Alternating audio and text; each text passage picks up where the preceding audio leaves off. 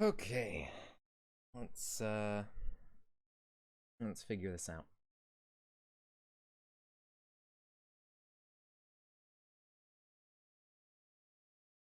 YouTube. Put the YouTube over here. Play the music. Uh Need to come up with more music that is good. Oh, it's glitching over here. What the? This is weird.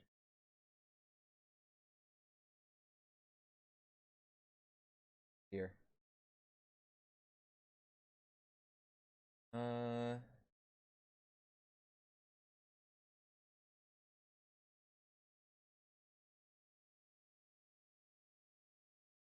so what is some good music?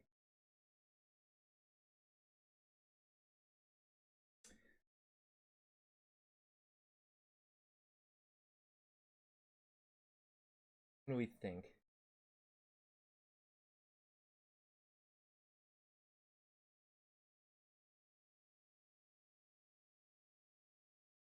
Um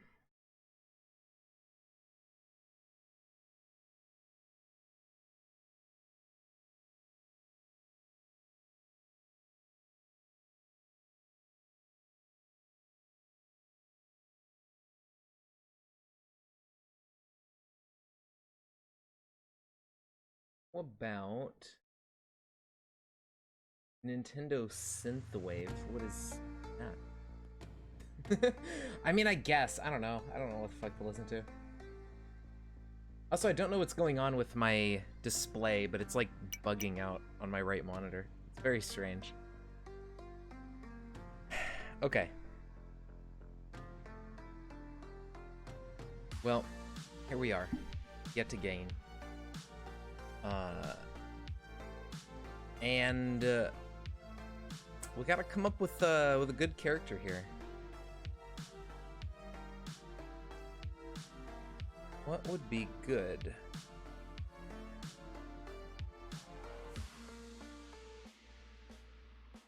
I mean, okay, so labs are still a pretty darn good start because of the +8 points and we're doing single pool or whatever. It gives us so many more points to spend on stats and stuff. We get like double, you know? But the labs can be very difficult to get out of, or if not, RNG dictates just, nah, sorry, you're not leaving.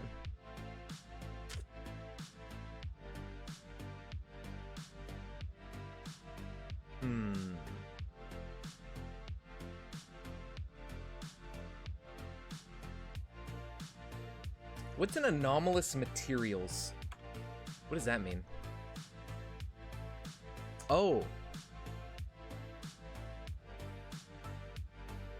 I see.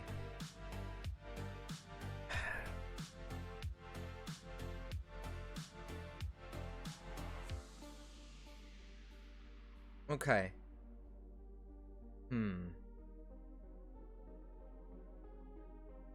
So, anomalous materials is just you were one of those people.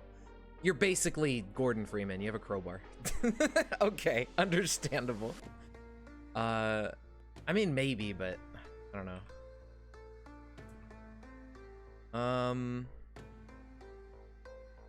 Now medieval peasant is not bad, all things considered.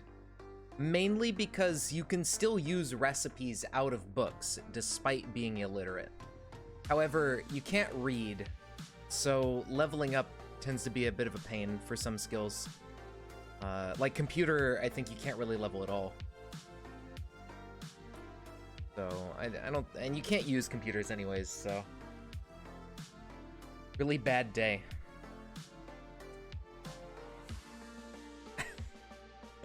I don't know about this one.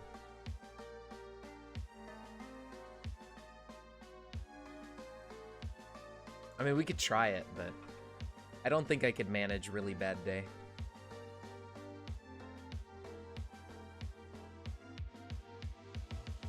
Because we're infected and the flu, and we're drunk. I mean, drunk doesn't really matter that much, but being infected is really bad, and it's super hard to survive that. I don't know about that one.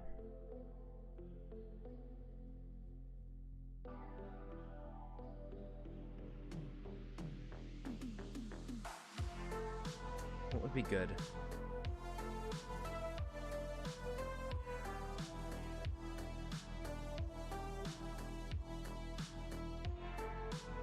What do you start with Wizard Vacation? Okay, yeah, you start with, right.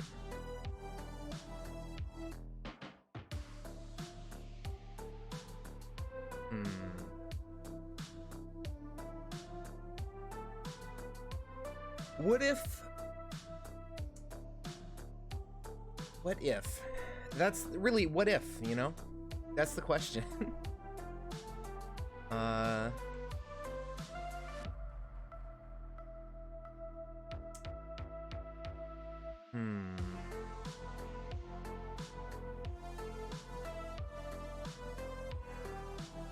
Okay, let's try large building. And, is there something here? Let's see, tweaker. We're on amphetamine withdrawals, starting as a tweaker.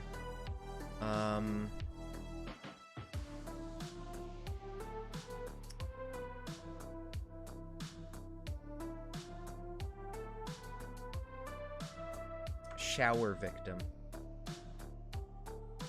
Okay. Right, and then...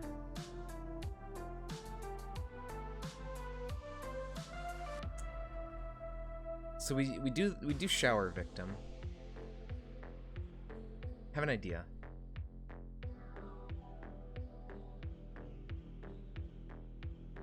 And we need 4 more points. I mean,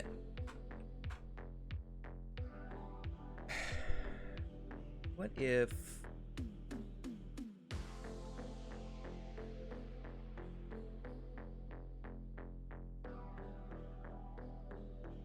we're gonna go with, we need 1 more point. I don't want to do albino. Albino's really annoying because you just start taking damage during the day. Not much candy. How's it going? I'm trying to think about a character to make here. Idiot. What's idiot? The character? They should have just minimal intelligence. Character and anvil and full forge setup. Hell yeah. That's always handy to have.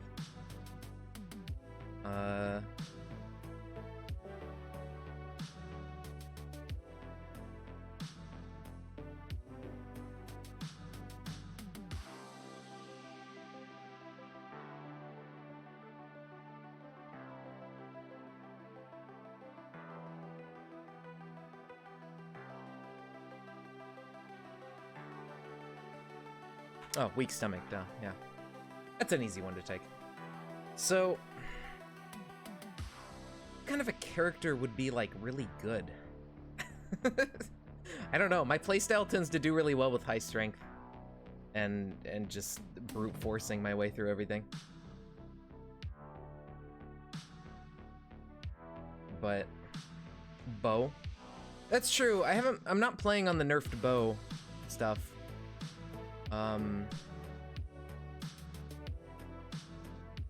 But the problem with the bow is what we're gonna do in the beginning of the game before we get a bow. Now, if we're lucky, we can start on the roof of the apartment complex and be on the staircase, so we don't have to fight zombies very much, maybe a couple. And then we could like get into an apartment and try to build ourselves a bow. Maybe. But, I mean, that might work. Bullet crossbow, interesting. I see, yeah.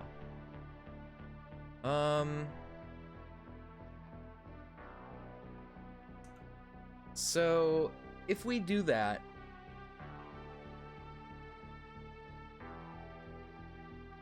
we have Dex and Perception. Right, yeah. And then, so how much strength do we need for bows? What's like the... I know, isn't there a bow that uses like 20 strength or something, like the great bow? But if we, like, discounting that, because it's like, oh, it's 15? Okay.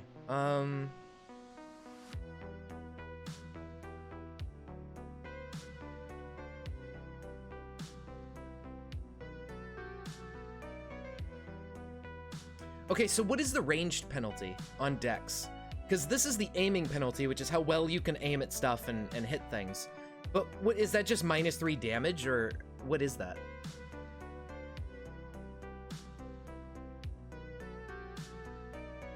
Composites 12, okay, yeah. So 12 is a good starting strength, and if we want to use a great bow, we'll put a few points into it. I've never understood that, yeah, either. I don't know what ranged penalty means. I've never figured that out. CDDA ranged penalty. The range penalty is behind the scenes. Perception and Dex lower than 20 increases ranged penalty by 1.2 points for each point below 20 perception and 0.5 for each point below 20 Dex.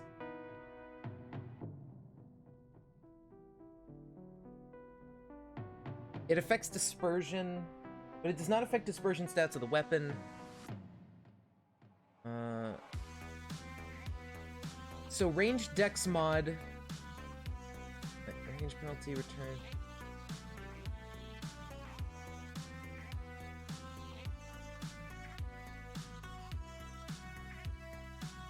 I think it's just dispersion. So both of these affect dispersion in slightly different amounts. Yeah, I think it's aiming. That's what these things I'm seeing online from just a year ago are saying. And this one's from, I think, a guy who's contributed. And so he shows the code, and it's pretty much just your dexterity and perception multiplied by like 0.5 or 1.2, and that's the like penalty as long as they're below 20. So okay, it's aiming, and dexterity doesn't matter as much as perception. So this is like every point below 20 of dexterity is 0.5 worse for dispersion, and then every point of perception below 20 is 1.2 worse dispersion. So perception's like a little over twice as effective on your aiming as dexterity is.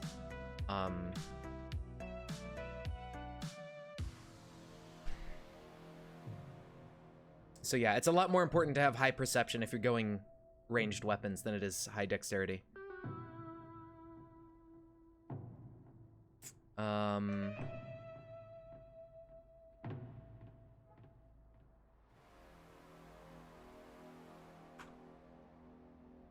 No, we need dodging, or else we're just gonna die instantly. I think this'll work. Fast reader is a nice thing to have for early game.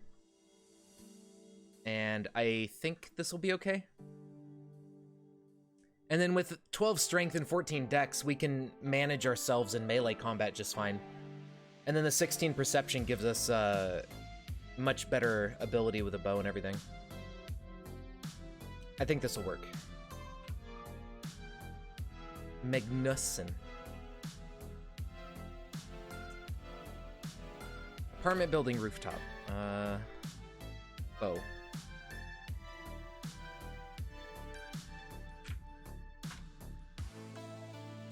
Okay, and we got lucky, which is exactly what I was hoping for. So, now all we're wearing is, are we wet too? Yeah, we have a wet towel on. All right, so we have 10 dodge, which is not bad. That's pretty good to start with. It'll see us through like regular zombies and stuff pretty well. Somehow we're at 0 warmth. I don't think the game has quite updated. Yeah, there we go.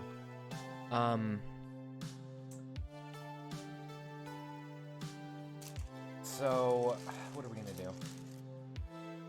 I'm gonna take a bite of some Taco Bell while I think about this.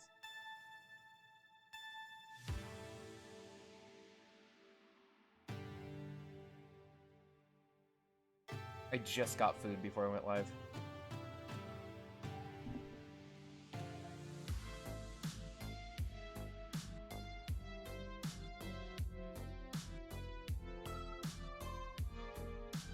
Oh, we're wielding a soap bar.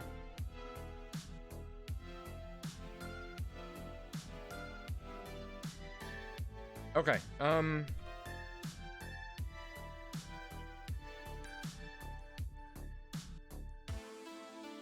A library right around the corner is fucking amazing. 2 libraries within distance. A hardware store is very good. This is not a bad start. The butcher shop's gonna be full of some annoying like explosion gas zombies, but it'll be fine. Okay. And then eventually maybe the antique store has a weapon for us to use of some kind.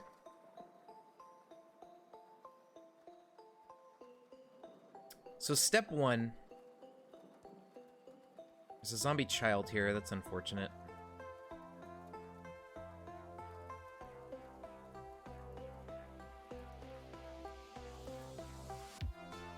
It's a regular zombie here.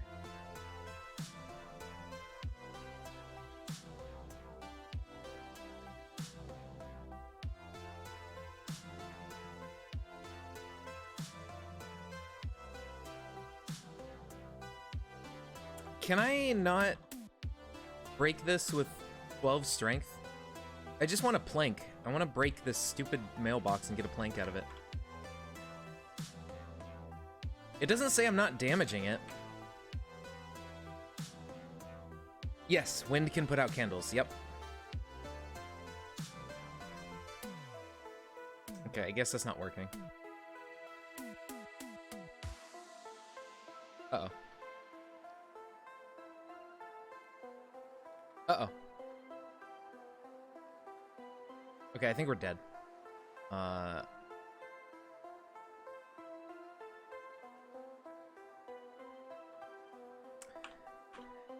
Right.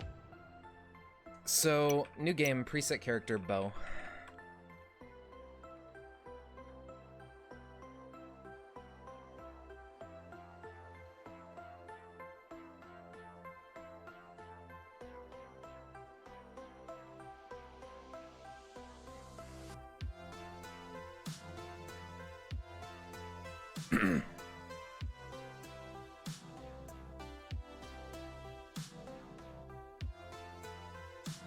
Alright, this one's already screwed because of the start. That's fine.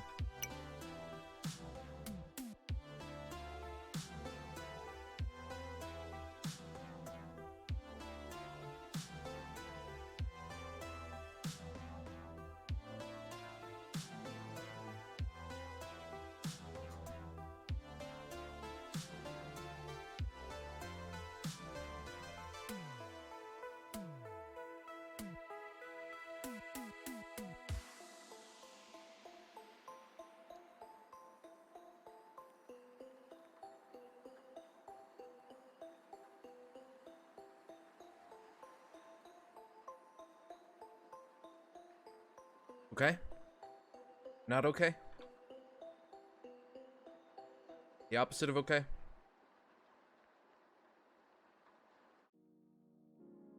Perfect.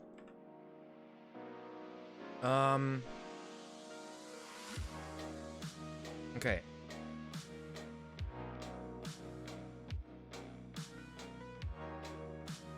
Wield a plastic chunk. Is that gonna change anything here? Oh my god, I finally broke it this time. Okay, plank. Now we have a melee weapon. You hear whumps. Where are those coming from?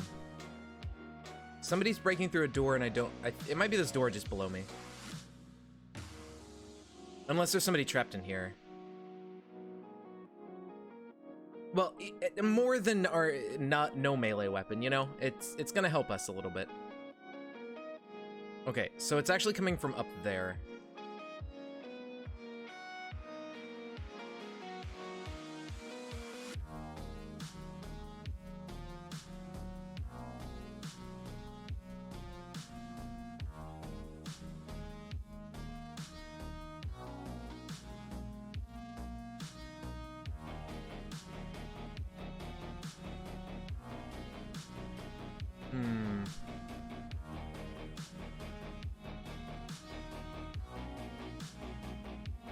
All this stuff is a poor fit.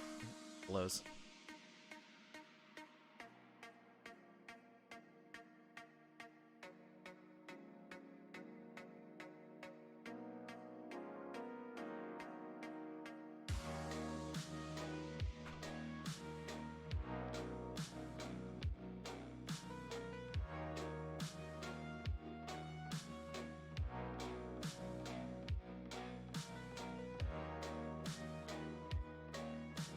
We don't have any bottom clothing either.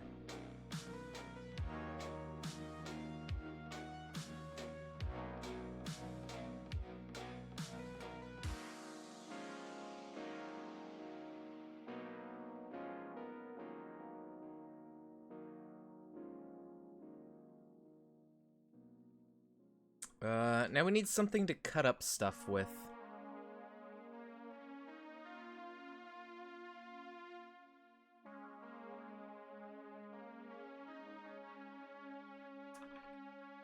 Hopefully we can find like a pair of scissors or something, or a knife.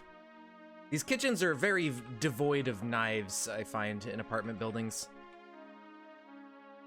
Ceramic shards? Oh, that's a good point. Now one of these just need to be made out of ceramic. Uh-oh. Is this ceramic?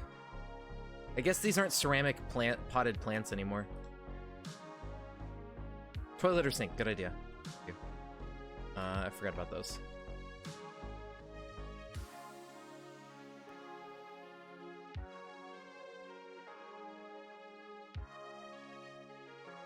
I cannot butcher a sheet with a ceramic shard. Can I wear a sheet on my head? I guess not. I can make a keffia though. Or two of these.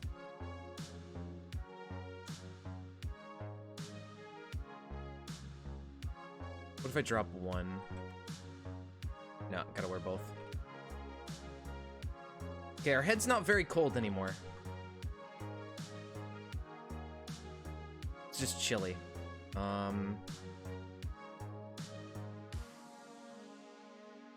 we gotta find something with cutting.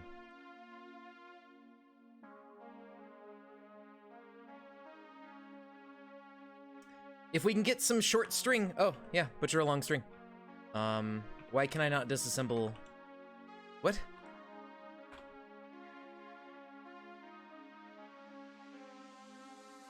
What do you? I was just able to butcher strings like a few seconds ago, and now it's telling me no.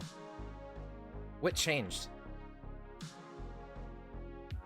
I don't understand. Oh, I used the long strings. I'm just dumb. That's what happened.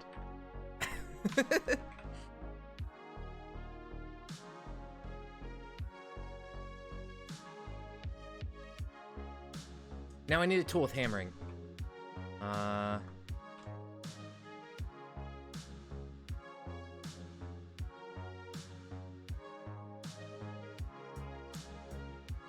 Little Q hammering.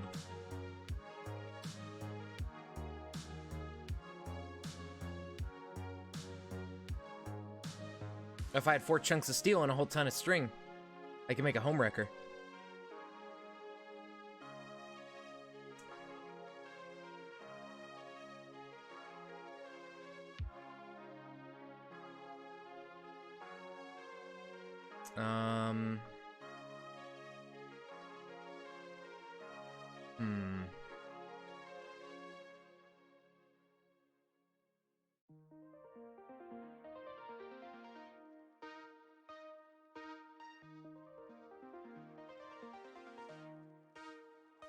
You fell asleep watching Aura, and the Texas speech was invading your dreams. Amazing. There's a sewing kit that actually has some quality to it, but I don't think it has hammering. Ooh, pants. They're a poor fit, which really sucks, but be nice to wear. A polo shirt that actually fits us.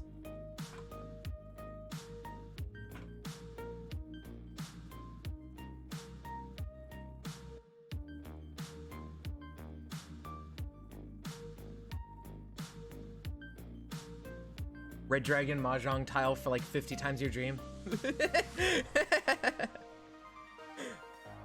Oh my god. They just wanted to play Mahjong, dude.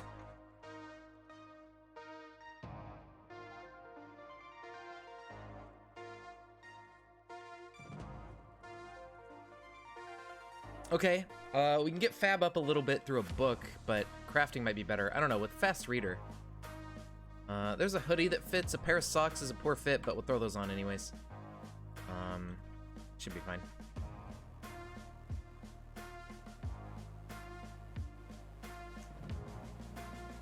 And I'm just really hoping to find... There's a pair of scissors, which definitely helps, but I was hoping to find a hammer.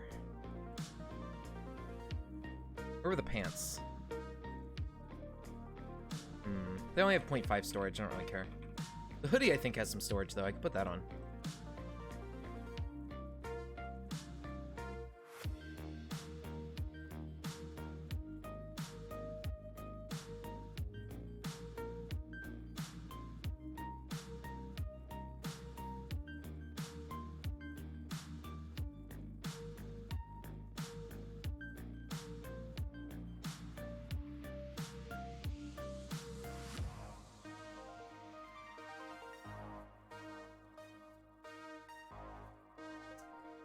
Well.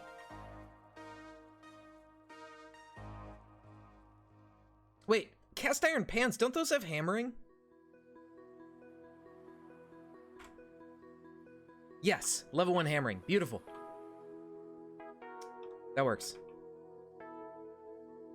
Perfect. Well, we have cutting anyway, so we don't really need the knife anymore. Butcher sheet. Craft, turban, 2 of those. For some reason we're down at -50, so we're colder than we started, but, you know, such is life sometimes. There was a fedora we could put on, which might give us a little bit extra warmth. 7 warmth. Head encumbrance doesn't matter, so we might as well just load up on hats. TF2.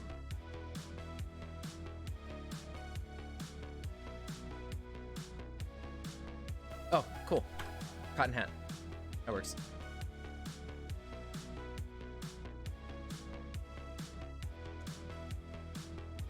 Where are the ankle socks? Oh, they don't give any warmth. Never mind.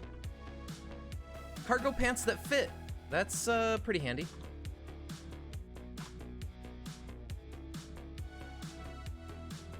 So our hands and feet are very chilly. We can make hand wraps and stuff. Try to cut up sheets instead of disassembling. Yeah, that's what I was... I hit Butcher to cut them up, but maybe I picked the wrong option. Oh, cut up sheet. Yeah, whoops. My bad. I forgot that that was a separate option. I thought that's what I was doing. Thank you. 2 hand wraps. That's only 10 warmth. That's not very much.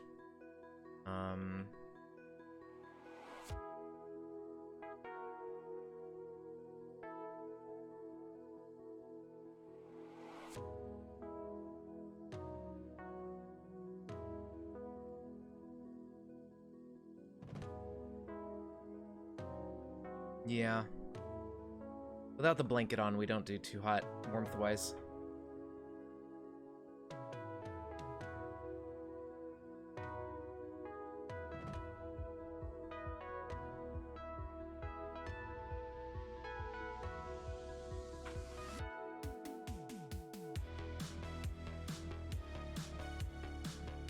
I'm gonna use this place to live, I guess. I don't know.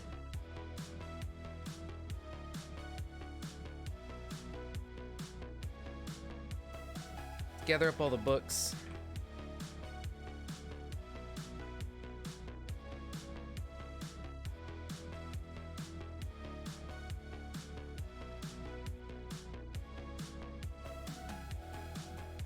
Seven pairs of earrings? Jesus. What do those earrings do? Is there, like, a reason to wear 7 pair of earrings? Is it just for the fashion? Stylish? Okay. That makes sense.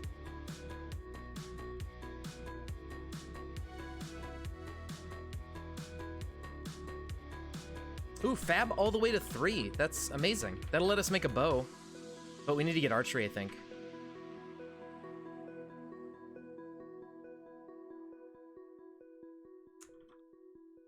I should check these mailboxes for maybe an archery-related magazine.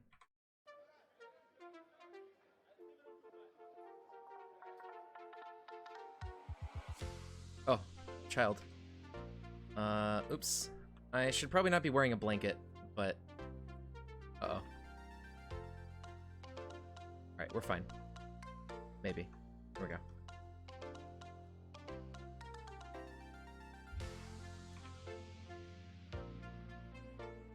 Raw leather pants. Okay. What's cold? We need gloves.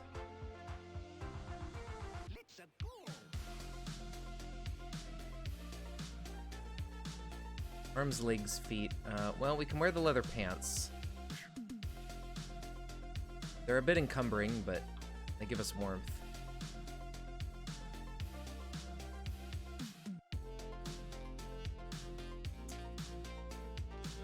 Jean jacket. Okay, we need warm pants of some kind. That would be ideal.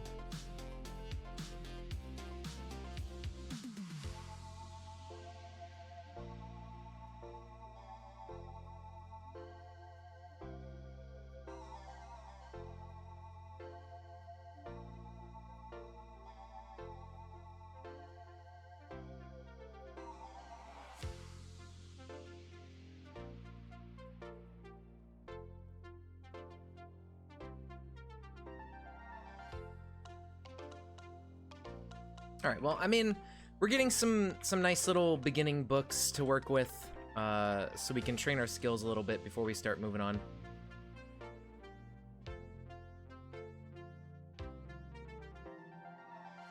I think survival might let us make the self-bow thing.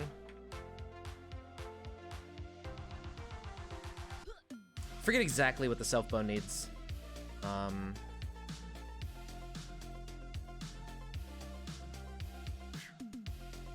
Okay, drop the blanket.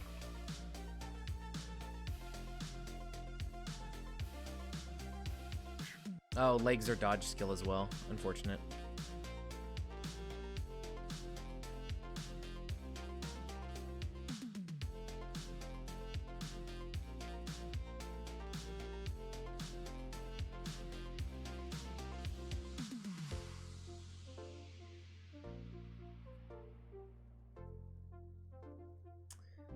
All right, a little bit of cooking. A lighter. More cargo pants.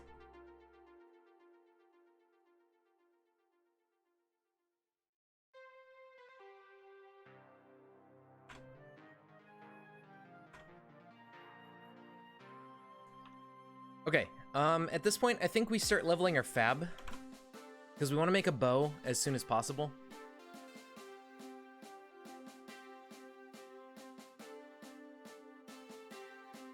Our focus is skyrocketing. Why is that? I don't usually have 75 focus reading a book.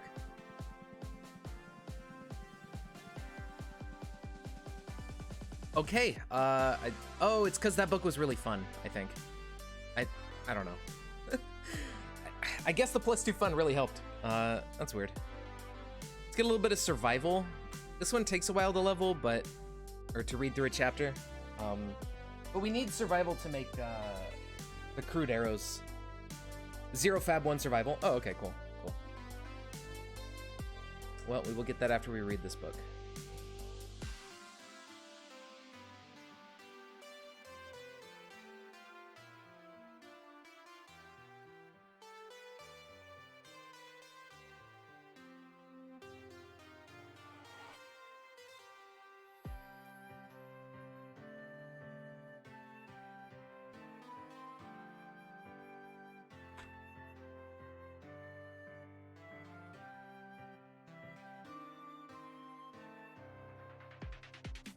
Repairing reading glasses, fab 7, success chance 0. Some very complex reading glasses, I guess.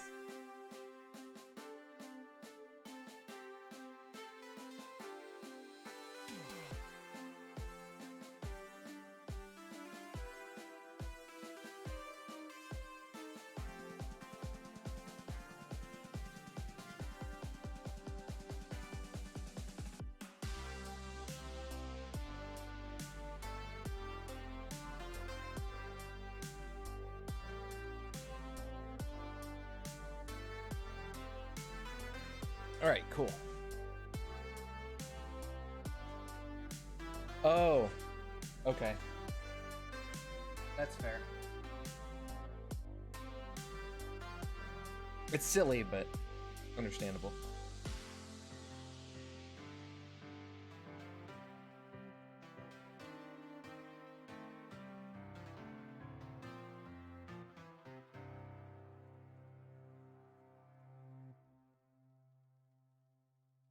All right, let's solve our quench and such.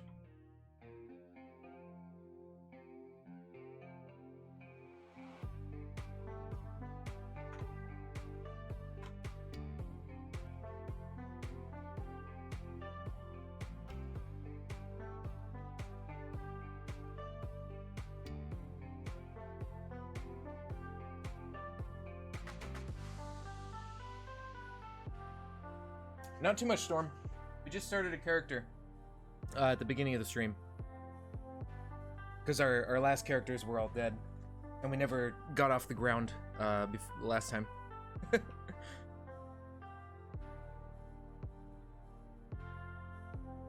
Okay, I need to be able to read, so let's just drag these over here. So right now we're trying to play a character that's pretty good at shooting. We got 16 perception and 14 dex, but we also have a decent amount of strength because we want to use bows and maybe crossbows, stuff like that. That's what we're working with. Get this pile of garbage out of here and put it over here. Let's go ahead and look at ranged weapons. The self bow needs more string. We need to go tear down some more curtains.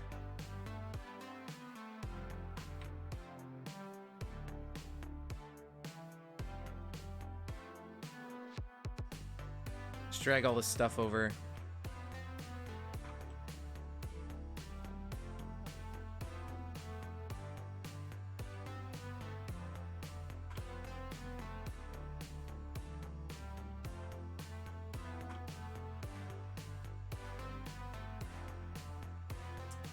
Well, we can't make arrows yet. That's awkward.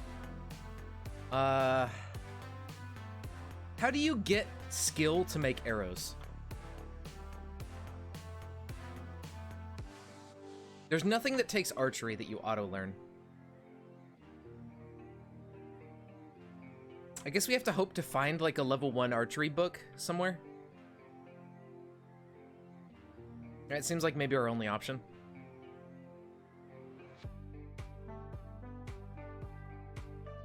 I do have the self bow, yeah.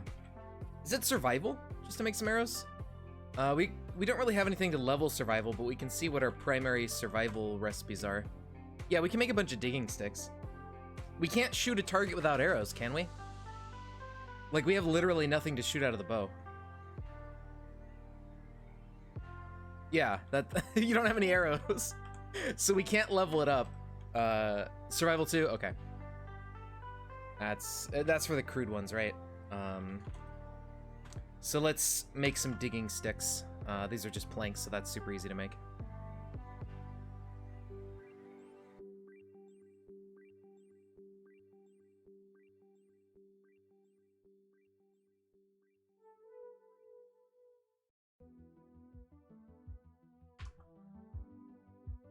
There we go. Yeah, Fab 1, Survival 2.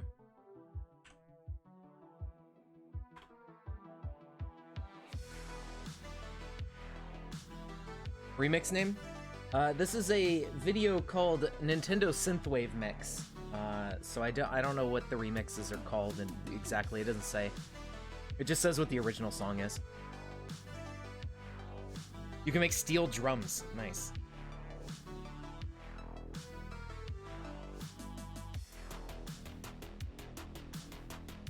All right, we now have a bow and arrow. And we're good to be encumbered. We can just walk away with our high speed and just shoot at them. All right, let's go eat and drink.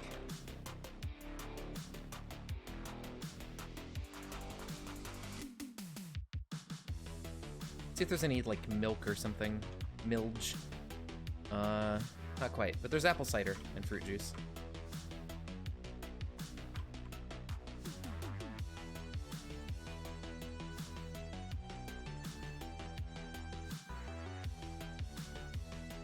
Ow. Uh-oh.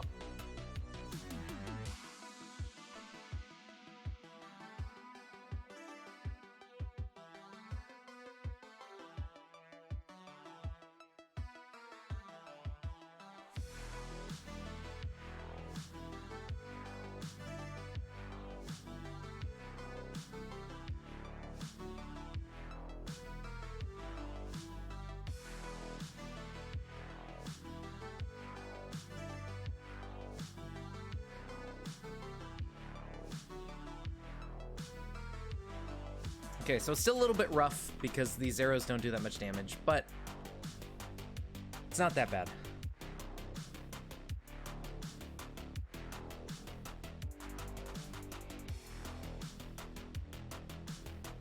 Okay, nobody else in the hallway.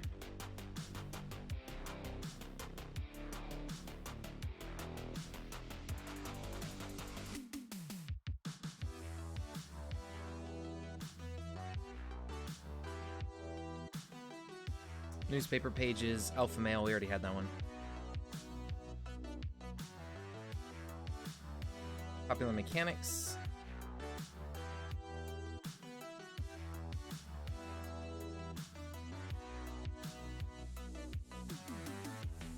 Alpha male or sigma male? Dude, sigma balls. God. Alright, nothing in here.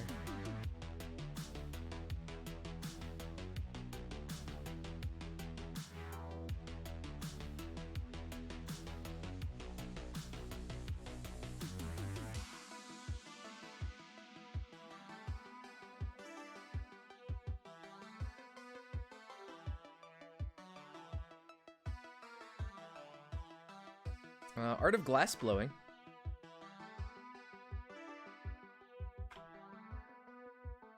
Always a good one. I would really like a first aid book of some kind.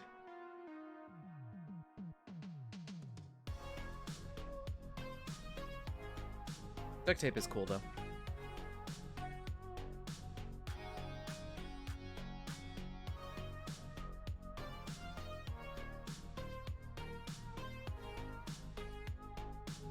It's in the trash.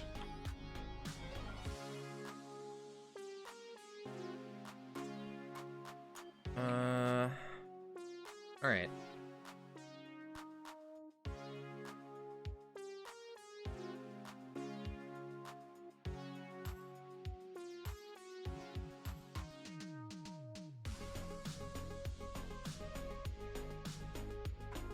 Antiseptic is good in case we take a stray hit and get infected immediately. It's always nice to have some on hand. Birdhouse Monthly.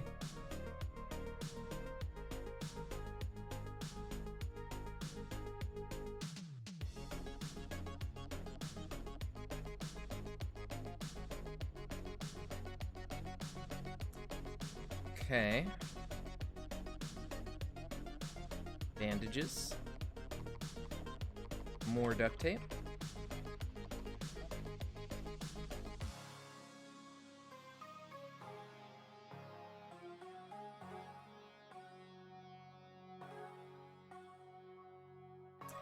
Cooking books. There we go.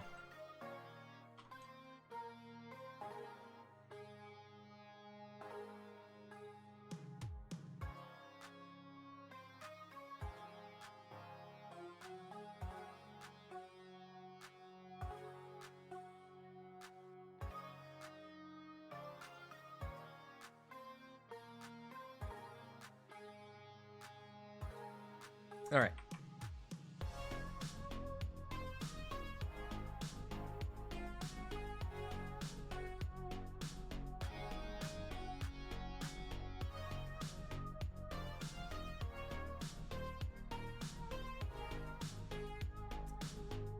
Tons of duct tape everywhere is very nice.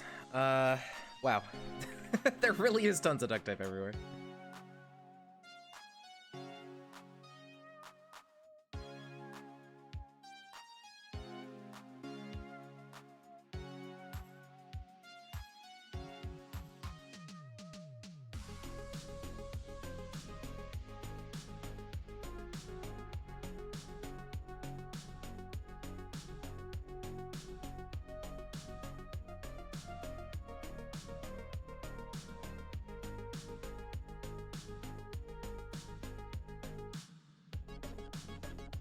All right. All that stuff there.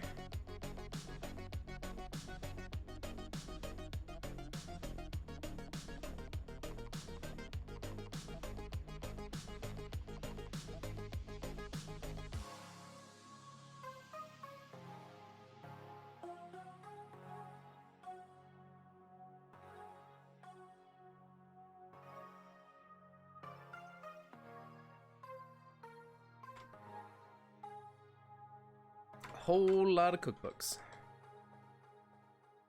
I don't remember exactly what stat cooking is associated with for stats through skills. I forget what it levels up.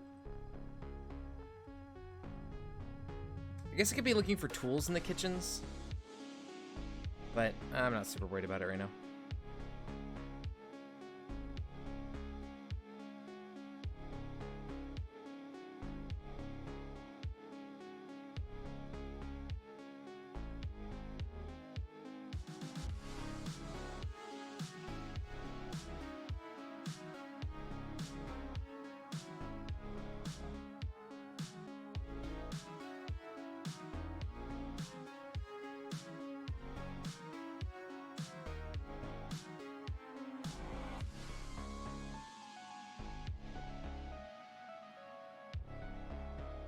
All right.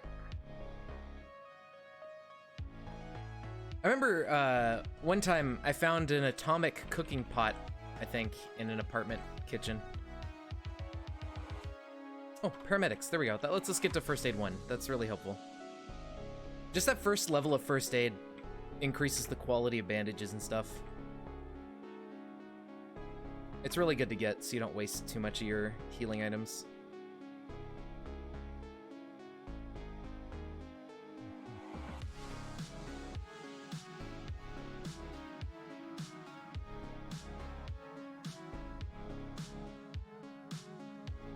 Infinitely better, I suppose.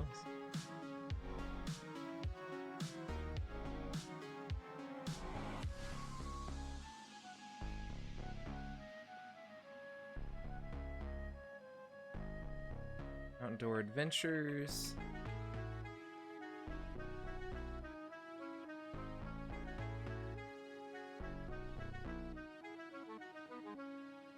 I didn't mean to pick these up.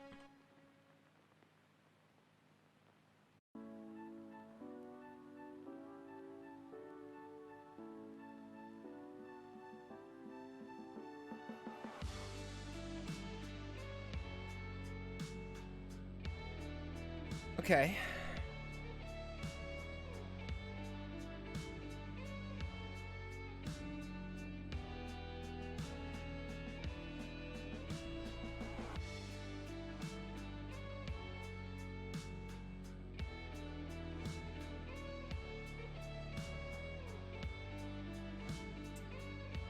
Well, we do have a good amount of books already, thankfully.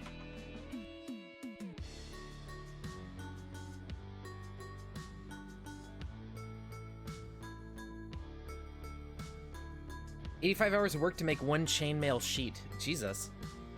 That's crazy.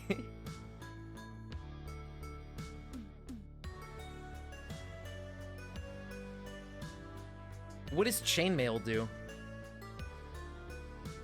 Like, is that particularly good to use? There's some good remixes. This is a nice video. Just random Nintendo synthwave mix, and that's all it's called. Not really? Then why does it exist?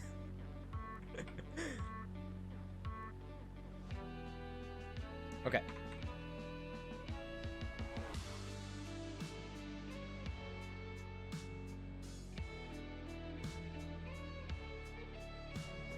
Look at all these books we got. So yeah, I think at this point it might be worth just reading for a little bit. We have plenty of food in the apartments to live off of. 10 encumbrance for 15 protection. Yeah, that's not really worth it. What's its coverage though? I mean, if it's a high amount of coverage, maybe that was pretty good.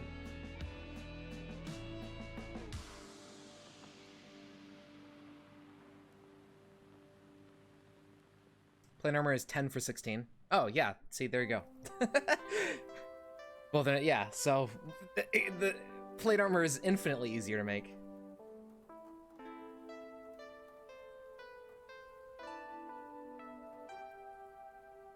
Okay, first aid to 1. We need to heal a little bit anyways.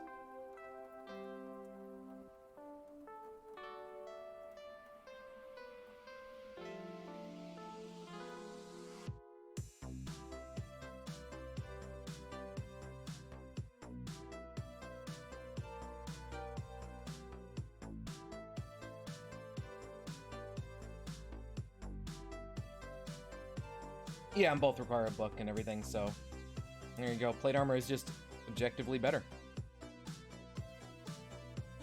I wonder if there's more use for them in the newer version, like the latest version of the game instead of Bright Knights. Because like plate armor and chainmail have their different uses IRL, right? Like, and they're often combined where you have like a chainmail shirt under or over your plate armor, because they can protect against different types of weaponry.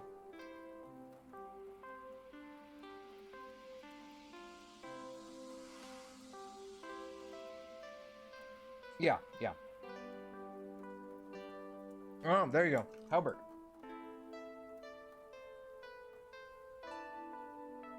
That's a word that I forgot about.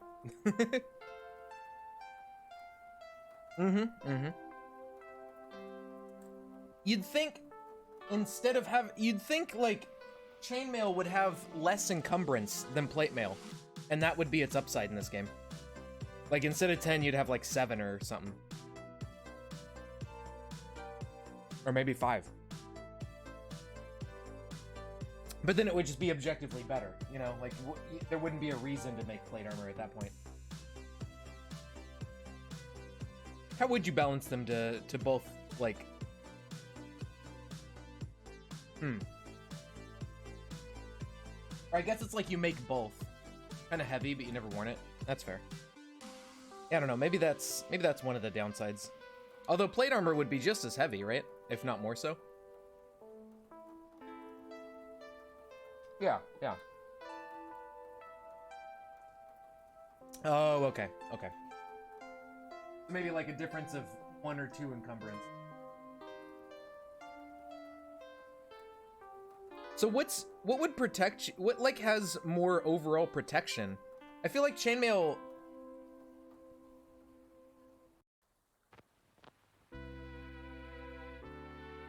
I don't know.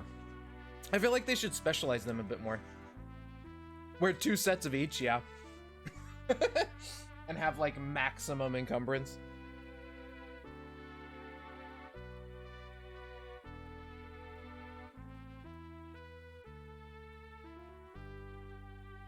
Although, if you use the exploit to level your dodge infinitely, then that wouldn't even be a bad idea. Because you could overcome the encumbrance penalties by just having like 30 base dodge.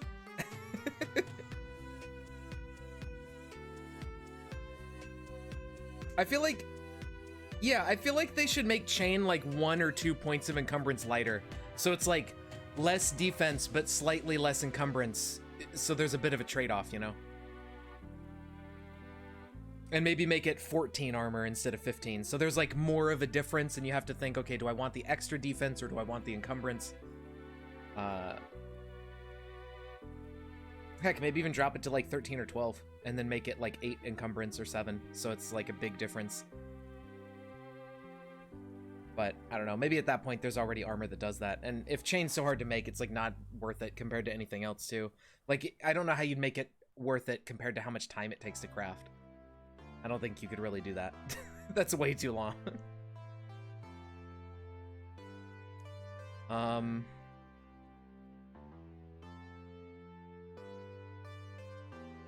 guess if we level handguns and shotguns and stuff, we can get an extra point of perception.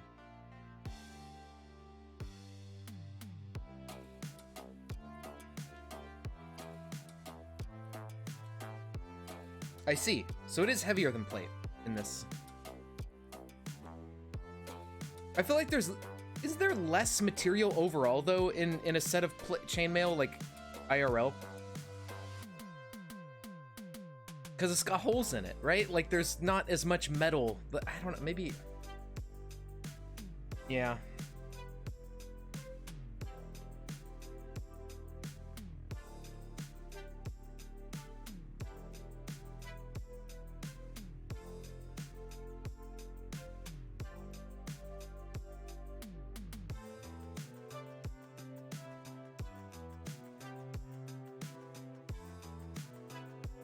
Oh, okay. So there's maybe more material overall.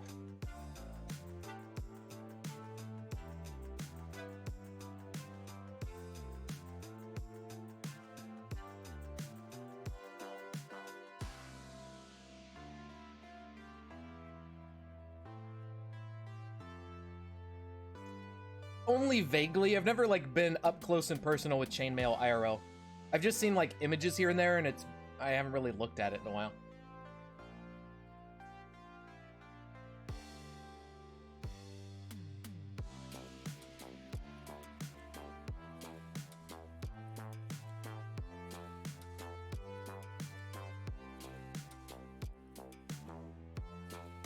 All right, we didn't get all that much sleep, but that's fine.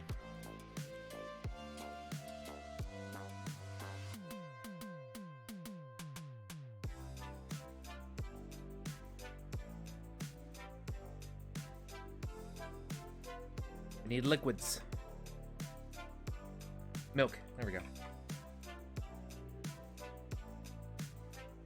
Just drink an entire gallon of milk. That's my breakfast. Jesus, we drank like 3/4 of a gallon of milk. Holy shit.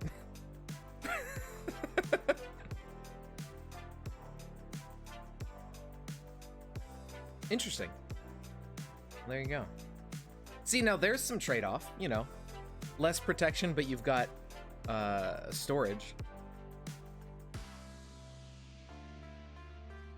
Now it's arguably useless, especially late game when you're carrying around all your items in a vehicle or something.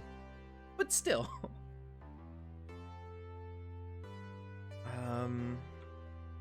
Yeah, let's finish handguns.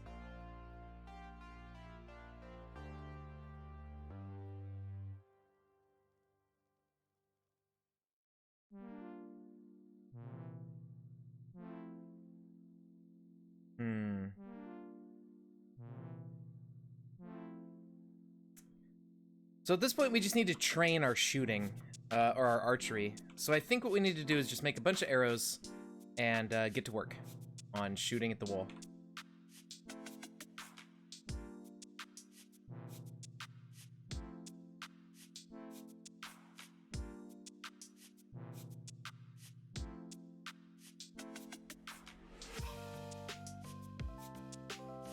All right.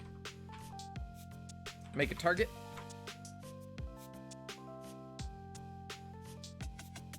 Hold down the F button.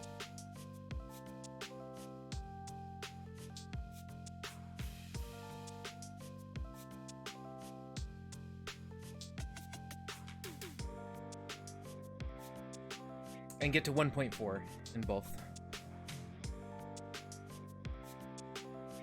Now, unfortunately, this does consume arrows, but I think it's worth it because they're so cheap to make. And then we can read one of these books we've already learned from that won't level us up anymore at +2 fun to like get some fun. Let's just pick it up.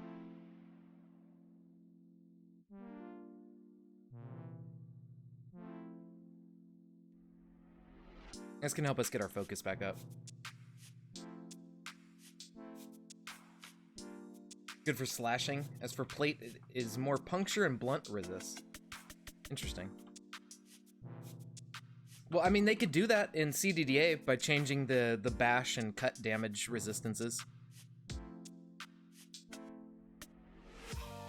I think that would be cool if they did that, but I don't know if I don't think they really care.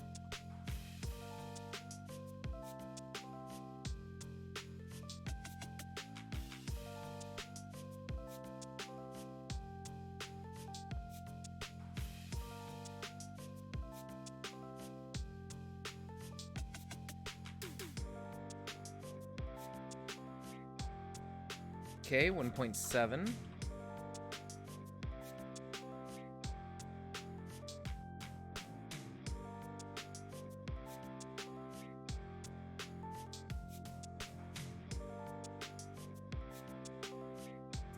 So yeah, we can just do this for a little bit. Get up to at least like level 2. That might let us make a short bow or something. Which should just be a straight upgrade.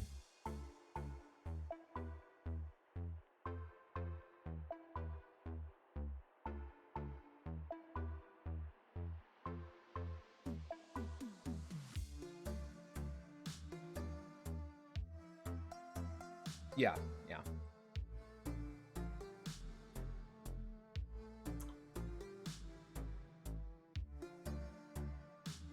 Alright, there's our short bow. Fab 2, archery 1, perfect. And it is 26 damage where this is 20, as well as range and dispersion. Yeah, the range and dispersion are both better, so yeah, it's just a straight upgrade. So we need a plank, we need a bunch, another long string, and then I think we're pretty much good.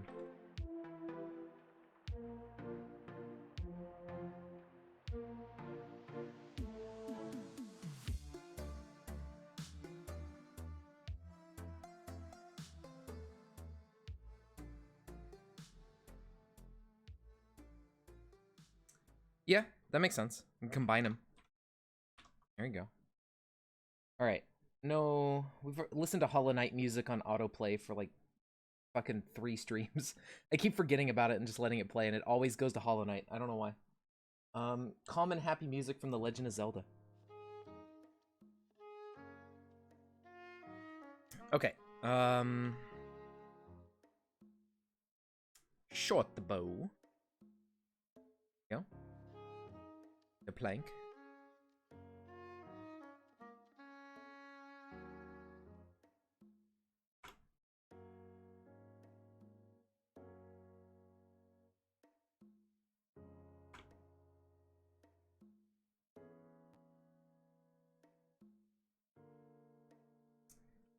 And then we need to make a whole bunch of arrows.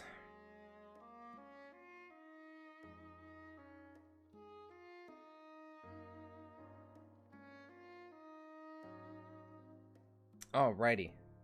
So yeah, now we have level 2 marksmanship and archery, so that helps us a little bit better with aiming. Our perception has gone up a point, so that is another 1.2 penalty removed. That's really handy.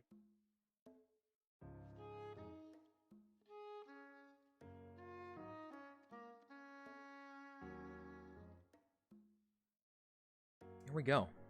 Okay, so...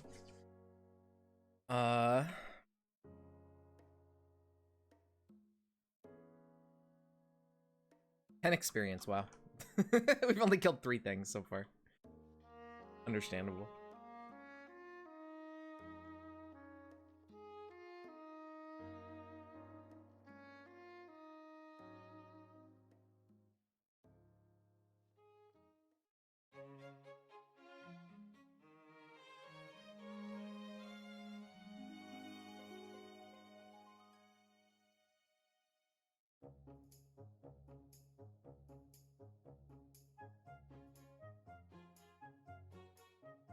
Not too bad.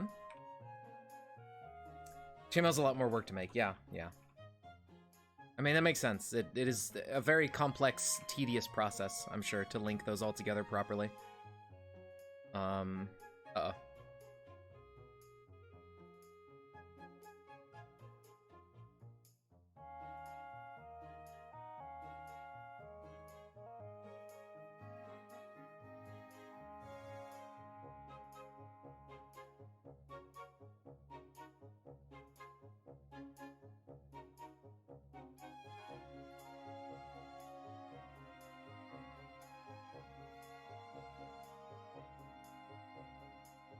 Yeah, yeah.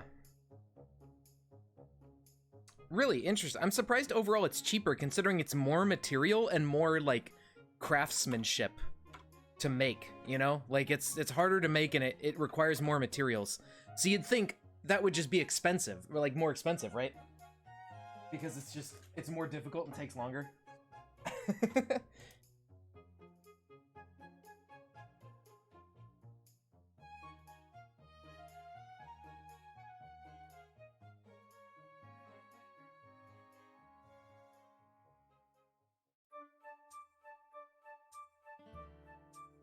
I wonder if there were any knights like way back when, who were so like conscious of social issues of like their friends and stuff and what people thought of them. Yeah, it's Zelda. It's Skyloft from Skyward Sword. But I wonder if there were any knights that like somebody shamed them for their armor or something, like the type of armor they used, which would have been effective in a battle they went to, but they were so ashamed of their armor because somebody made fun of them for it. They used a different type of armor that was less effective and they died. You think that happened? I feel like that probably happened to at least one guy.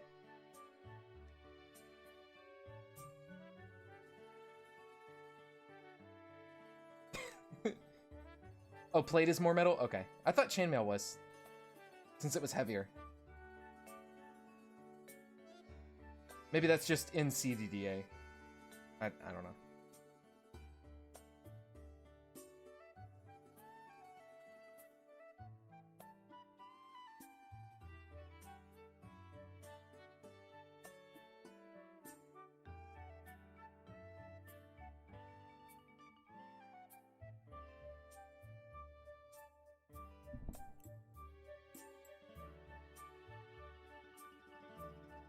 Okay.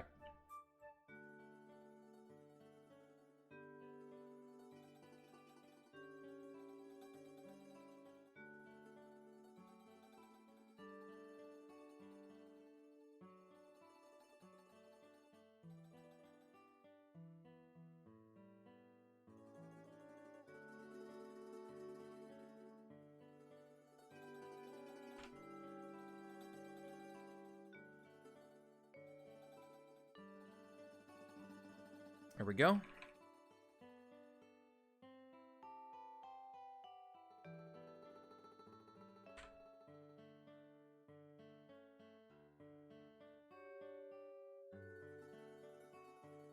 Very nice.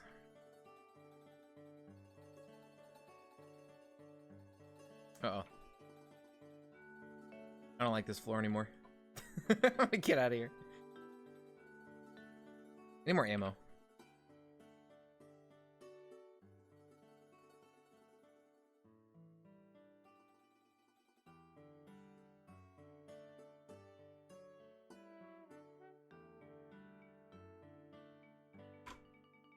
There you go. There's 50 more arrows.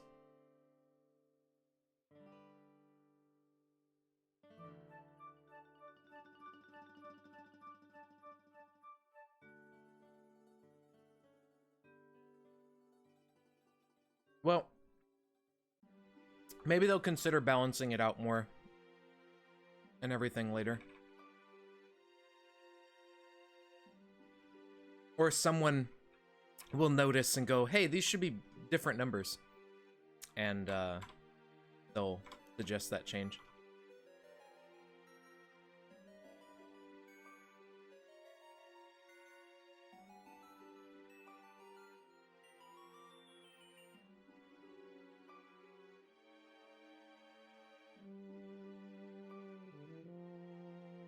There's a lot of zombies in this one.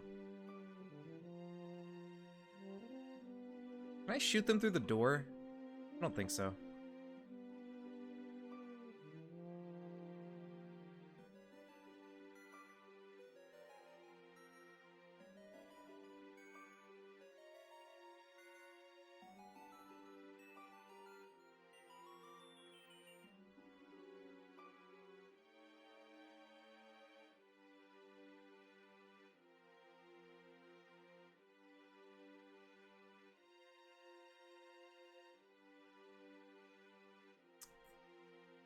Okay, so here's the one downside to having a bow is that up close combat kind of sucks. We need to make ourselves a decent weapon. I mean, maybe a cudgel for now. We have pretty high strength, all things considered. So we could make a cudgel or something. A quarterstaff would work. If we have some leather clothing to disassemble, we could just do a quarterstaff and that would be way better. I think, no, not the jean jacket, but I think we have, yeah, here's a leather jacket. Perfect. There you go. So leather jacket,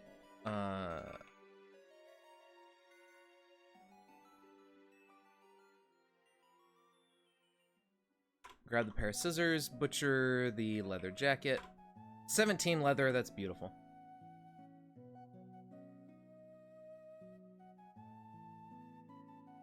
Okay, so the quarterstaff needs one long stick. I don't think you get long sticks from windows. You get a heavy stick. Okay, so yeah, this is always the issue I run into with this start, is trying to make a quarterstaff. Where the hell do we get a long stick? And I think the answer is we don't, and we have to go out and break like a sapling. Unfortunately. Because I don't think there's anything inside the apartment buildings that give long sticks. Yeah, bushes and stuff breaking, yeah. So we have to go outside and get down to the ground floor to go get a long stick. All right, so since we can't really do that right now, what's another weapon we could make in the meantime? Probably just a cudgel. It's pretty much the best early game weapon you can get, right?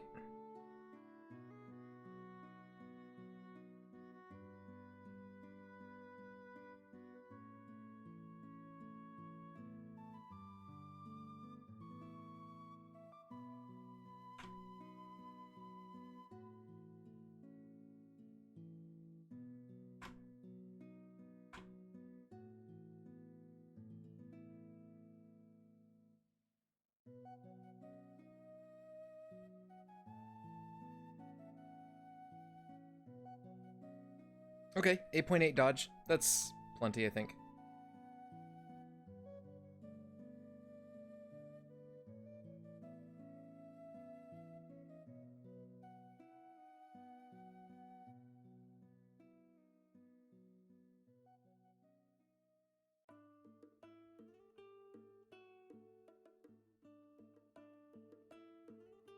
Electric combat chainsaw. Holy shit.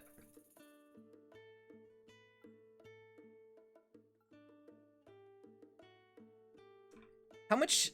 do chainsaws use very much stamina or anything? Like, how unwieldy are those in combat as a weapon? I've never really gotten around to using chainsaws. They always seemed like maybe they weren't worth it, but...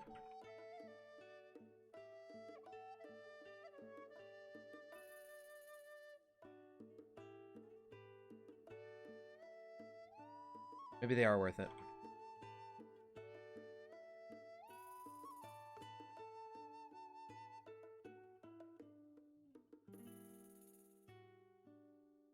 Haha, I have a wooden weapon, Zapper Zombie. Absolutely destroyed. 250... okay, so they're very slow. That's... alright, that's the issue.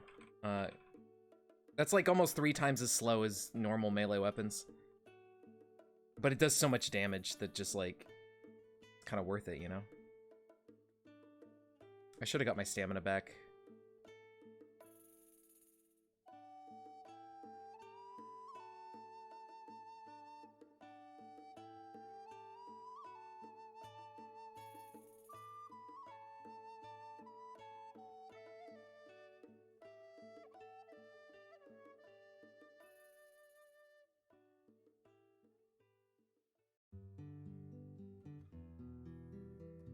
Alright, we're gonna do this while we wait for stamina, and he's dead.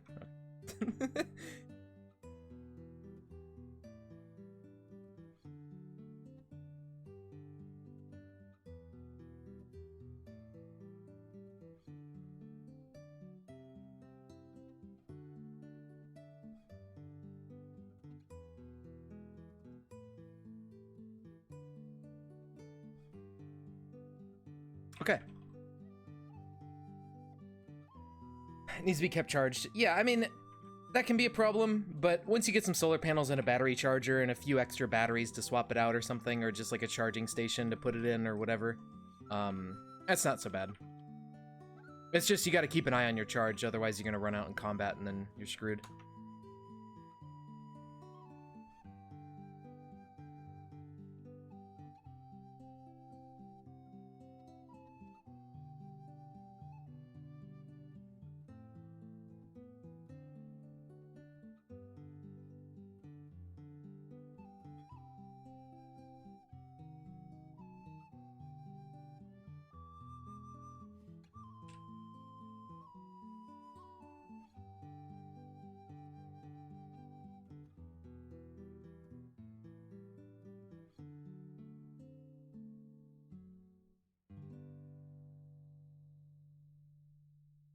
Okay.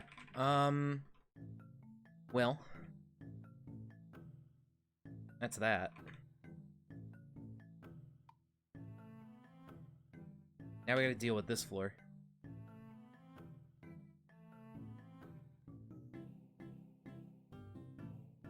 Okay, we're actually very, very good on warmth right now. Day 3 is a lot warmer than it's been on day 1.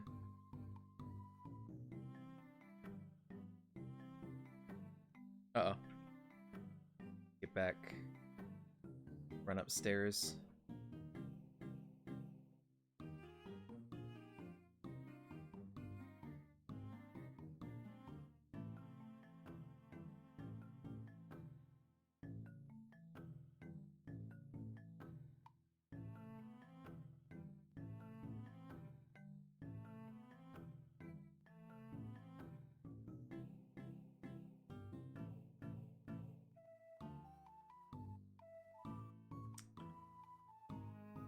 Okay.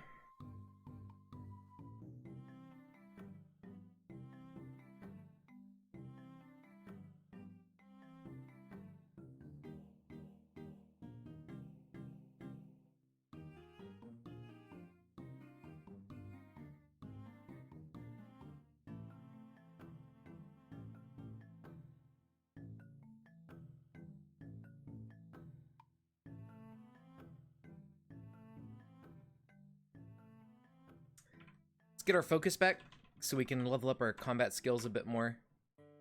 There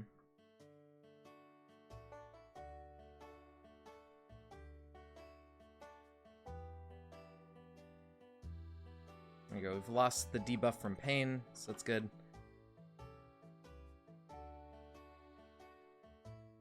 Too dark to read.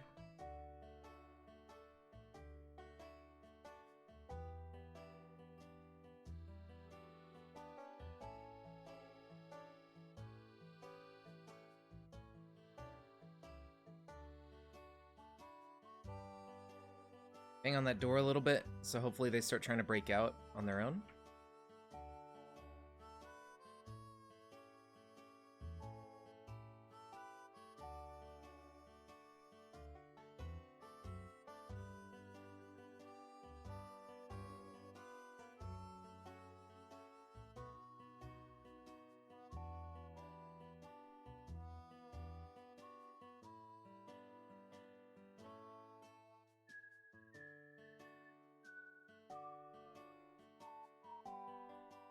Okay. Slowly clear out these little apartments down here. Just a heavy stick. I was hoping there was a long stick in the trash, but no such luck, apparently. A bunch of cookbooks and such. That's fine.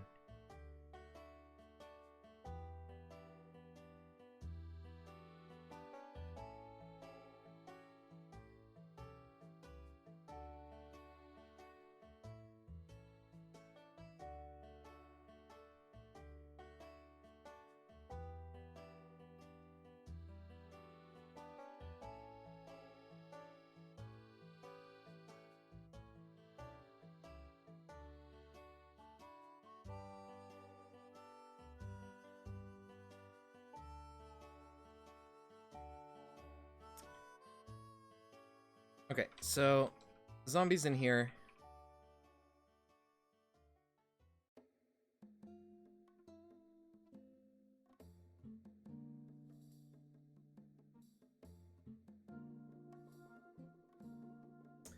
Is that...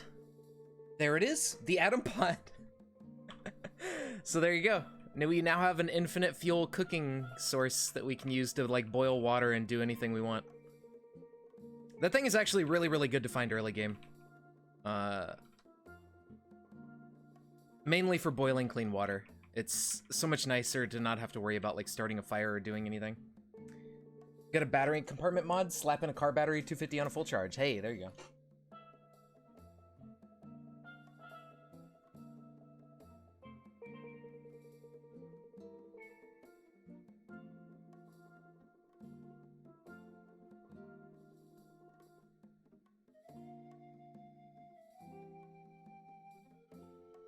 What does the lobotomizer do? I mean, lobotomizes the zombies, but they barely got brains anyways.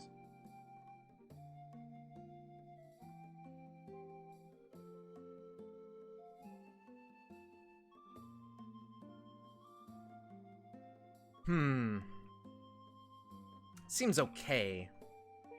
-1 to hit is not great, and it's not... I mean, it's not slow, but... Okay, shovel and an axe, that's not too bad.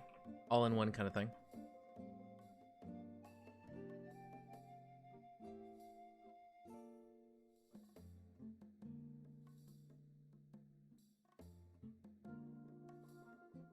A tailor's kit? Yes!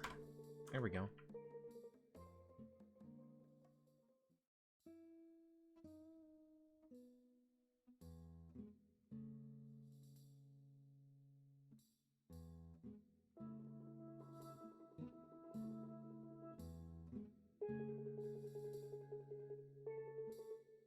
Dude, this door is impervious. There it goes. Jeez.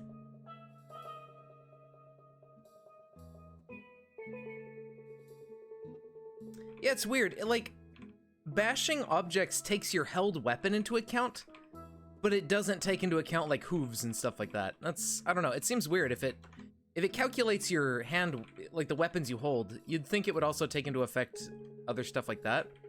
Although I guess, like, maybe what would make sense is if it picked the one that does the most bash damage, rather than, like, adding them all up, because it'd be kind of hard to hit something with a hammer and step on it with your hoof at the same time.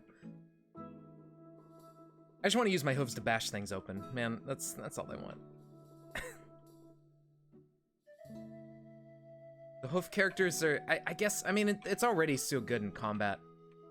But it would just be nice to be able to use it to bash things, because, you know, you kick it and break it open. It just makes sense.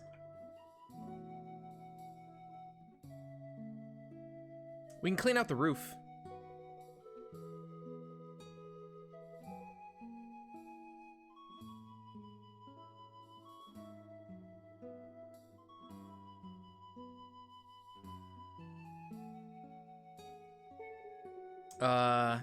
Makeshift crowbar is not good enough to pry open a door.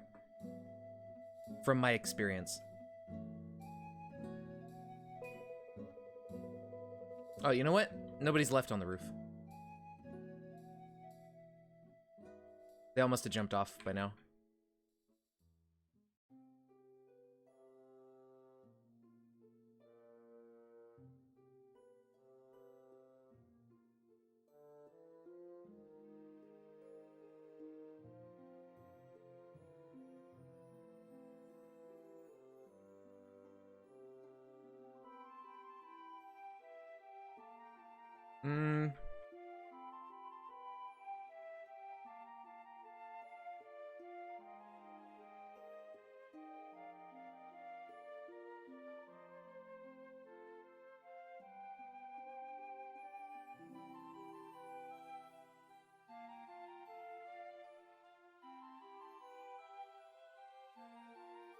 I could be remembering wrong, but I'm pretty sure a makeshift crowbar can't pry a door open. Because it doesn't have enough prying. It's like one less than an actual crowbar.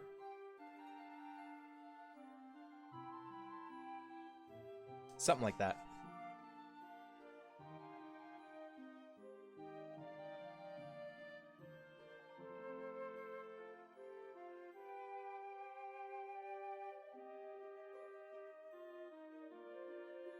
Okay, so once we wake up, we're gonna go down to the floor, bottom floor, and just keep killing stuff. We could use our bow now since we've cleared out everything around the staircase.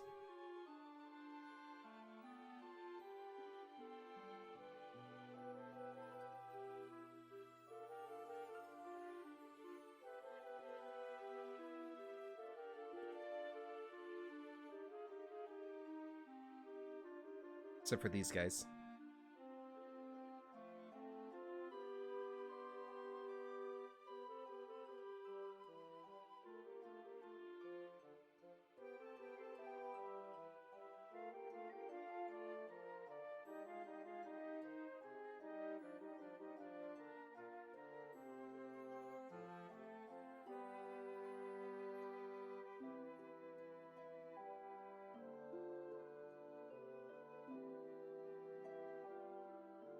There we go.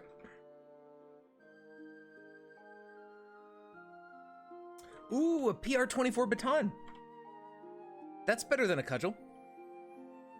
I think.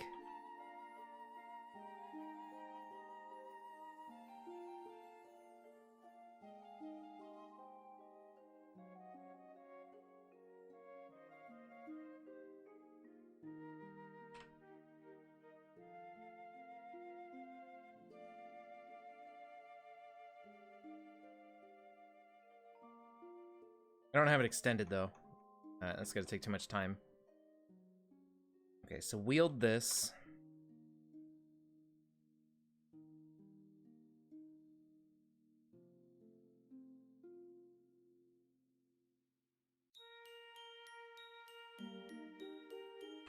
Yeah, so this thing, it does 18 damage. You usually find them in this condition. And they do 18 damage, plus 3 to hit, 108 moves, and they actually have rapid strike and parry, so they're pretty good. I think a quarterstaff is better, but these things are not bad in a pinch. If you ain't got anything super good for a melee weapon, these things make really good ones. Magicalism house to the east. Maybe it might just be a house with a fence. Zombie, where? Oh, down here.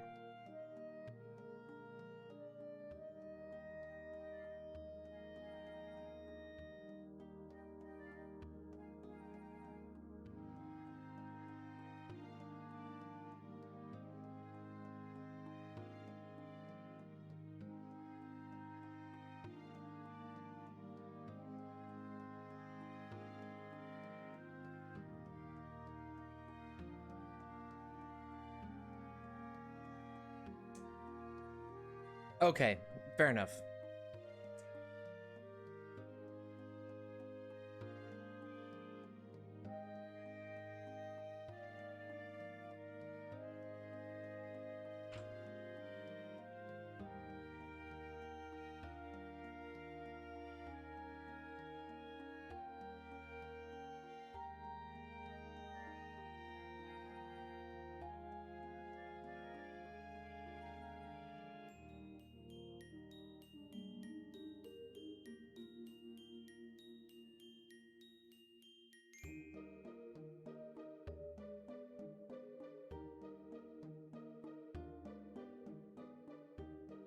Okay.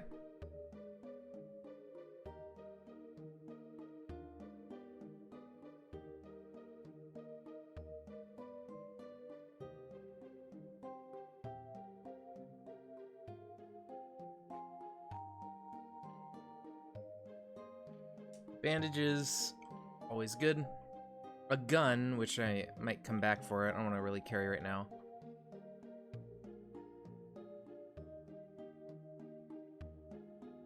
Milge. Gotta drink half a gallon of milk.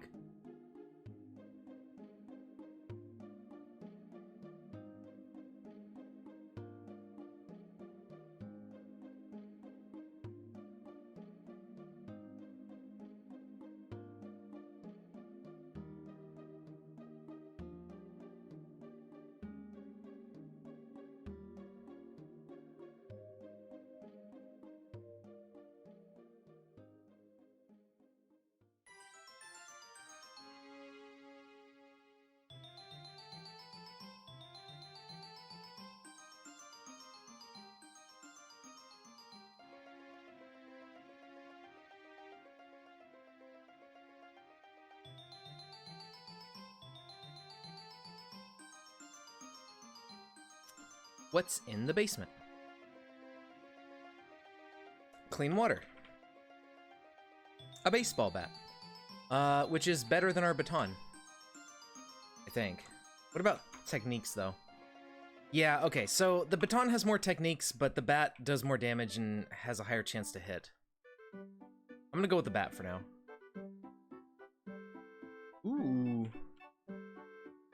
We have a little electronics crafting area with some books and such. And we have ourselves a hockey mask. But that's like mouth encumbrance, right? Or maybe that's just my Kephia's.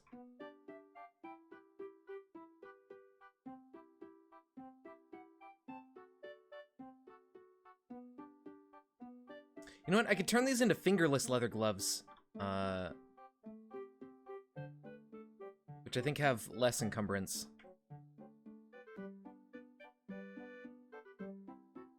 Okay, baseball bat is really good.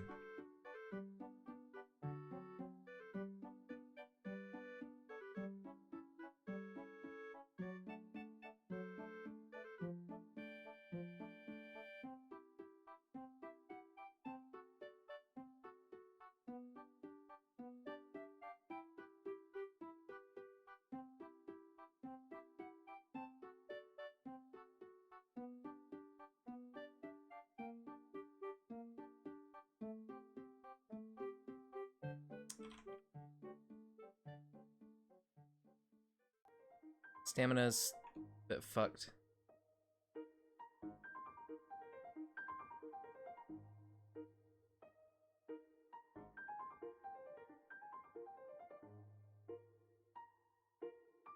Okay.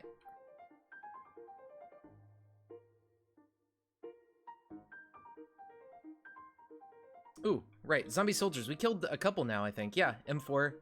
Also, these aren't sorted by category anymore. Gonna do that. There we go.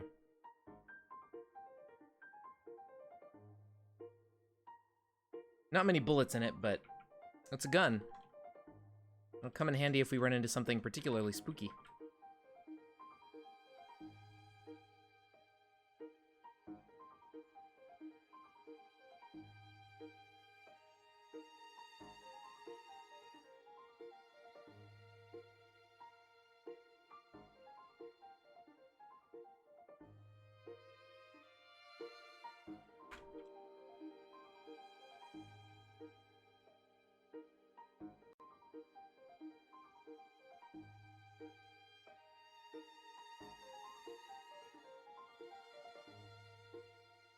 Okay, wield the short bow.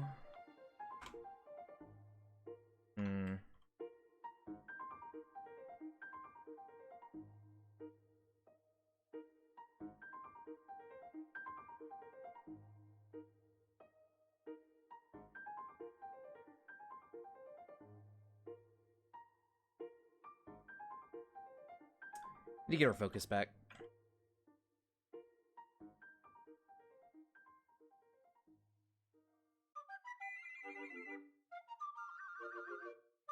It's early morning, so we got plenty of time. And yeah, it doesn't really look like a Magicalism house, but maybe it was and there was just nothing relevant in there.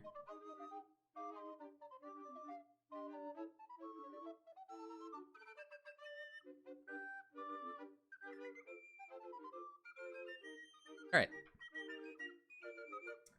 We're at 2.3 for our archery skills, so hopefully those go up fairly quickly here. Actually, I should drop stuff so I can carry the baseball bat.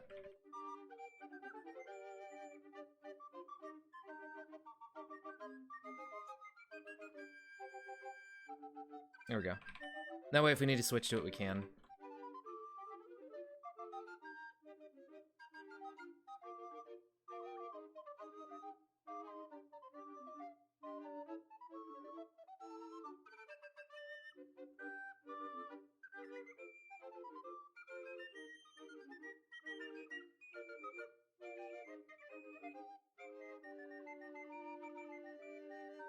There we go. Really gonna be happy when we can unlock the longbow. That thing is just like way, way better. Especially in the range department.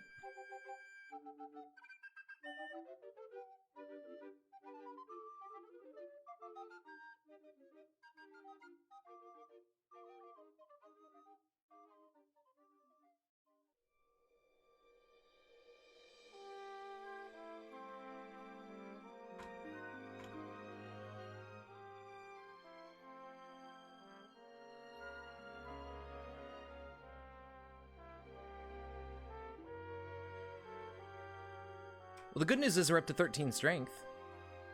So that's another point closer to being able to use that great bow whenever we get there.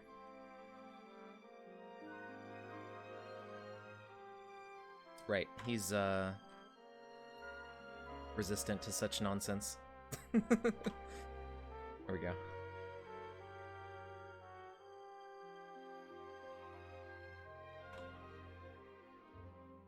$2.5, so we're halfway to 3. I think we need to get to level 4, and then we get the longbow. You made flu shots with magicalism? That's cool.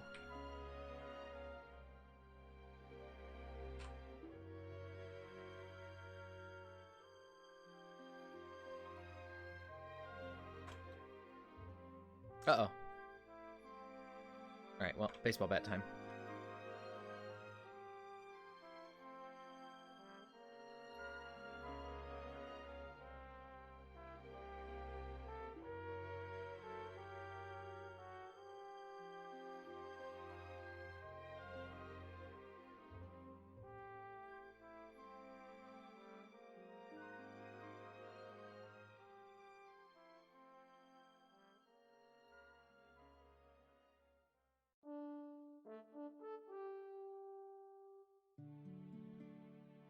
All right, cool. We're in a good spot. We don't even need to make the quarterstaff anymore because they have a baseball bat. I think the quarterstaff is technically better, but the bat is plenty. We're okay.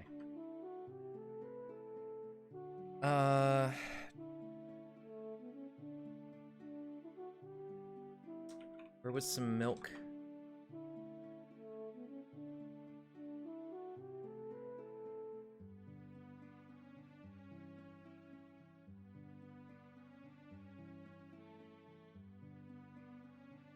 Should make more arrows, but that's fine.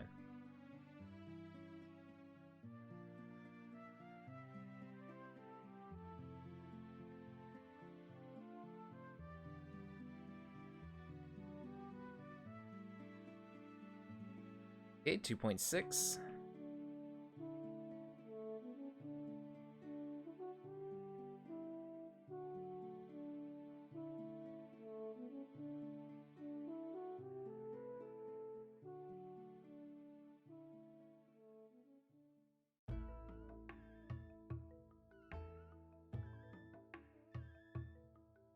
You don't get more experience for shooting a zombie versus like a wall target, do you?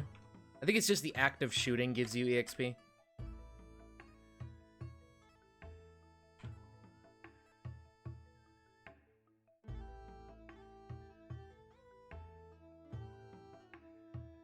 $2.75. Pretty sure you get more? Interesting. I was thinking you did, but it didn't really seem like it. I don't know. Maybe, I guess you probably do.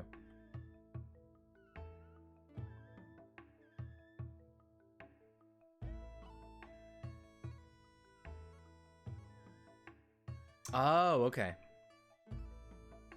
Fair enough.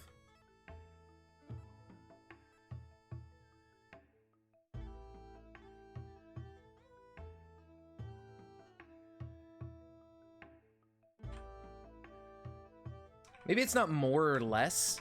Maybe it's like dodge training, right? Where it's like you have to be a certain... They have to have a certain level or something and they give you experience. We're up to 2.8. I'm gonna go get a little bit more focus because it's still around noon. We have plenty of time to go read and regen our focus. Maybe I'll craft some more arrows to let our focus recover.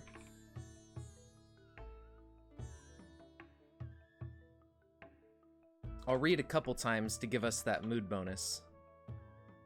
Yeah, plus 30. And then make like 30 more arrows.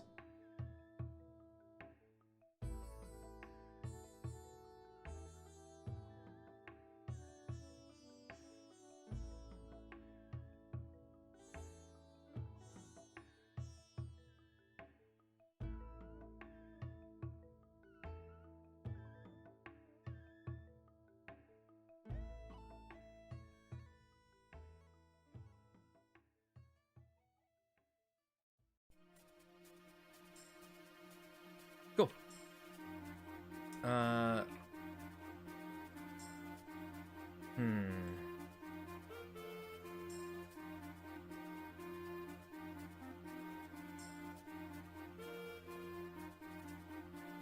All right. We should be able to hit level 3 today. Oh, hello.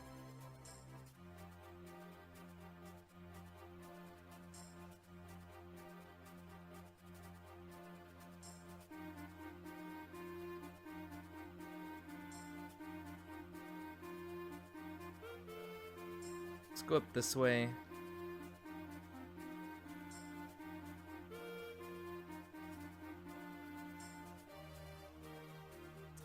$2.9.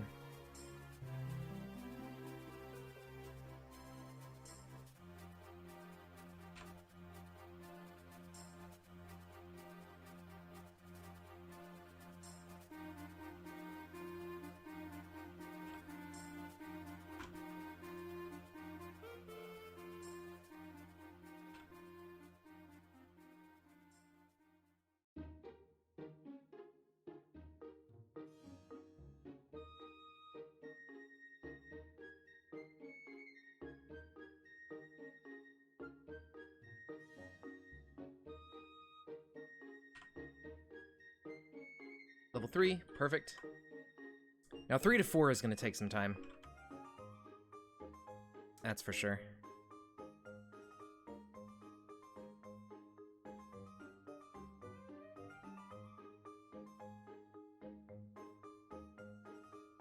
What would be nice? Oh, you know what?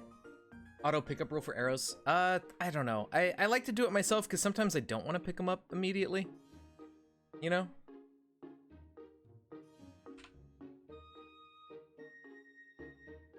I don't know if auto pickup activates while enemies are nearby. I wonder if we had a boomer in a window, like a boomer stuck behind a window, if we could just shoot at him from maximum range, and that way we don't hit him as much, and just use like just don't aim. Just keep spamming F. Oh, okay, yeah.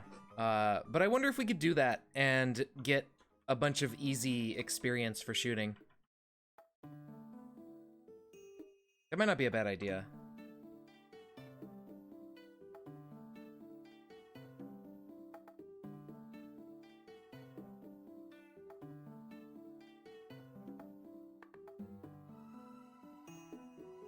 And then also, once we find the boomer, we can get to level 6 dodge as well.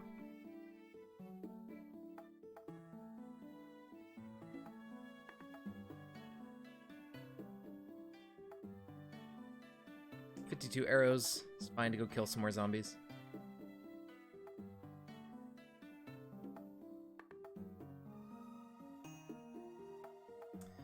Alright, so where do we want to go is the question.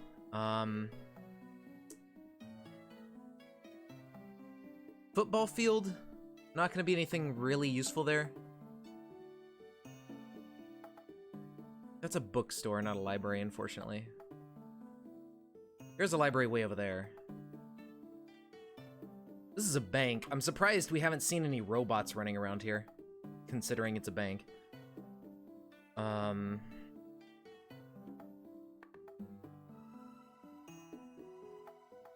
What is this? Movie theater. So many bookstores. There's a library up there. Library way over there. I hate bookstores. All I want are libraries.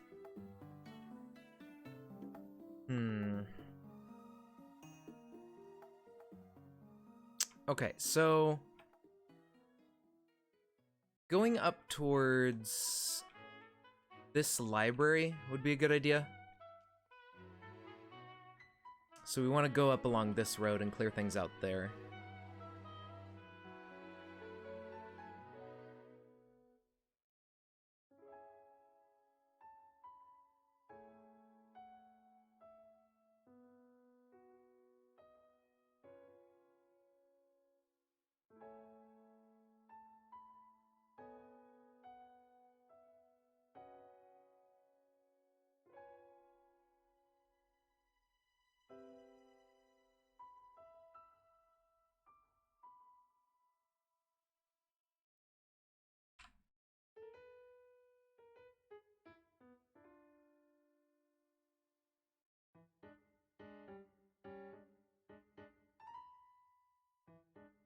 Okay.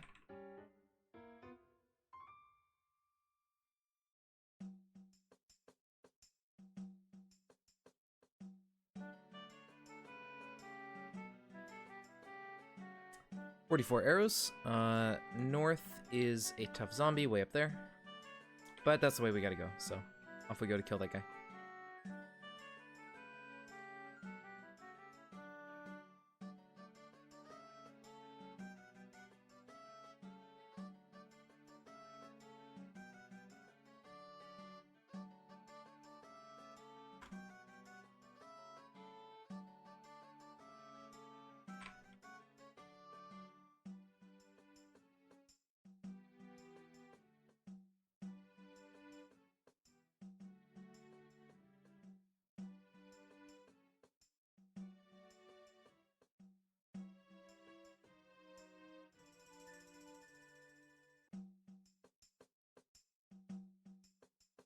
Okay.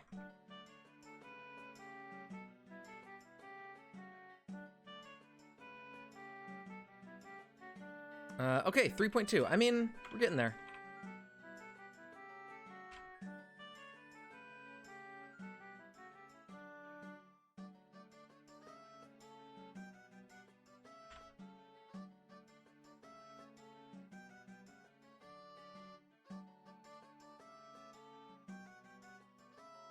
Slowly but surely, we will climb our way up to level 4 and get that longbow.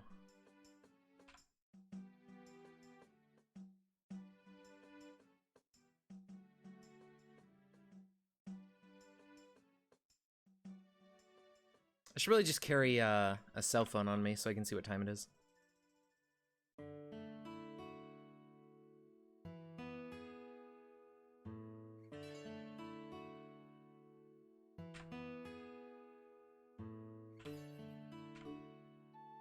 "13 arrows, okay.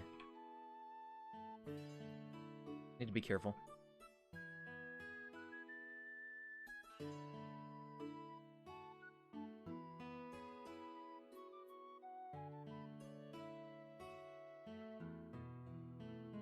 Where did I go up from 13 to 15? What?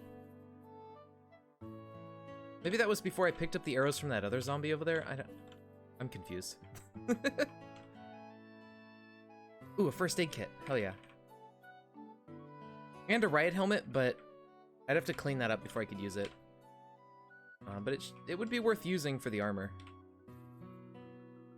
And there's some 19mm ammo. I'm pretty sure there's a zombie corpse that has a gun that uses that type of ammunition.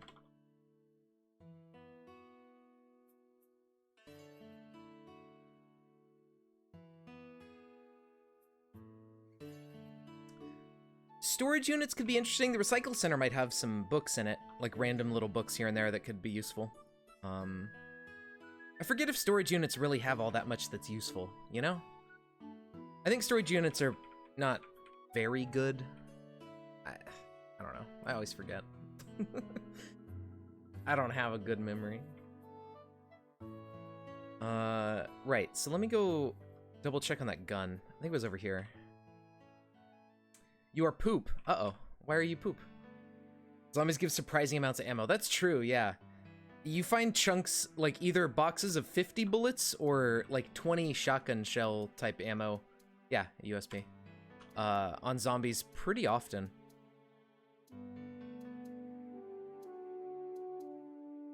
A surprising amount of ammo. Alright, we need planks to make more arrows.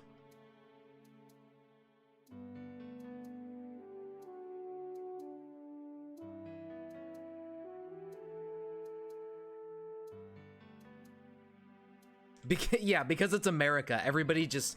Right, you know, walking down the street, everybody's got at least one box of ammo on them at all times. If you don't, you're not an American.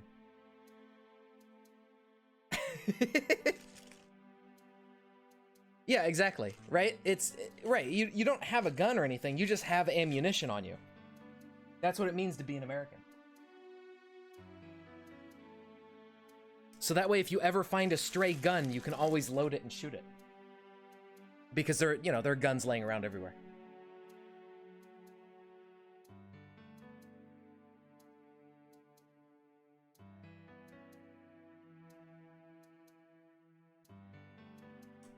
Did I not just make a bunch of arrows? I did, but I can't pick them up. That's why they're on the floor. Okay.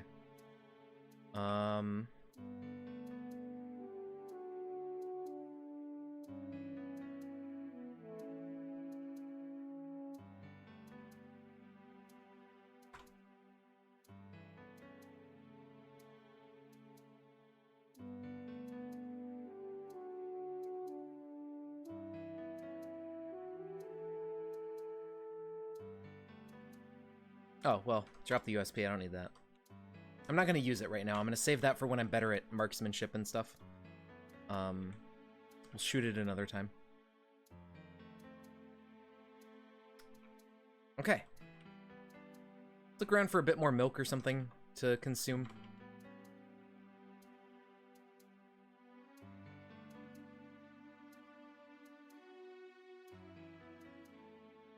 I should beat him to death with my bow.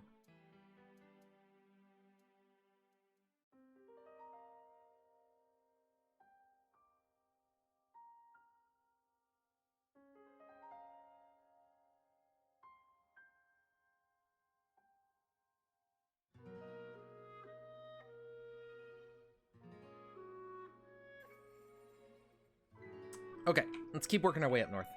Consume the milk jug. Yep. You drink the milk, you drink a whole gallon of milk at once, and then you eat the jug that it comes in. And that's how you assert dominance. It's a very effective technique. Okay, still have my baseball bat.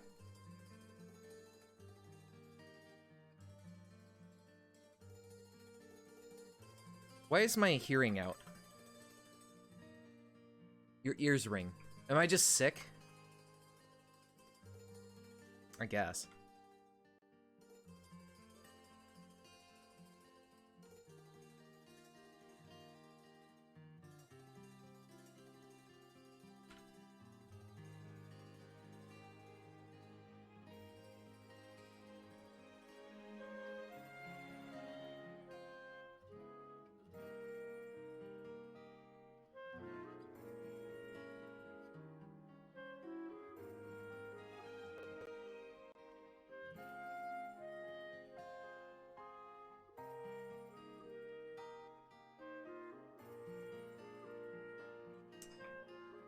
All right.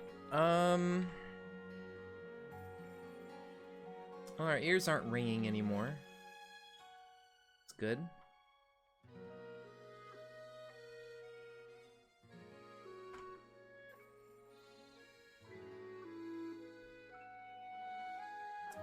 So that must be just a running car. They're all just hanging around. Usually it's a turret? Really? I mean, it didn't say we heard anything, but I suppose there could be a turret somewhere nearby.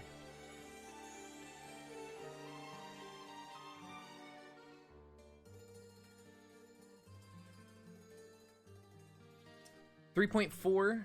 Okay, we're almost halfway to level 4.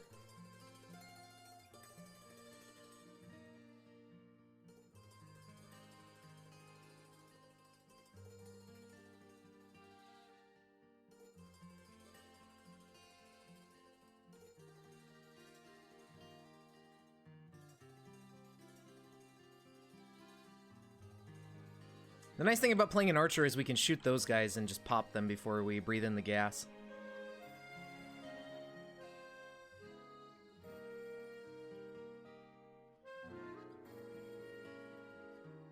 Yes. Basically.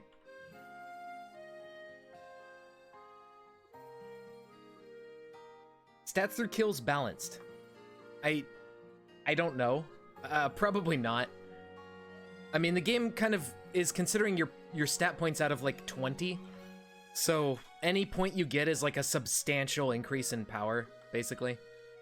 So it's probably not very balanced, but it's fun to play with.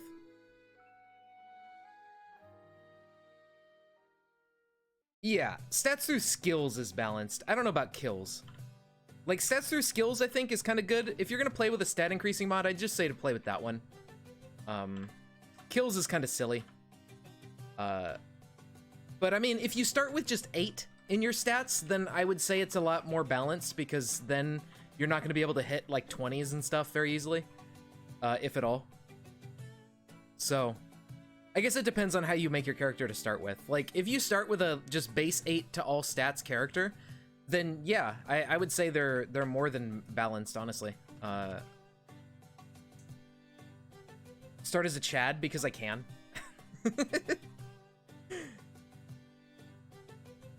And it make it, you know, it's just easier.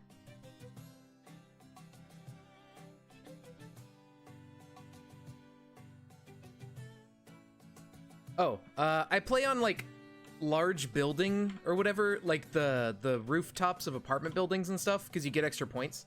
And then I take maximum negative traits, so I have an extra 12 points from just shitty traits. Right, yeah, yeah.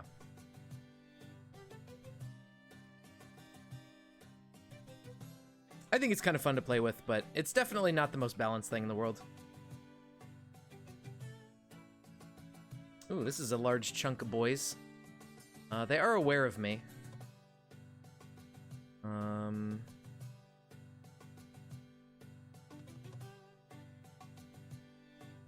The question is, are they gonna break out and come down here anytime soon? Yep, they are. Back off.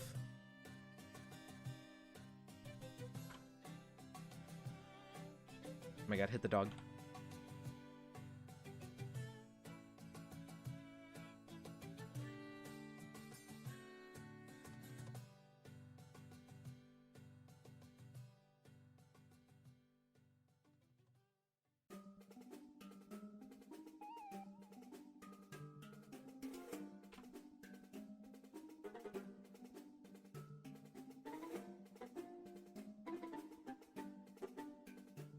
Okay.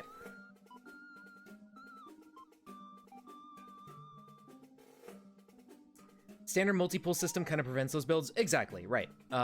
So, unless you play single pool, you're not going to make a stupid character like this. But honestly, I don't know, it's more fun to make, like, dumbass characters that are just, like, ridiculous. I don't know. I mean, ultimately, like, as long as you have good gear, like, the weapon you use can matter a lot. So even if you don't have good strength and stuff, for example, if you use a cudgel, like, it's good even if you have low strength and dex.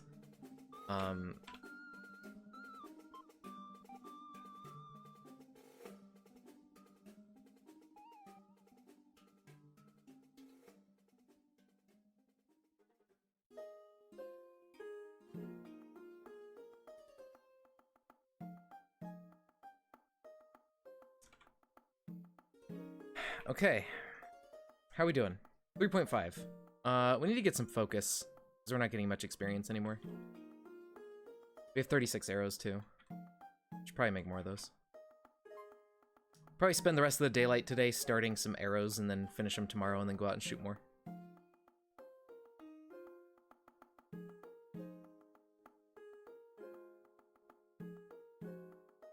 Yeah. Stylish, spiritual, you can keep your focus really high. That's a good point.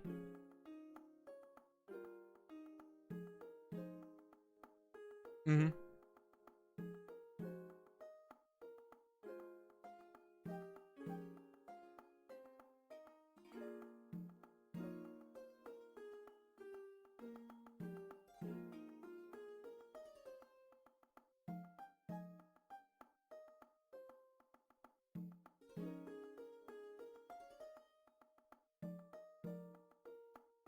Yeah, that's not bad. Especially if you're leaning towards melee. That works.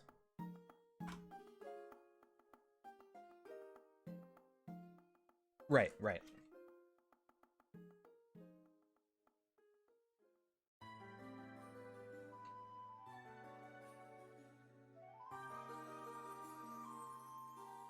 Personally, though, if I make a character that's focused on strength and dex, I tend to dump perception just to get extra points.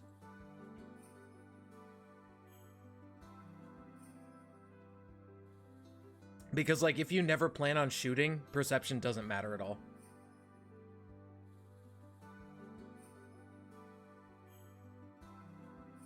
Right. Guns are pretty good. And you do tend to find a decent amount of ammo. But honestly, I feel like melee is the best strategy to go for. and just being a really powerful melee fighter.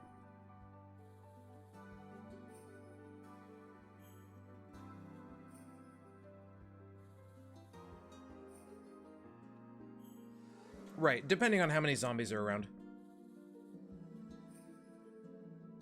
Yes, they are pretty terrible. It's like you're shooting fucking pool noodles. It doesn't do anything. It's so silly.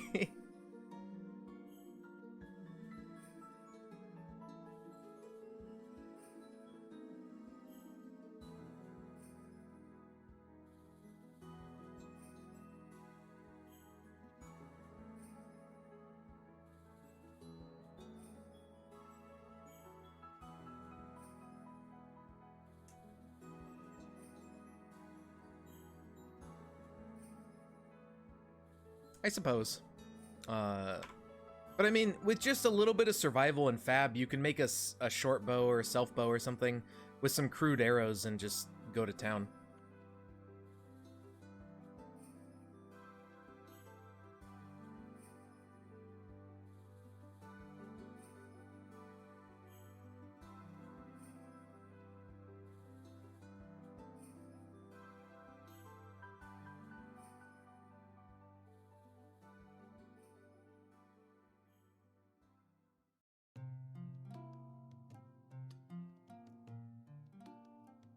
Y'all got any of that milk? Where's the milk? There's some V8.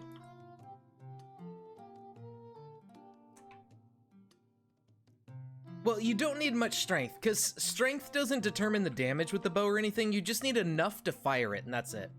So, you know, you can have, like, 10 strength or 9 strength or something and still use, like, compound bows and everything. But the main thing you want is perception. That's the #1 stat for ranged. Every point of perception below 20 nerfs your dispersion. Dexterity as well, but dexterity doesn't matter nearly as much. It's like 2 point something times less effective on your dispersion than perception is.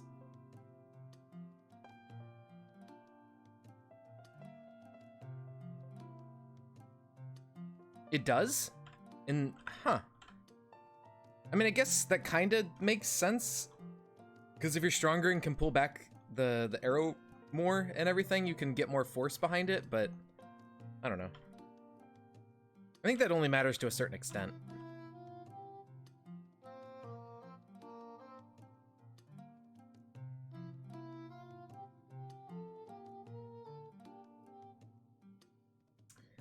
We are 5 days in. Well, this is the start of our 5th day.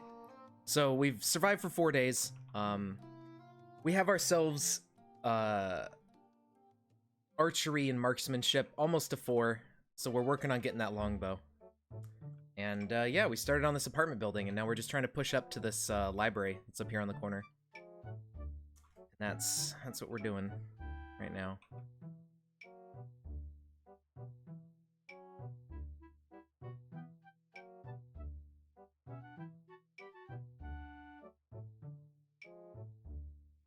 Bows are shit, and you need to be a Giga Chad to use them. Well, see, here's the problem, right? Kevin is, like, you know, I don't think he's ever actually fired a bow. I remember when I was a kid, one of my friends in middle school was, like, into archery. And I remember going to his house and, like, shooting his bow in his backyard with him. And even though I was just, like, a shitty middle schooler with, like, no arm muscles, I could still, like, especially with a compound bow, you don't really have to be a Chad to use them, or even to aim that well. Like, bows are surprisingly easy to use, and if you've never shot a bow before, you would think it's very difficult, but it's actually not as hard as you would imagine. So I don't think he's ever really interacted with bows too much. Or if he did, he's like, you know, unnaturally bad at shooting a bow. Different style you might like? What's that?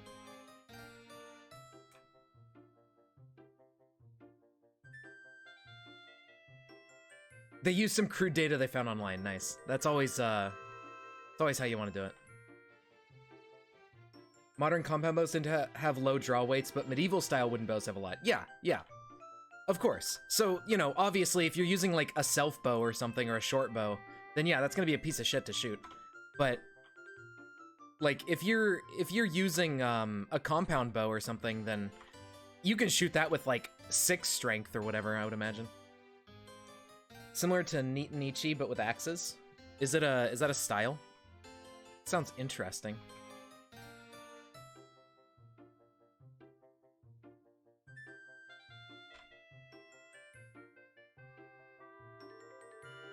I forgot I was still running. I need to probably stop doing that.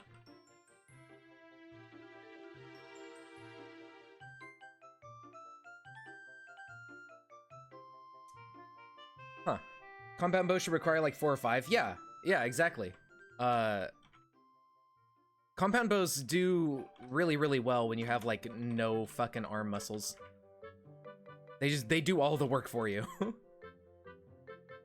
Bows should be, well, of course, yes. And the reality is that they should be an option, and they are viable. Like, you can do some damage with a bow. Like, it's not like, oh, I shot somebody with an arrow, so, you know, I didn't shoot them with a bullet, so they're fine. Like, arrows are dangerous. They can do some stuff. But, you know, it's counterintuitive if all you know is, like, video game RPG logic. Which, see, I mean, you know, I feel like that's the same reason that your character can't run or jog. I don't even know, like, it's not like you're sprinting when you're running, because you don't go that fast. I think the reason your character gets tired after you jog for, like, a block is probably because that's close to what reality is like for the developers. You know? It's... Even when you're, like, if you're just a normal weight person who isn't trained in running, you can still jog a mile. Like, it's... I think a lot of the design decisions, and how well, like, stamina works and stuff is kind of based on personal experience. More than it's based on what the average typical person would experience. Yeah, bows, yeah, exactly. You can kill a deer really, really well with a bow. Yeah, I can try that style. What is the style called though? Or like, how do you get it? Like, what is it can you get it from the start on like a trait? Or the training stuff? 'Cause that sounds cool. Oh fuck, that was a boomer. Why did I not even paying attention. All right, that's fine. We'll find more.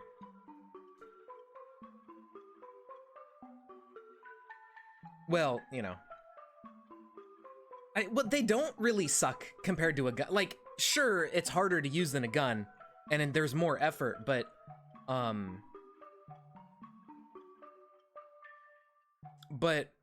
like, bows are still really good. And,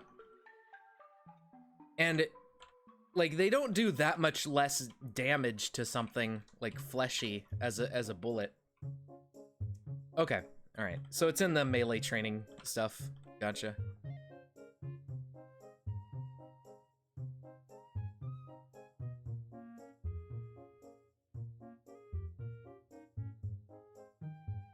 Like, if you take the destructive damage of a single bullet out of an AR, arrows have a lot of penetrating power. Yes. Here, let's see. Arrow versus bullet. Killing power, bullets and arrows. Chuckhawks.com. Here we go. Bow hunter, how arrows and bullets differ.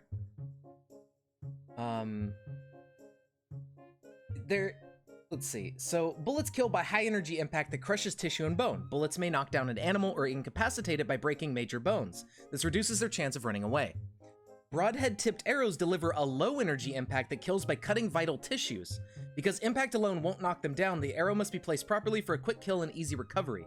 A poorly placed arrow will have little immediate impact, making it difficult and perhaps impossible to recover the animal. In addition, arrow wounds are less painful and generate less fear and panic than a comparable bullet wound. Patience in the recovery process often means that an animal will die relatively close to where it was hit if it isn't spooked. And that's just in terms of hunting animals. Uh, like, I think the main thing is that they decided that because bullets generate more pain, that's why they do more damage. But like, because there's more energy behind a bullet. But the thing is that like, just because the bullet, you know, like, do the zombies feel pain? I don't know. I guess it depends on how much pain they feel, but I don't, pain's not really implemented for enemies, so like, that's not really even a factor. Now, if they did implement pain for enemies, that would be cool. And then guns would actually, yeah, bow primitive, bad damage. They do want to implement fitness. That's good. That's good, yeah. Because yeah, especially if you're running around being active all the time. Like, since there is weariness now, it would make a lot of sense to be able to level up your fitness and get less weary. Since in the main branch, weariness is kind of like way too powerful, and you get tired insanely quickly. And I mean, you get weary from like crafting, so it's kind of a nightmare.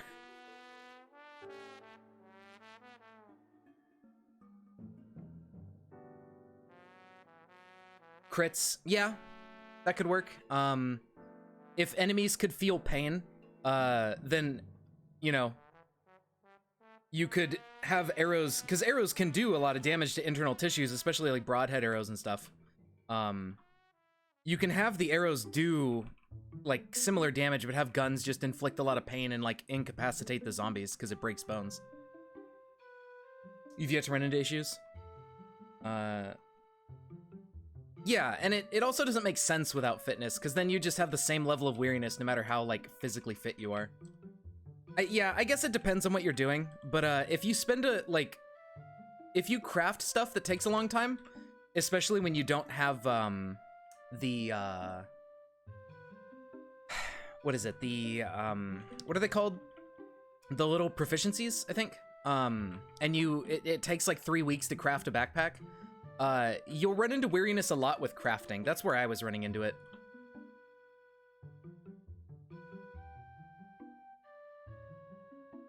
But, you know, it just depends. If you don't do a lot of crafting, like, all at once for a long period of time, you won't really get too weary. And then if you don't fight zombies constantly, which I always do because I love killing zombies, it's just satisfying. If you weren't fighting constantly all the time, then yeah, you won't run into it either. But, you know, it's just something that, like, I run into and other people who play in certain ways run into. Maybe that's the intention.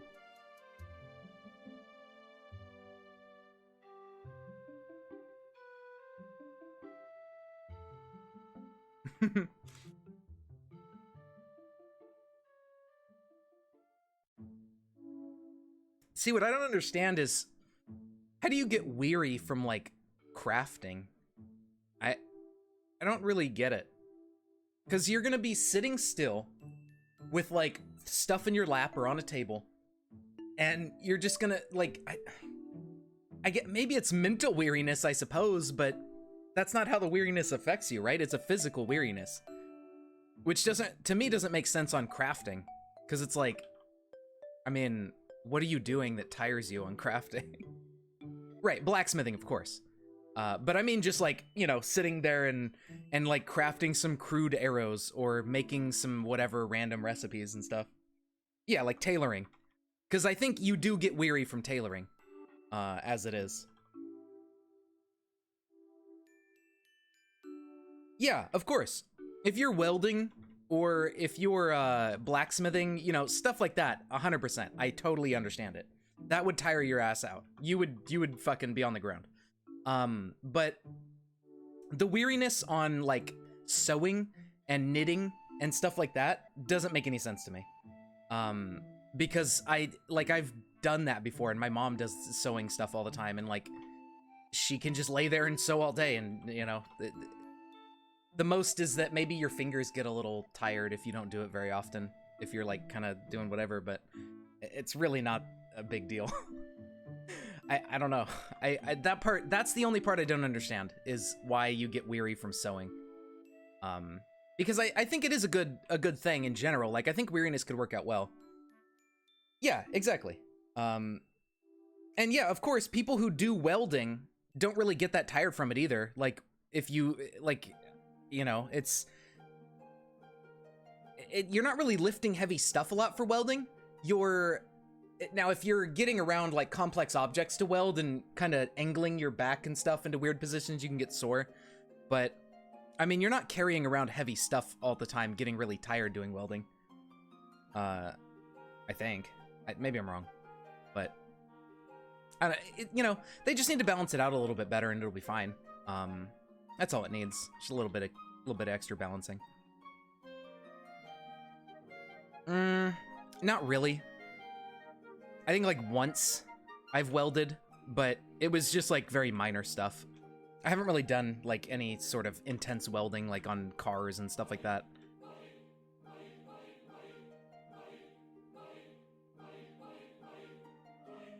You've soldered. Wait, you mean like with a little soldering iron? I know how to solder really well. I used to do that all the time because I worked at a like computer repair shop place and I took some electronics classes like way back when in high school and stuff where we did a lot of soldering. Yeah, I don't know. I mean, I never found it particularly tiring, but then again, I was like physically in shape because I used to do track and field kind of stuff. I was in like cross country. So I suppose that helped, I guess, but I don't know. I mean, you're just holding a soldering iron. It's not heavy. I don't know. Maybe it just depends.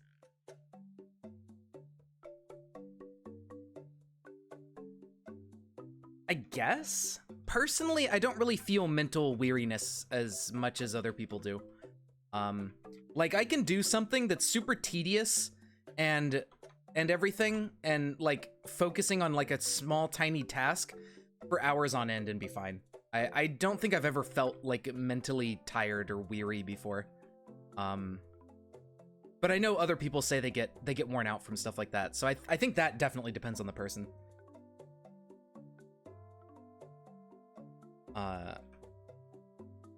You know, it just depends. Everybody's different.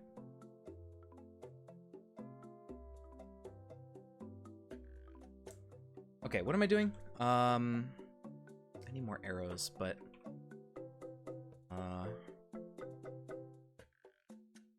okay, let's just make some more arrows then.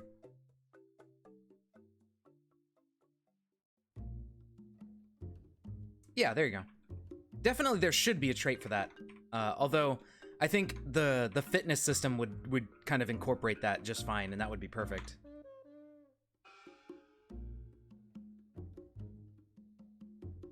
Because it's not, like, I mean, I guess mentally it might be like a trait, like some people are better at it than others, but I think the more you do it, the more you'd be, like, better at it.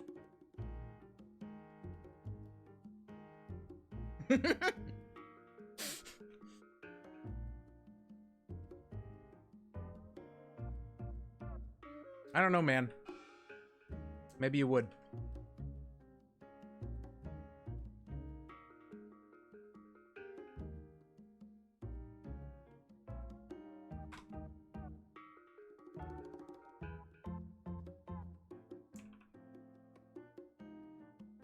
I'm trying to think about... I mean, I guess axes are kind of high damage. I haven't really used axes that much as weapons. I always tend to go for either polearms or like bashing weapons, because often the strongest enemies in the game have like really high cut armor, like Kevlar Hulks and everything. So I tend to just avoid cutting weapons later on and just use bashing stuff. Does it have any armor pen on the style? Because that would be really handy for axes late game.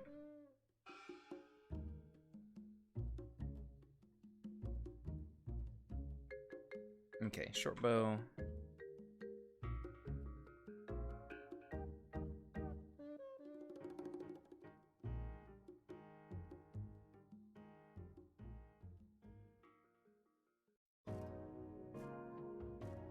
Axes have bash and cut. Nice.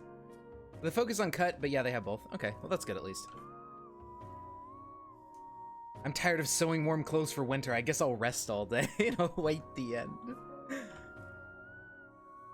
Have they balanced how long it takes to craft stuff without proficiency yet? I remember one of the main concerns I had with the balance was how long it takes to make like a pair of pants. When you have no sewing proficiency, like that part didn't really make sense to me. I don't know if they've really touched that at all yet.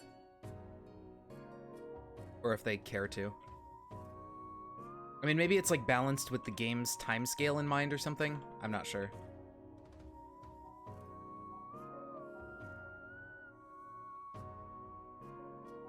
I guess that's fair. But I mean, there are enemies that have like, you know, 50 or some odd like cut resistance, which, you know, and then on top of that they have like hundreds of health. That's the only thing I worry about is enemies like that who have like high armor, high health, and then you're stuck having to take extra time to kill them while they, you know, are attacking you at the same time.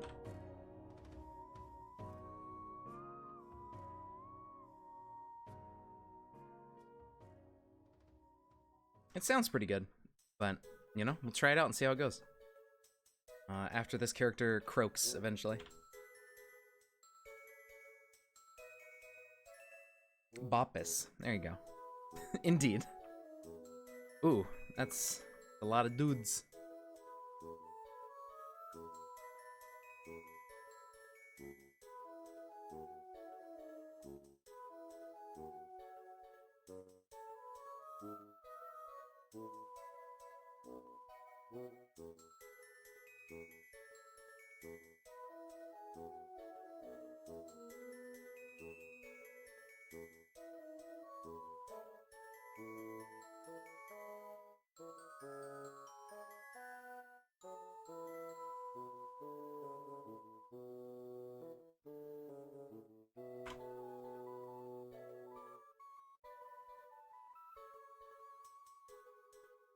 Okay, not too bad.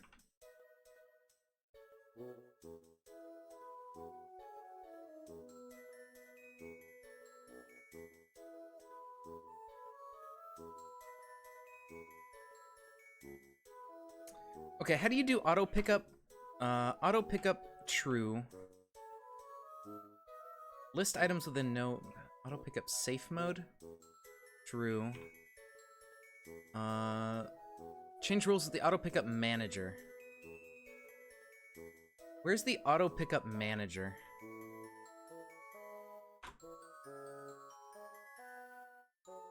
It's unbound locally, that's where it is. Local keybind for auto pickup manager. End? Yeah, that's unbound. Cool.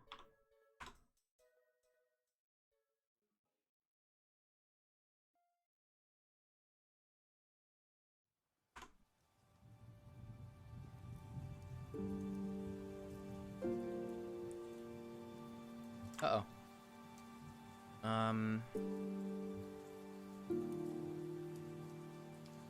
Pickup rule. Star as well. Oh, okay. Star arrow.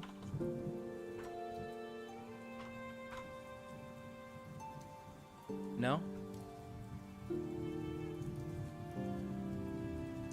Yeah, yeah.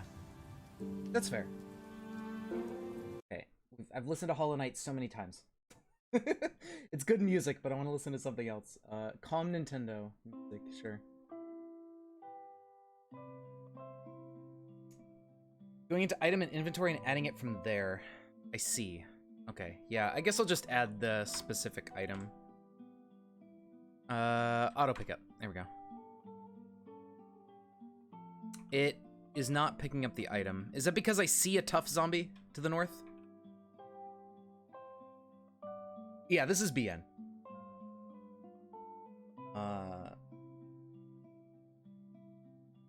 Okay, yeah. Sounds good. We will try it out eventually.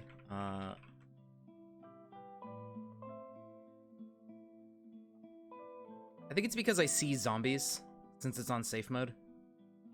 So if I pull this guy back and then get rid of him,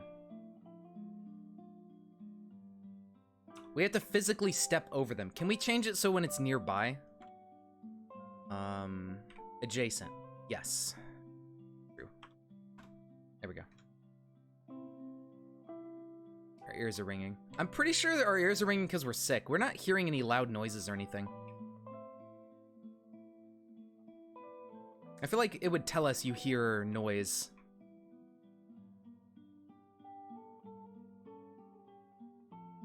I don't know.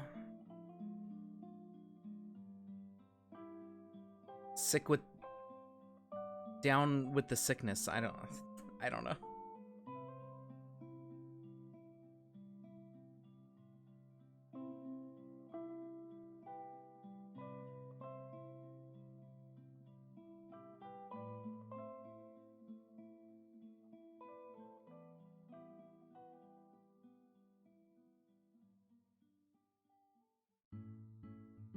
God, it's so hard to see with all this blood everywhere.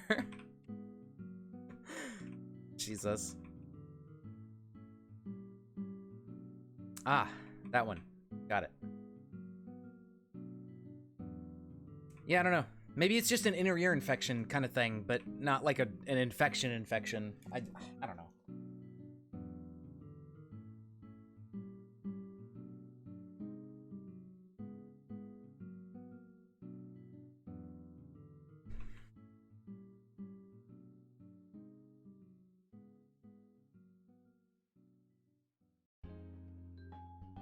%, there's a turret? I guess, but it doesn't really look like any zombies are clustered around a turret. Ooh, we're almost to 4 archery. How exciting.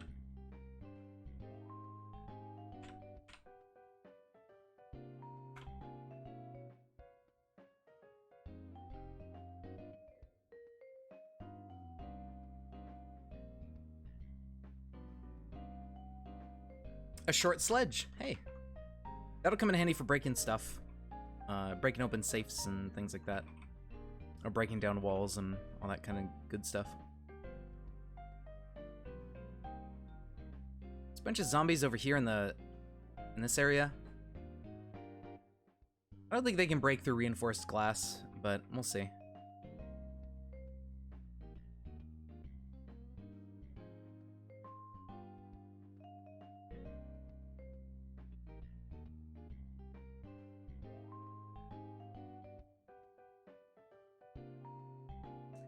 Just wish more items had more length capacity, yeah.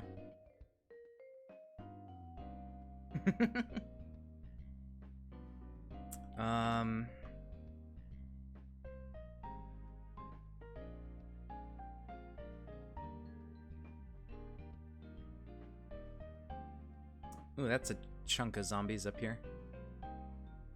Maybe there's a robot or something. What are they near? I don't know. They're starting to come after me, though.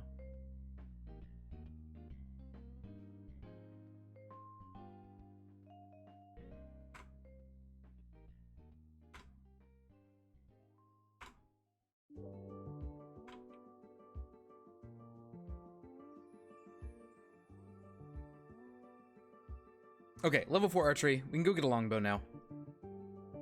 What do we need to make it? Oh, we need more fabrication, don't we? Maybe it's Fab 4 and not Archery 4. I don't remember. I think we need more Fab, or maybe it's not auto-learned.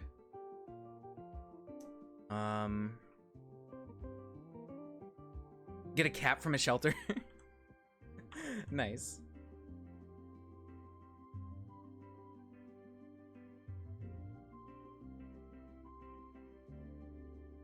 A longbow? Is that auto-learned or no? I could have swore it was. Maybe I just need Fab 2 or something. I might just be too low on Fab. That would make sense.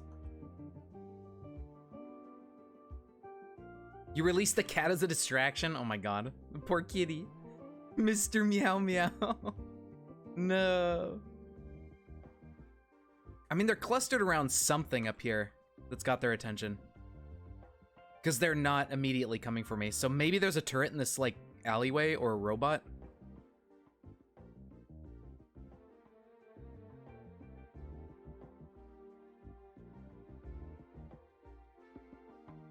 No, oh, yeah, okay, well, it's just a cleaning bot. It's not something that would make me go deaf. And it's almost dead, too, so I need to get the fuck out of here.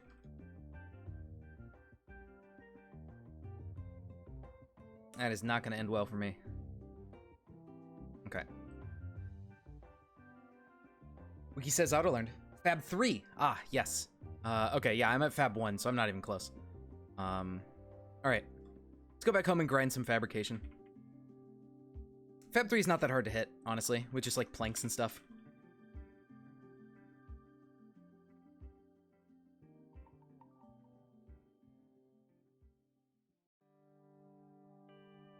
Tactical caticle.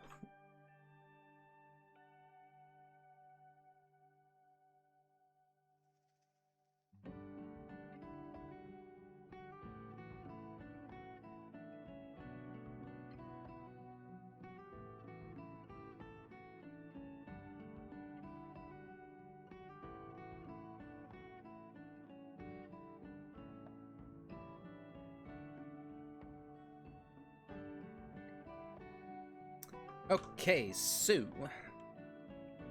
gotta level up Fab. Oh, we're almost to 3 too. We're at level 2. So all we gotta make are, we can do short bows, 16 minutes each. Distaff and spindles. I mean, we could just do these. This is Xenoblade Chronicles 2, Tori Goth. You're upset because all you want to do is play VR, but you're starting to get Ice Train. Oof. Yeah, it's no good. Ice Train's rough.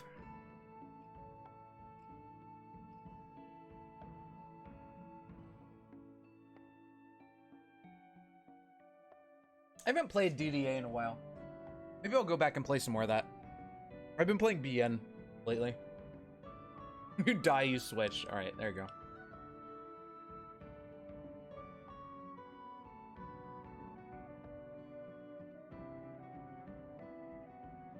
Yeah, the length restrictions definitely make you have to think a bit more about what you can carry and all that. Unless you just get a shopping cart and throw everything in there. And then it's no problem. Let's see, half an hour. Oh, we're only at 30 focus, so let's fix that first.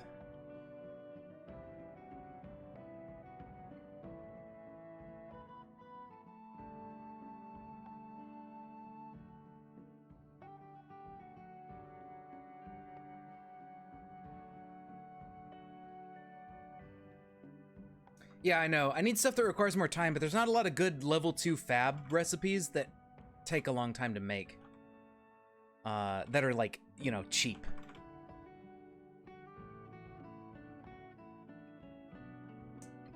Unless I'm just dumb. Let's see. I mean, the short bow's not bad, but you need a lot of long strings. Now, we could get that from all the windows, but maybe there's something else that I don't quite have the materials for. Let's see, barbed wire. Well, you need a good hammer for that. And bolt cutters. A tent? No. Stone adze could be cool if I had a hammer. 1 plank, 1 ceramic shard, and 2 strings, and it takes an hour. So that's actually a really good one. Actually, can we just make a hammer? We have a short sledge. That has level 1 hammering. Damn. We need a stone hammer, or a makeshift hammer. Or we go downstairs into a house and just get a hammer out of a kitchen. Yeah, duh. These kitchens don't typically have a lot of tools in them. They're very sparse on tools, but we have some regular houses literally right next door. There's probably a hammer in here.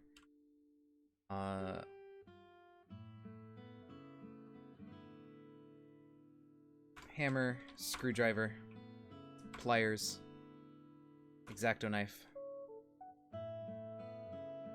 There you go. Easy peasy. Oh my god, there was a sippy cup in that one. We gotta take the sippy cup.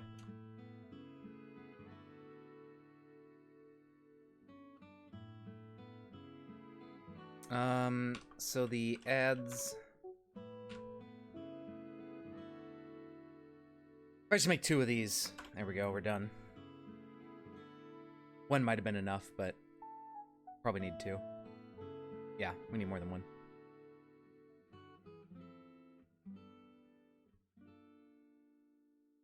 There we go. Easy peasy.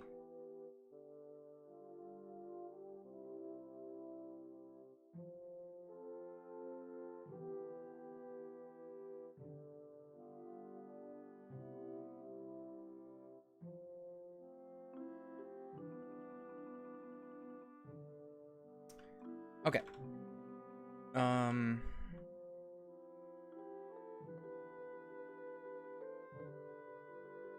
There it is. Yeah, Feb 3. Perfect. Oh, it's only Archery 3. I thought it was Archery 4. Okay, and this gives us 28 damage, but at 22 range. So it's like double. It's over double the short bow. For basically the same damage, a little bit more. So yeah, it's just a huge upgrade.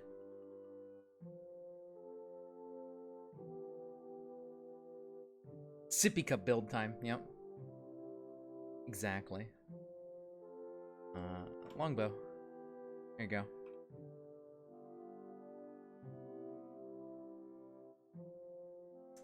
Beautiful. Alright, we need a lot more crude arrows.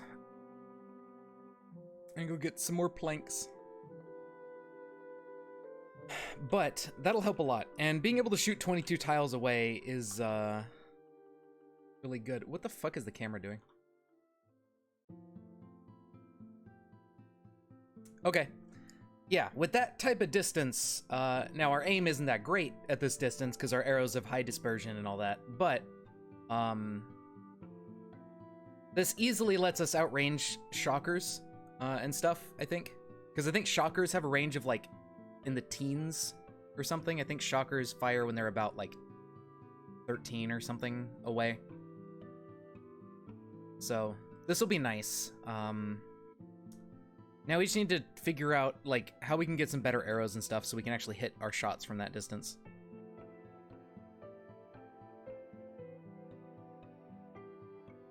So simple arrows, let's see. So crude of dispersion 250. These have dispersion 150. Duct tape. You can use duct tape for both the tip and the fletching.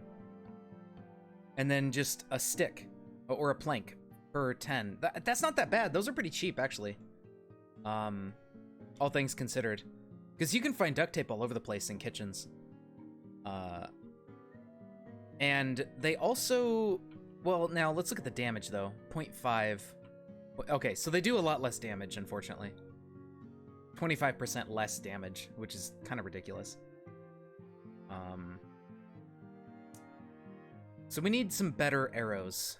I don't know if there's any other arrows that are auto-learned. We might need an archery book, which we can most likely find at that library up there, whenever we can get up to it. So let's try to go kill a few more zombies up that way. I think now that we're at 4 archery, I want to work on my baseball bat skills a little bit more. I'll just wear the longbow. Oh, that really encumbers my torso. Never mind. I'm gonna go leave this behind. This thing is not very convenient to carry around. I need to get like a backpack or something.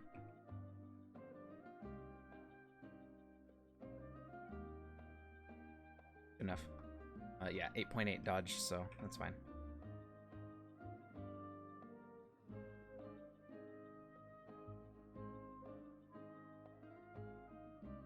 Okay, so by this point, that firefighting robot should be dead. So we need to be careful about that group of zombies.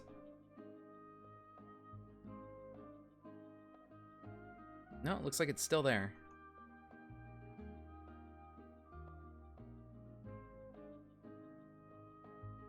Okay.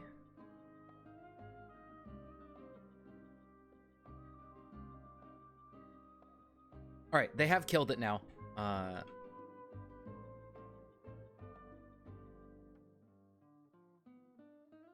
Fight them on the bicycle.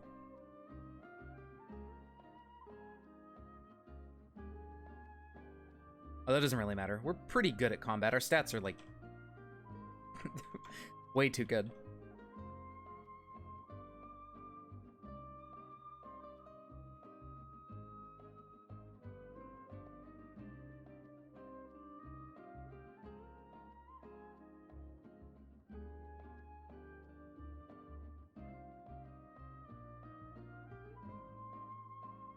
Oh, you know what? I should be recovering stamina. There we go.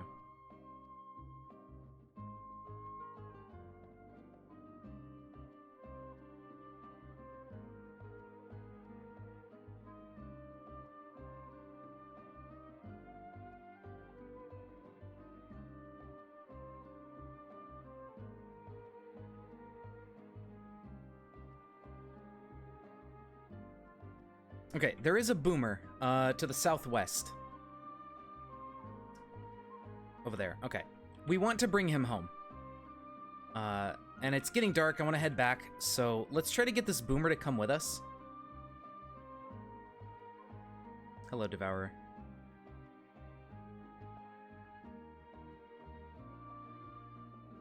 Goodbye, Devourer.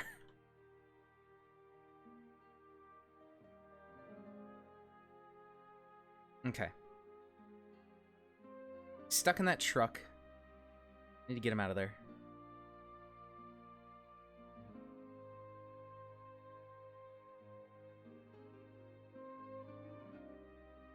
Well, this kind of blows.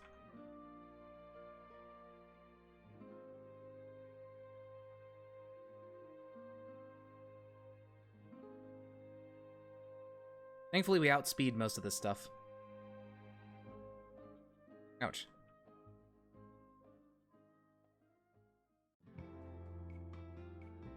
Oh, and it's also closed off on the left side, so they can't even get through there.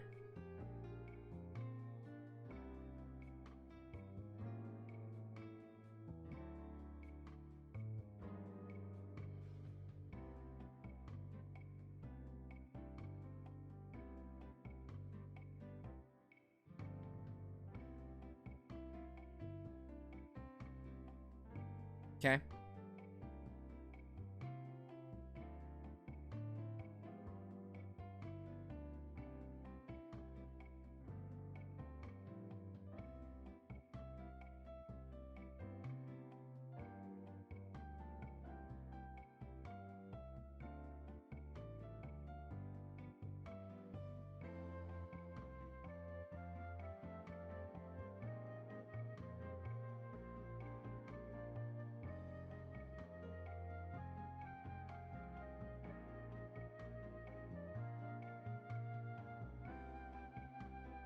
All right.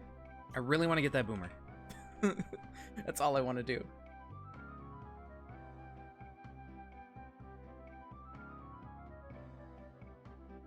But he has wandered off. Where did he go? There he is. Beautiful. All right. Let's go, buddy.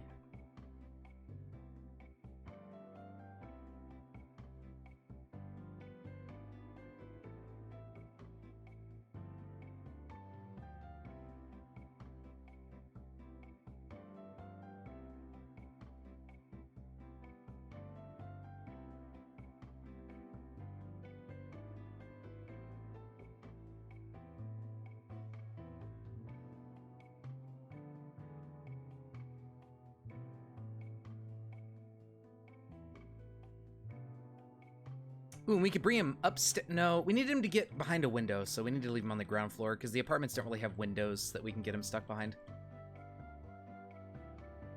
I was going to say we could lead him upstairs and have him be just on a, like, level 1 or something in the apartment tower, but we need him to be on the other side of a window, like in this house or something. So we're going to bring him right to this house that's right next to the apartments. And we might also be able to use him for archery training, but I mean, we're at level 4. I don't really need to care that much. At this point, we'll just use books. It'd be a lot faster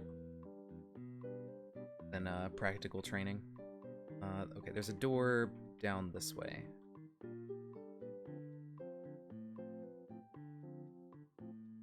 Come on in.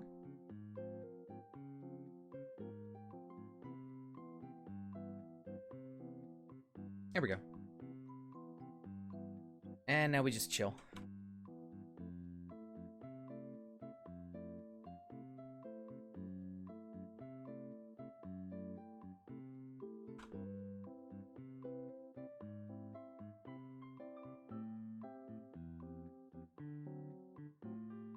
You do gotta watch out for when other zombies show up.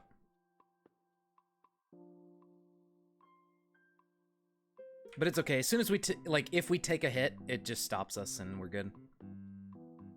Alright. Hopefully he stays in there overnight. He might wander off, but we'll find him. Alright, off to bed we go. I should maybe bandage my right arm.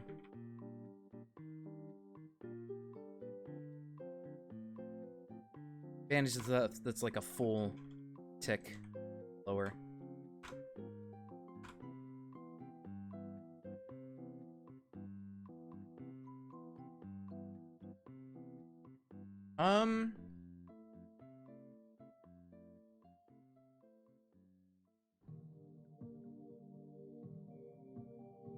Is there like a CBM that lets you jumper cable yourself to a car? I don't know.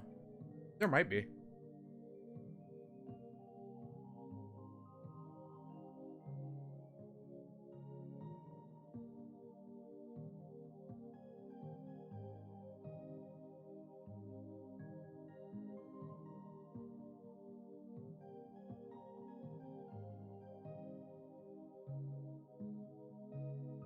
Well, there you go.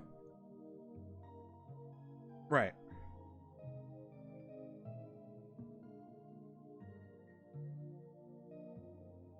I'm pretty sure there is one. But I don't remember what it's called.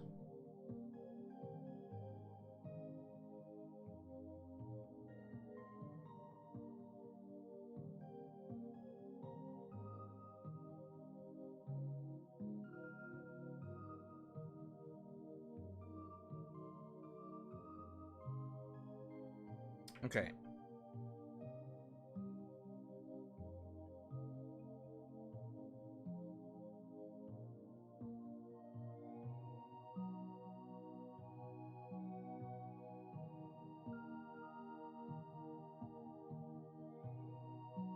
All right, we're fully thirsted and hungered.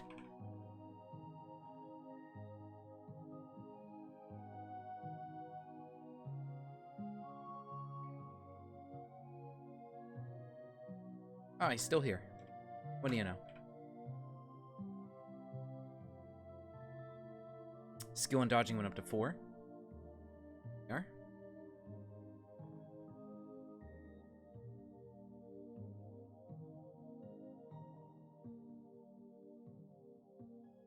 Man, imagine if we had 2 of them shooting bile. That'd be even better.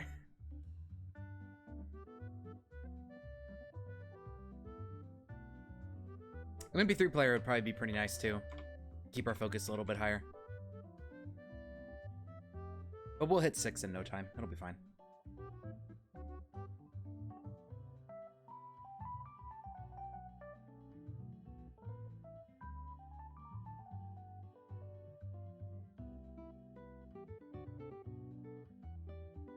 Okay, 75%.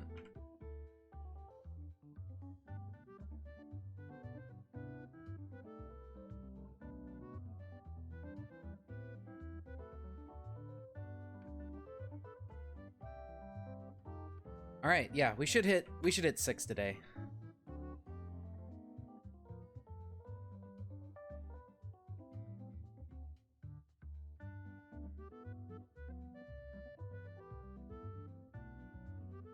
I hope.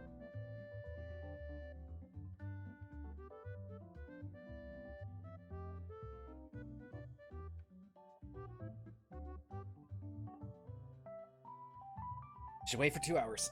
Ugh.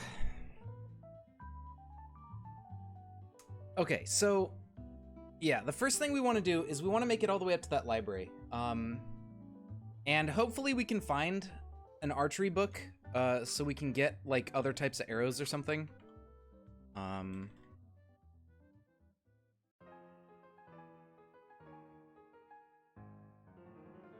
don't know if there's really any other types we could make at the moment. Hopefully there's an arrow that does just as much damage as a crude, that has like way better dispersion. That we can make a bunch of that's not like too hard to get the materials for.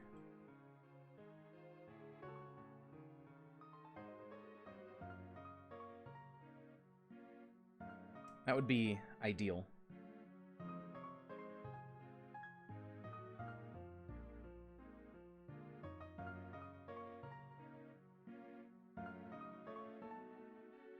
Okay, we're at 6.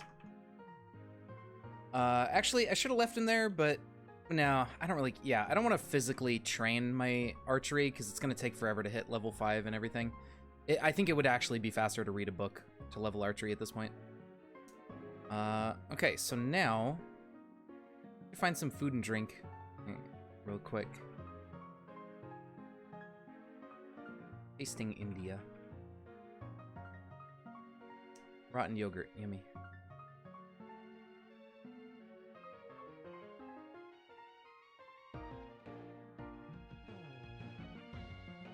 Oh yeah, this stone house next to our apartments has clean water in the basement. There we go.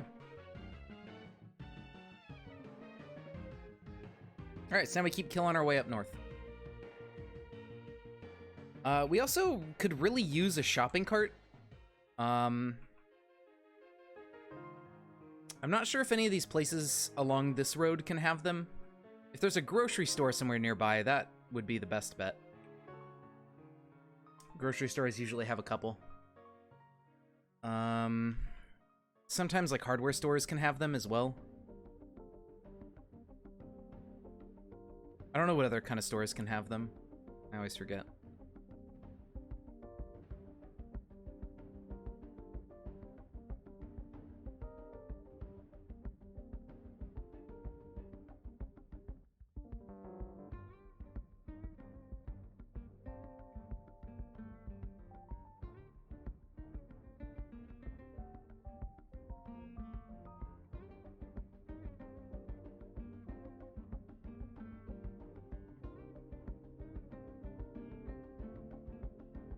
That's not a lot.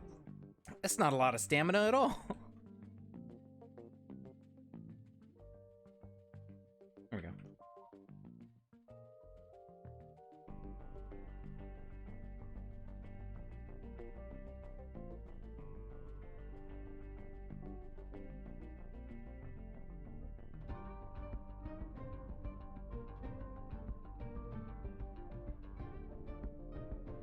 What is this song? Oh, Xenoblade. I was like, I don't think I've heard this song before.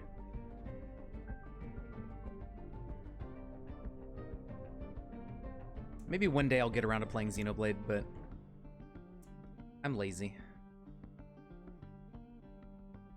Uh-oh.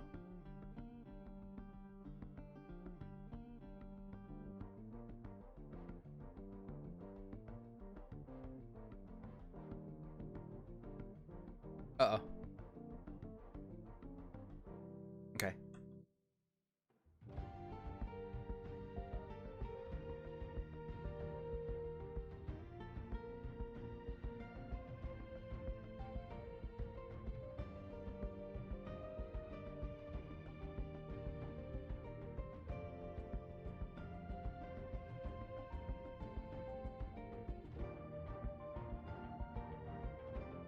Okay, at this point we don't need 2 Kefias on. Those are hurting our stamina.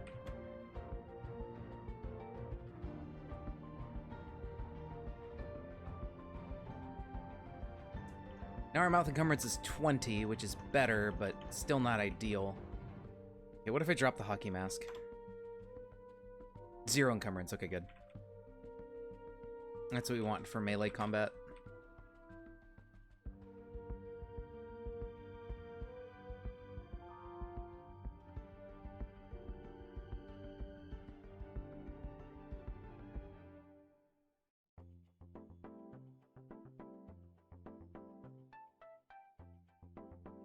All right, up we go.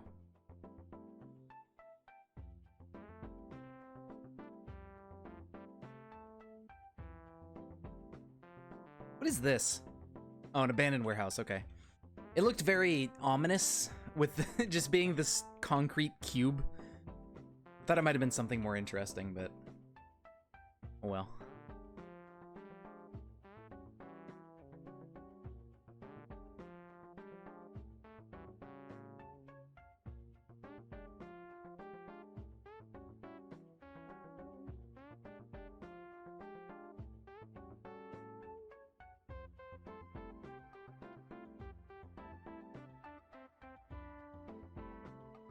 What is this? An animal shelter. Okay, they're not gonna have shopping carts at the animal shelter. I don't think. I mean, maybe, but I doubt it. Also, there's a shocker, and I don't have my bow on me. Okay, the zapper's fine, though. Get rid of him. Guess what time it is? Time to waste some points. Hell yeah. There you go. I'll just leave that running.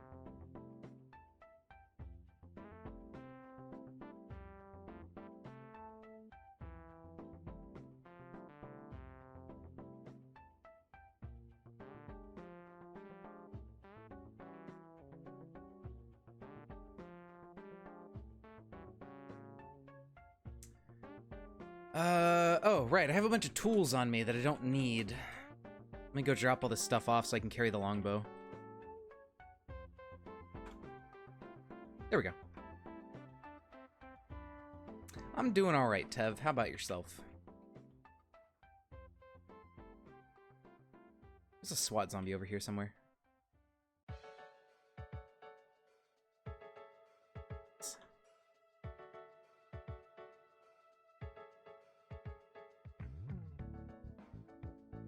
Okay, let's go shoot that shocker. But not the deputy. Playing some compact claustrophobia? What is that? I don't think I've heard of that before.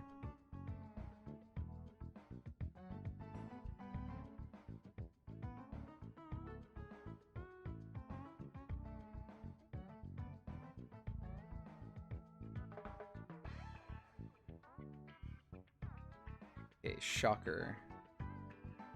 He's over there in that small office. So we're gonna have to deal with him. Okay, there we go. Get rid of the fat zombie.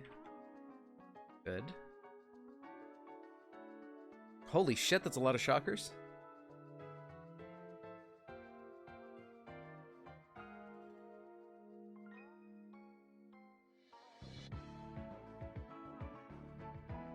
Okay.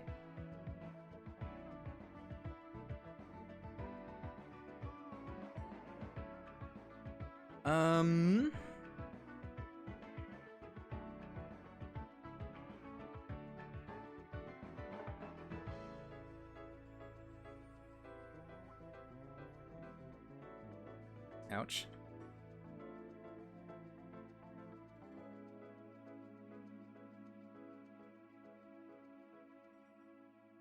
Well, that didn't work at all. Fuck these guys. This is terrible. Skyblock. Oh! Yeah, I've seen that one.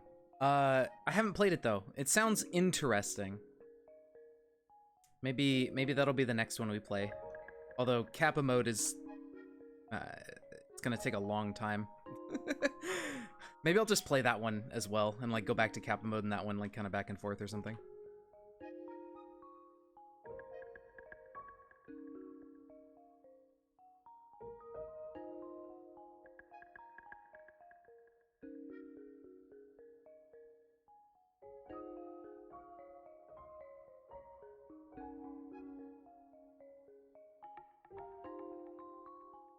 Okay, never mind. These guys have close to 22 range. I was wrong.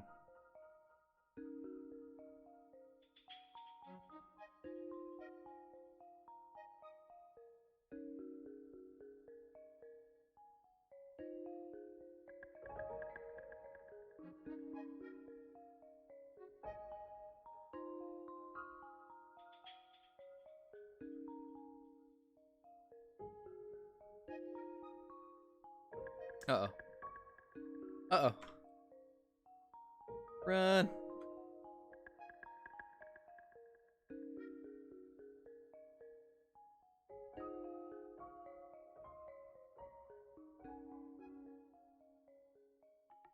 Okay, so bows are really bad at killing these guys, but even guns would be kind of bad at killing them.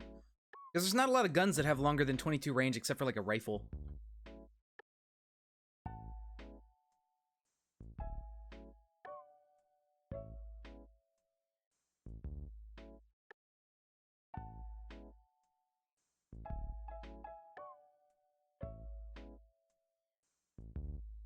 Ow. Fuck. This guy's the worst. Alright, time to go home.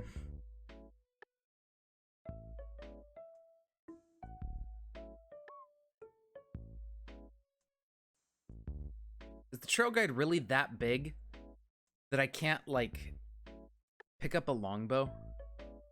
Can I, Okay, reading it might have been a mistake. Okay, never mind. There we go.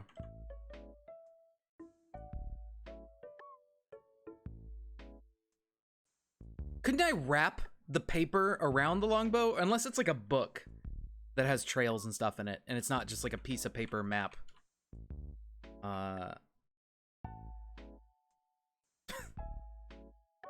I don't know, man.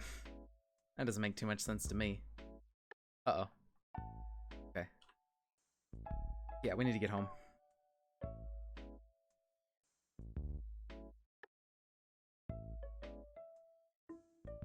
Okay. No, dog, get out of here, please. Whew.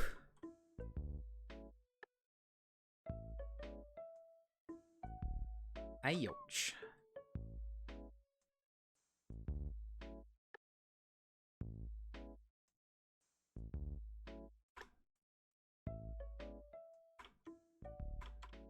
Alright, bandage and antiseptic, everything, and hopefully overnight we heal most of our health.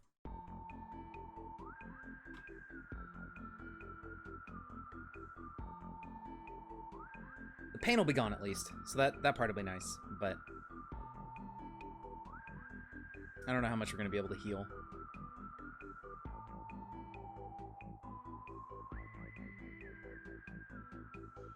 Looks like a good amount so far. Several notches in all of them. Yeah. I'll probably download that then, and like maybe tomorrow or something we'll play some. I don't know. What I'm thinking here, I might switch over to Terraria for a bit because I want to play more of that and like make more of that Metroid map. I haven't really worked on it, so I want to do more on that. So maybe we'll finish tonight with some Terraria.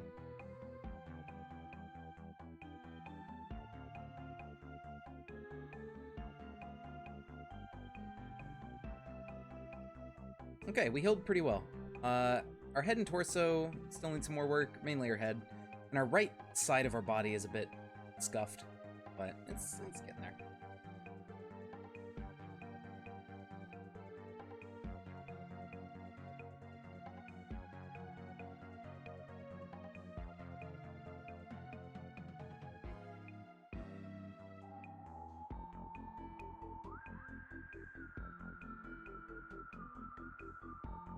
Okay, well, yeah, we did get a good amount of healing done.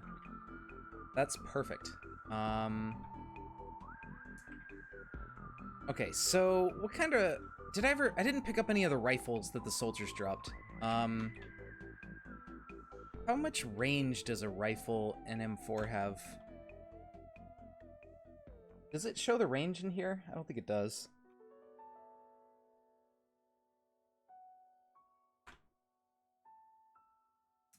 .36. Okay, so it does have a lot more range. I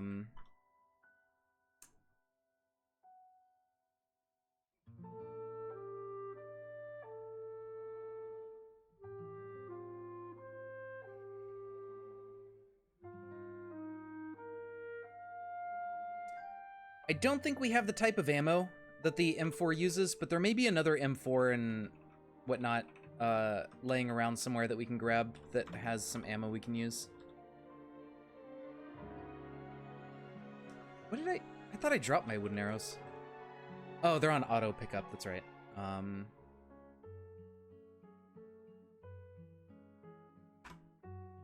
There you go.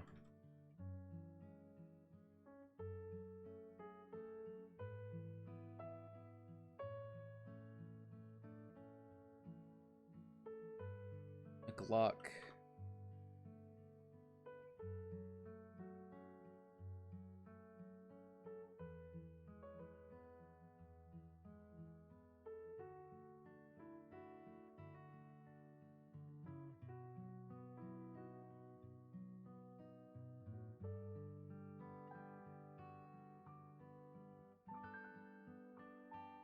Okay, Okay, so for now we want to save the ammo.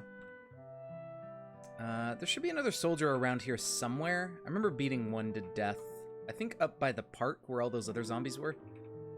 And he should have a weapon that has similar ammo to what the M4 uses. I don't know where he is, but, you know. He should be around here somewhere. Item filter. See weapon? Yeah, okay. There's grenade. That way. I see. And another baseball bat somewhere, so if this one starts breaking down... Oh! An M4 with, like, full bullets in it. There we go.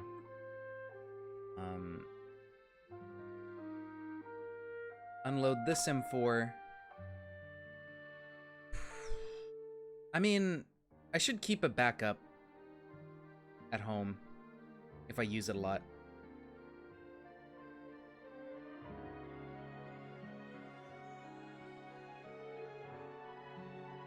I'll drop that off for now.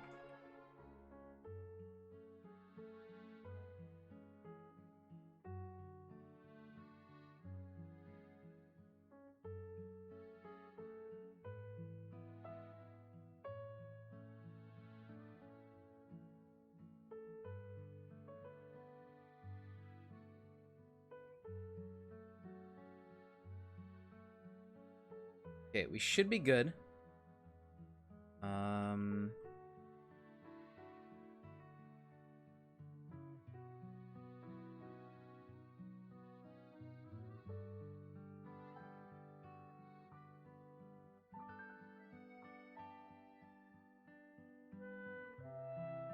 There we go. Strafador fancy, really.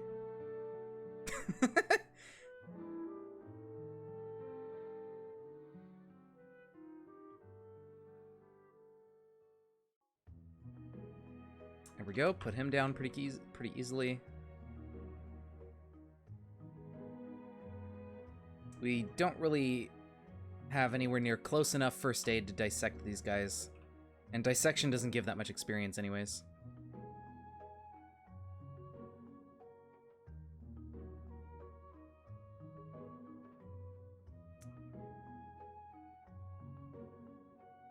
Very good.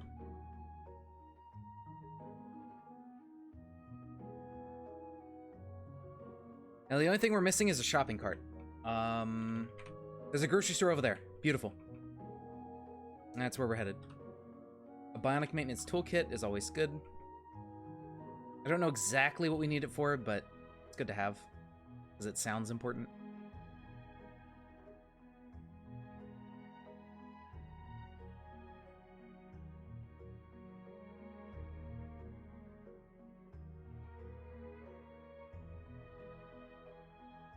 I see a solar panel vehicle, too, in the street here.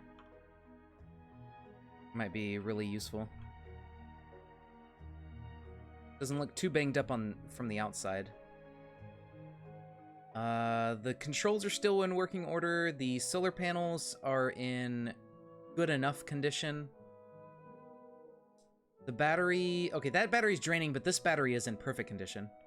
The motor's pretty good.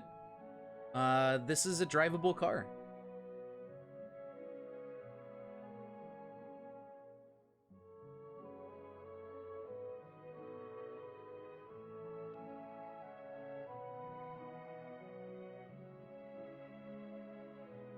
And that subway station could be good to explore, because it might link up to a lab or something, if we're lucky.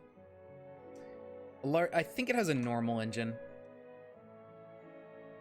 No, large electric motor. There you go.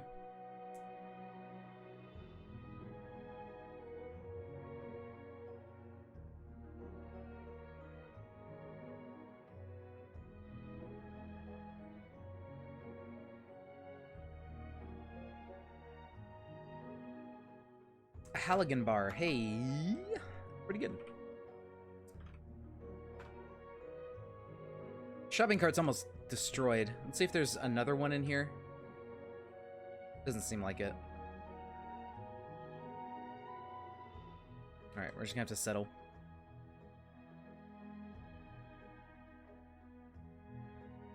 Just try not to get the zombies to attack it too much.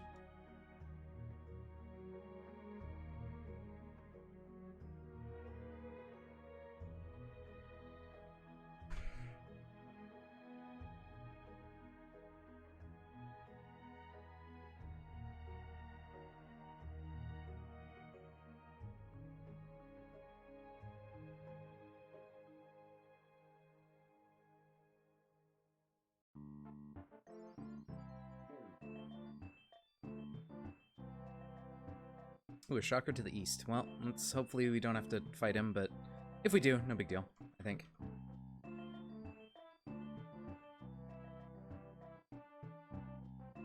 All right. We have earned ourselves a library. And so far, it's looking pretty stocked. All right, family cookbook, the new one. All of these speech books.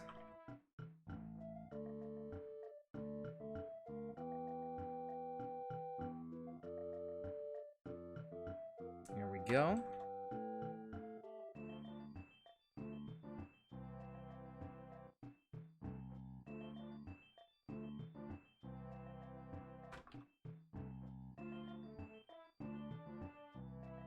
Oh my god. Libraries are the best. They're so good.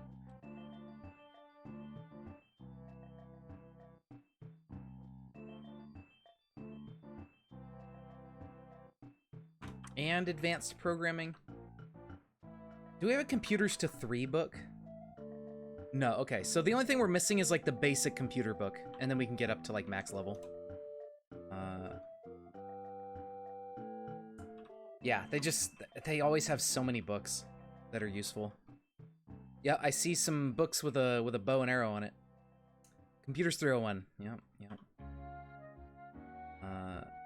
8. Okay, so we need to go over here. Armor smithing, Japanese armor smithing, Bowyer's buddy, Fletcher's friend, historic weaponsmith, all great. Unfortunately, no swords of the samurai or anything, but I'm fine without it right now. We don't have a style to make use of those things anyways.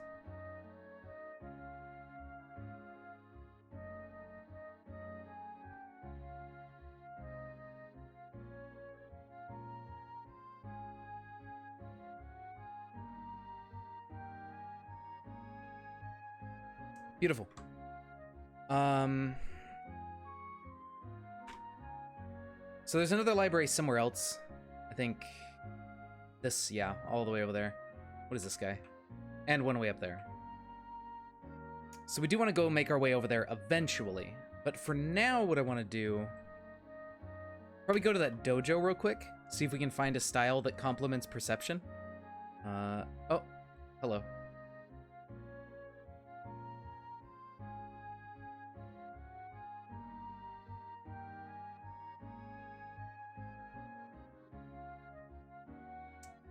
That was a bit rough. Severe pain, my favorite.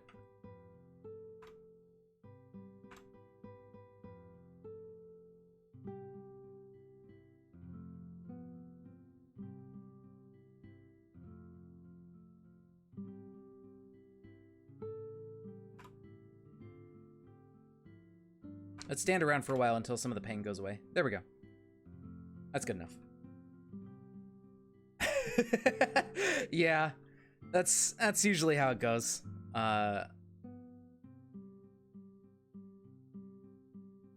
Hopefully this one has something in it. Like, I just want something that uses perception, but there's not really that many, I guess. There's only a couple. There's a dead ant down there. I wonder where that came from. I don't see an ant. I don't think there's an anthill nearby.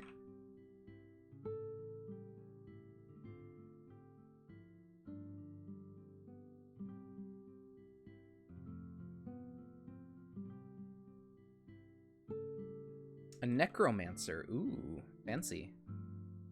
Well, he's hanging out over there by the car, so I mean... Although they're probably going to come after me, considering how close I have to walk to them to get to the dojo. So I think I need to take care of this. Let me go drop this off.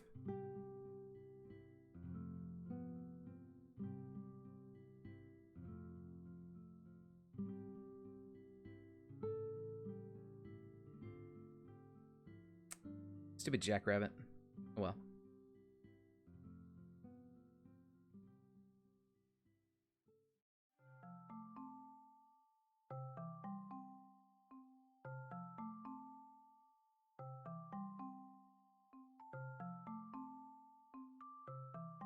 Okay, we're in distressing pain, but our stats are fine.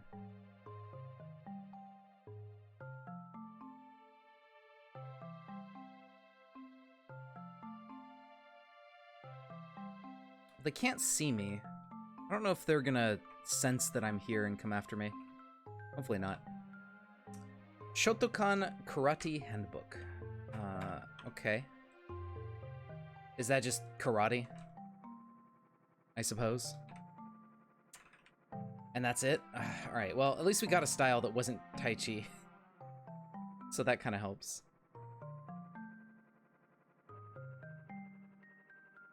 Hello, you. There we go. I really would have liked, because there's more than just the sword style that uses perception. I think there's ninjutsu stuff, and then there's something else that uses perception for a martial art. I would have really preferred to find that, but, I mean, this is better than nothing, I suppose.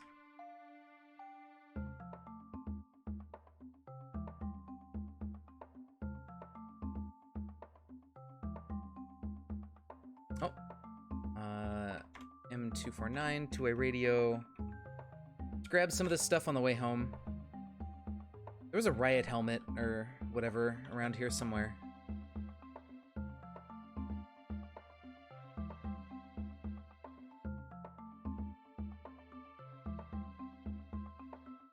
Yeah. I think you can start with that one. That's what, I think that's the style that,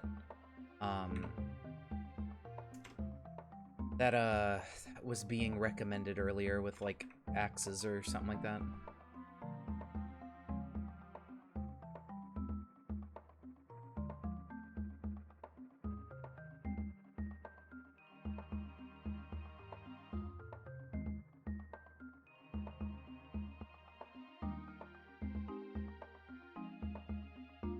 Seems interesting.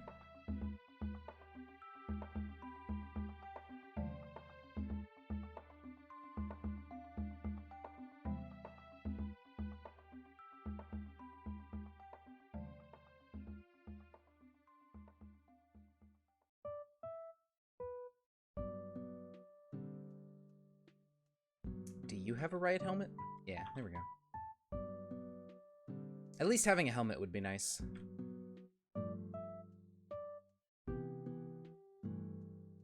Okay. Make ourselves a path. Can't get that rubble out of the way, unfortunately. Alright.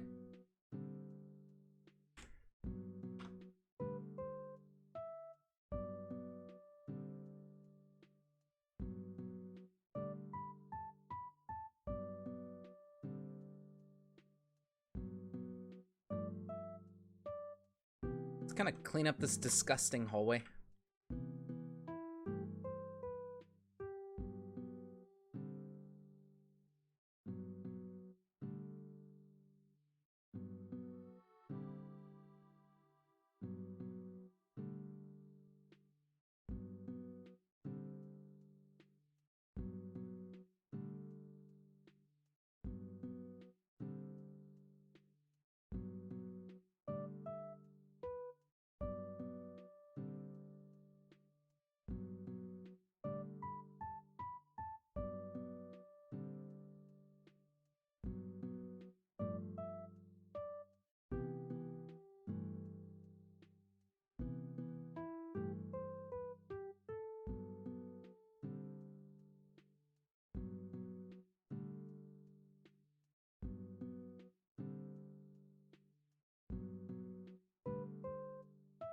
The new lighting system in ATS makes the game look incredible.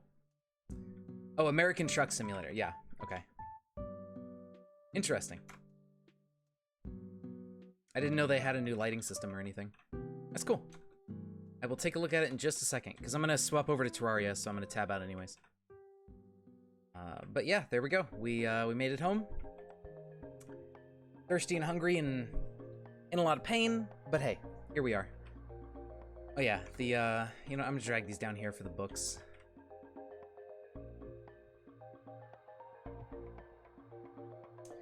And now we are free to level up our fab a little bit and start making some better arrows and such. So yeah, that's really good. There we are. Okay, so yeah, we'll save it here. And I'm gonna play a little bit of Terraria. I feel like playing some tonight. And we can work on that little adventure map, and then probably go to bed in a couple hours because I got class early tomorrow. But there we are. We're doing it. Our character's alive for now.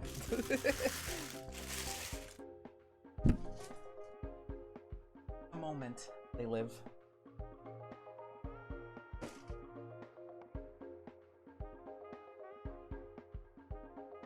Yeah, for now being the operative word here.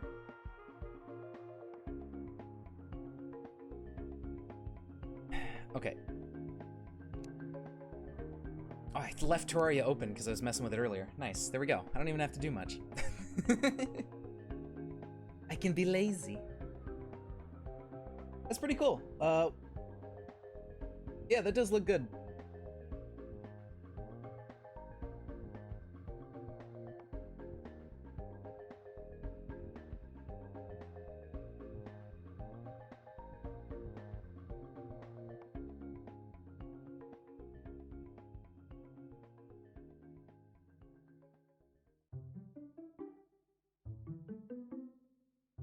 All right, let's see here. So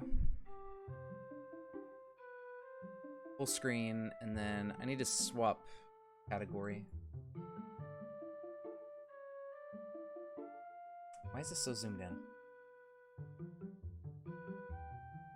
All right, so creator dashboard.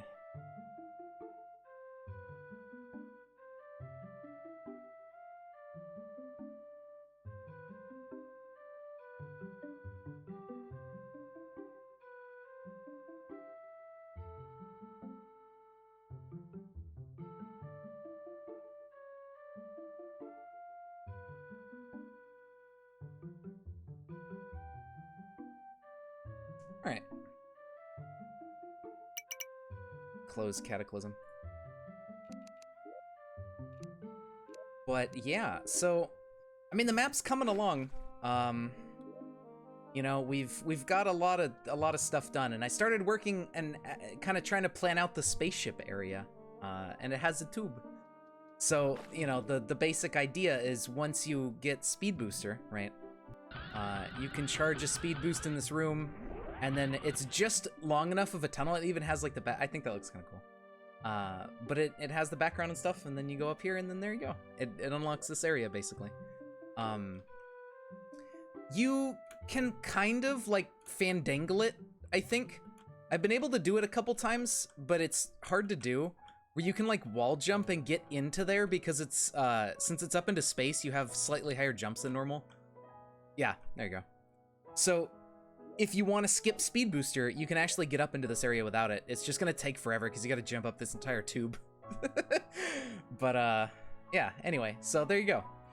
It connects down to that area. You go up here, and it just I added this little area right here, and I think I'm gonna put like I don't know, like super missile or power bomb door here. Maybe a power bomb door.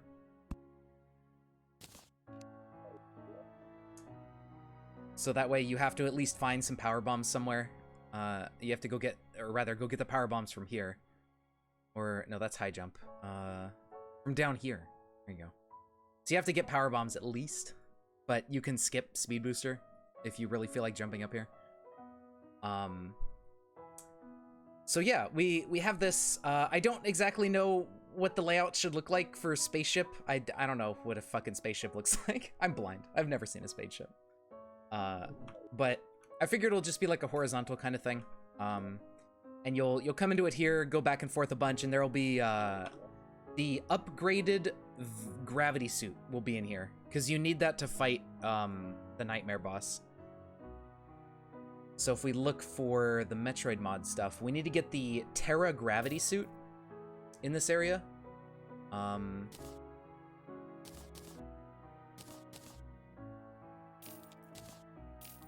There you go. Throw this away. Don't need these. I don't need that right now. Okay, so the issue is gonna be, like, making this place look fancy, which I'm gonna do later. I don't really want to work on the graphical fidelity of this thing right now, because I don't even know what I want it to look like. But what I want to do is try to, like, sort of plan out how the ship is gonna look. I think when you jump up into it, it's gonna be a sort of, like, 3 square wide room. You know? Something like that. And then, from here, gotta think about the path through the spaceship. Where is... There it is.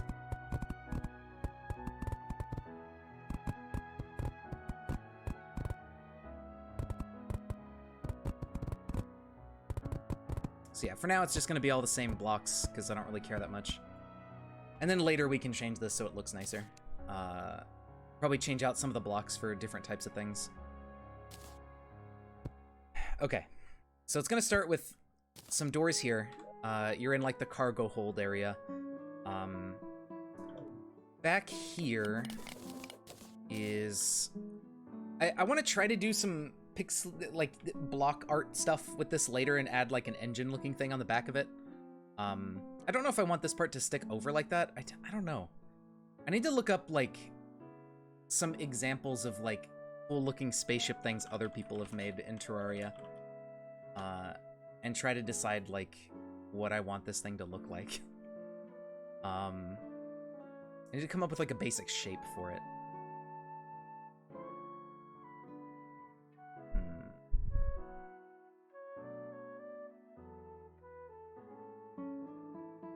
Okay, here's what I can do.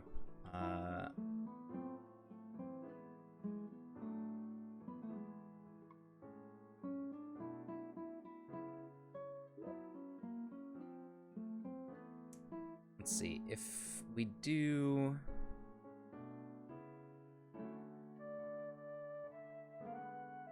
kind of like a flat back end, maybe. That might actually look a bit better.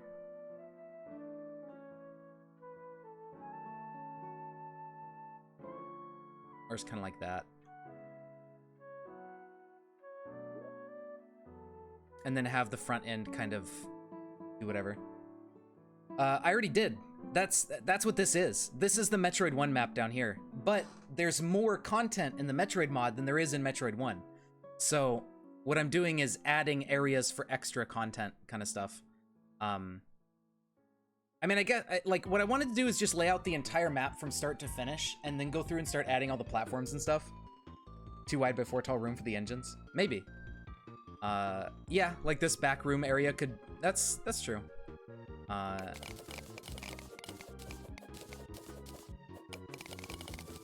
This could be like a tall square room here.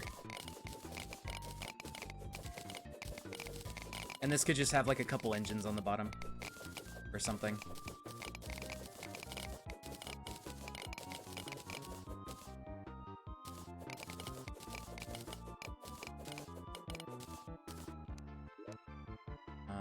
Okay, wall rod.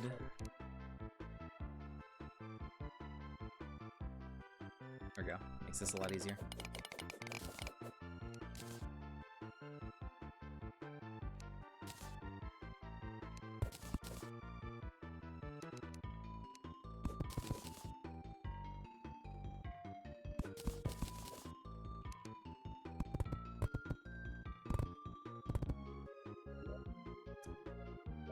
Okay, that seems fine. Maybe the engine room will be, you know, there'll be some stuff in here.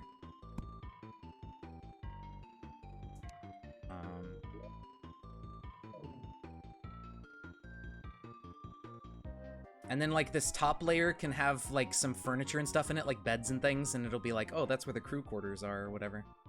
I think that'll be fine. I think that'll look pretty good.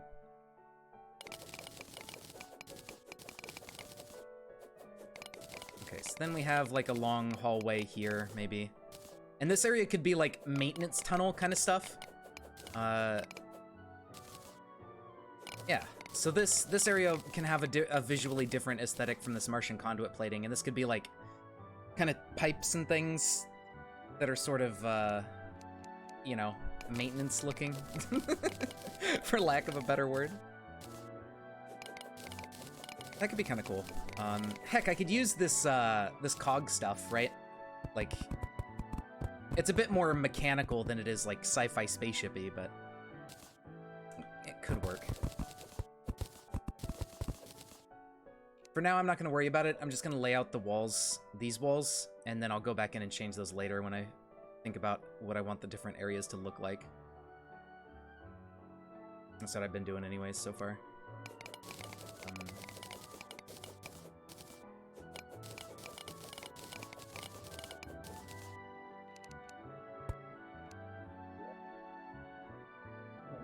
So that goes there. Maybe a vertical door here. Or maybe I want to move this access somewhere else. I'm not 100% on this yet. Just close that off for now.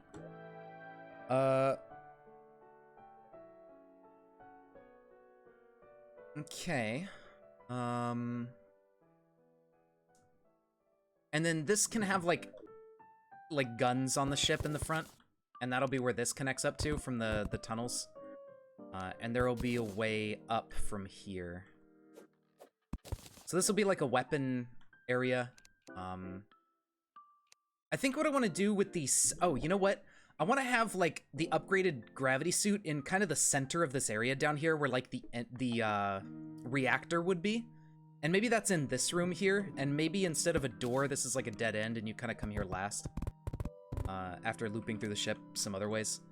And like this is where the gravity suit is, and maybe it's like the sort of engine room for the ship, and the suit's like in there. Something like that. That might be kind of cool. So we'll do that. Coming through here. This will be another sort of hallway area.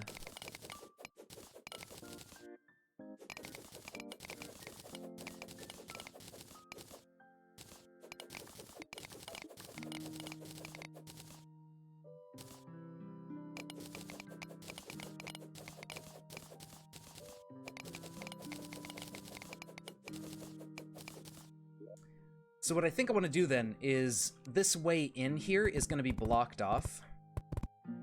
And you're going to come in from the top part, which is going to like loop around through the ship. It's just going to be like a sort of winding path that goes around through the ship from here, like up and around, and then around this way into here, I think.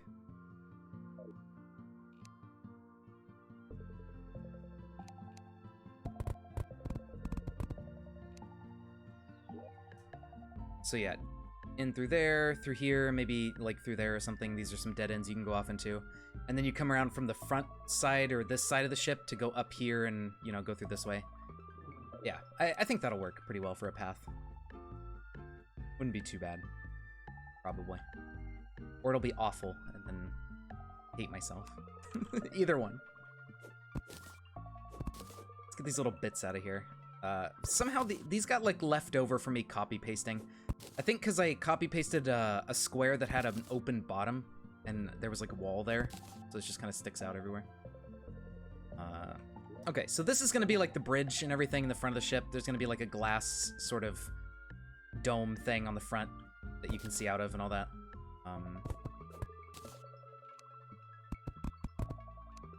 So this is maybe going to be open here, and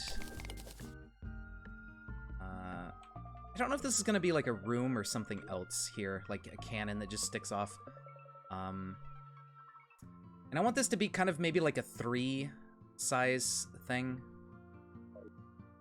perhaps.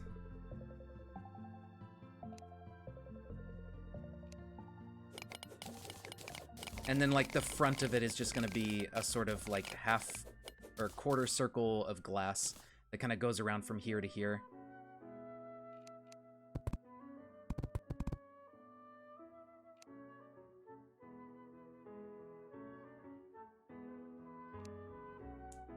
And then that also can connect up to this way, maybe. Well, no.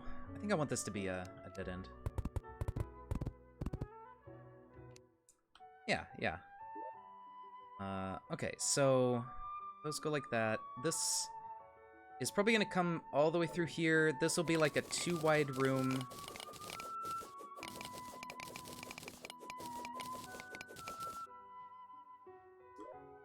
Or, no, maybe a 3-wide. Yeah, the Xenoblade music's pretty darn good. I never really played the games, so none of it's like familiar, but it all sounds good. Let me turn it up a little bit. A little quiet.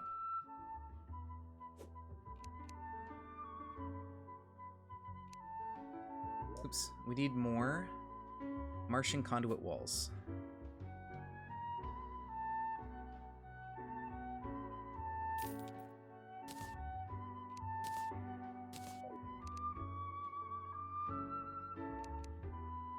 Alright, so that'll go like that, and then this is going to be a little vertical section.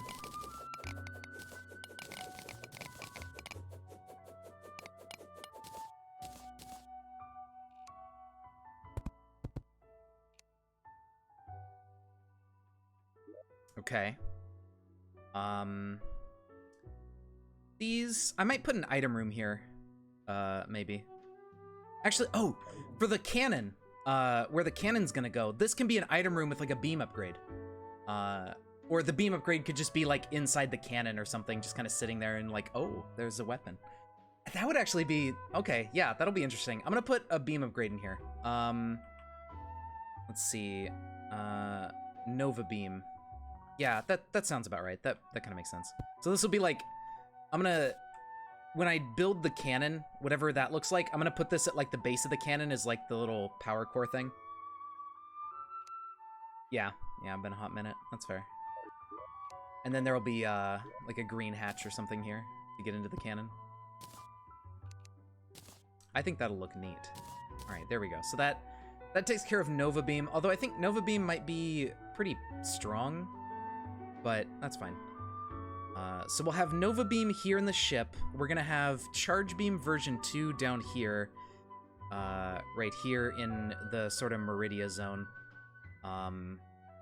Later, I want to go back down here, add a little path over here to a small, like, boss area, for Nightmare. And that might have one beam upgrade in there.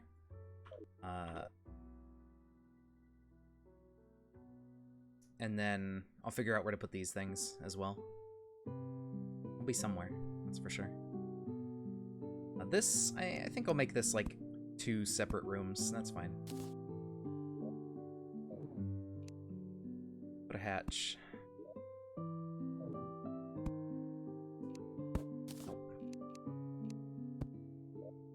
And then this will be, I think, just all open.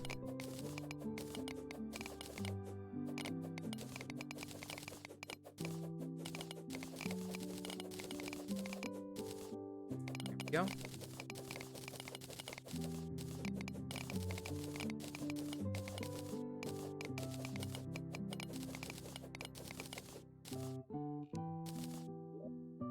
Yeah, we still have conduit wall, so that's gonna go like that. Okay, so next, from here, we're gonna go up into some area over here. Maybe it's gonna connect right here, I think.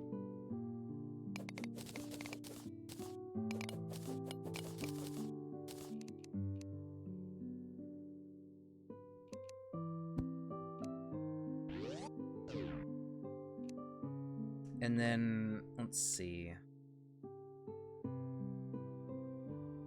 So from here, let's see, I think there's gonna be, like, crew cabin rooms in this area. Today's episode of the stock market was pretty sad. Oh no, why? What happened to the stock market today?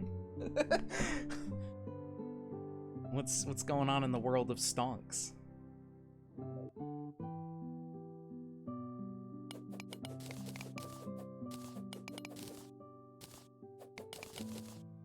Is that the center? Whoops.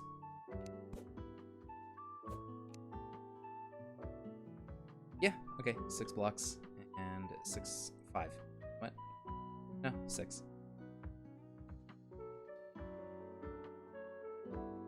Alright.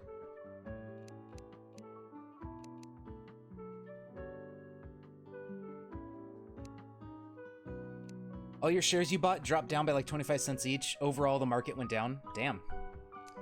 That sucks. Dow off cliff. Oh no.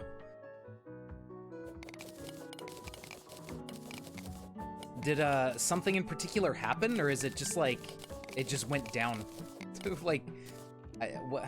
Why? Why? How could this happen?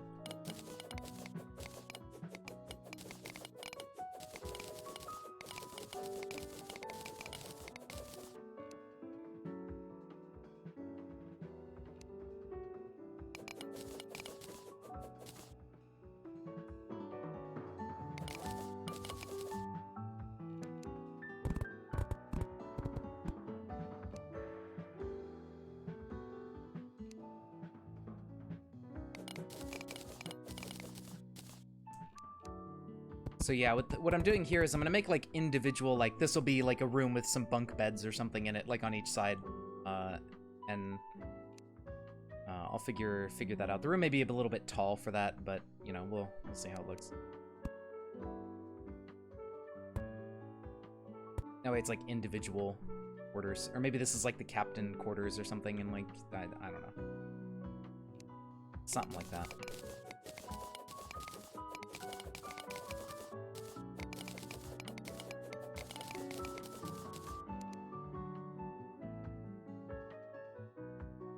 Treasury yields are going up, not 100% sure what that means, but it's a big part of the reason. Interesting. I don't know what that means either, but I see.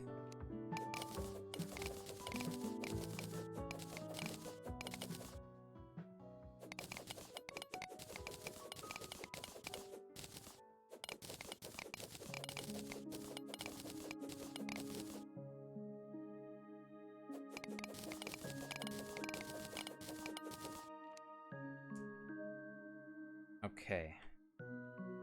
Yeah, that's fair.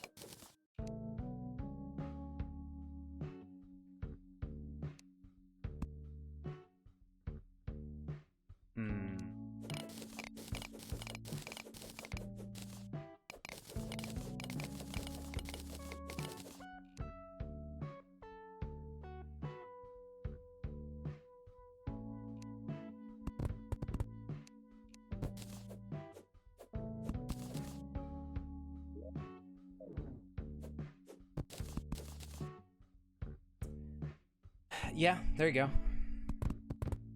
I mean, unless the entire stock market completely fails and never recovers, then yeah, it's a great time. If it keeps going down, then I guess it wouldn't be a good time.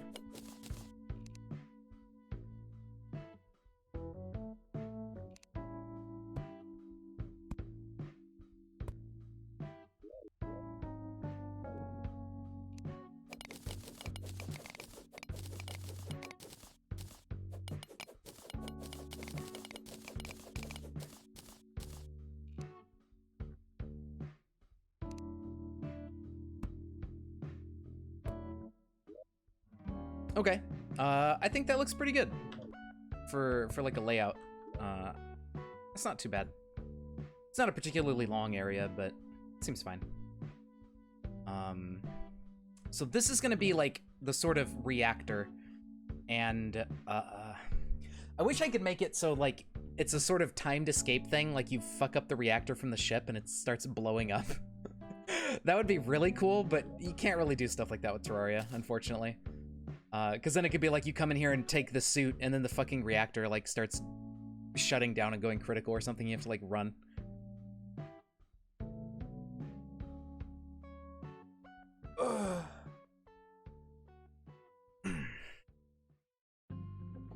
All right, so yeah, we'll I'll get a mannequin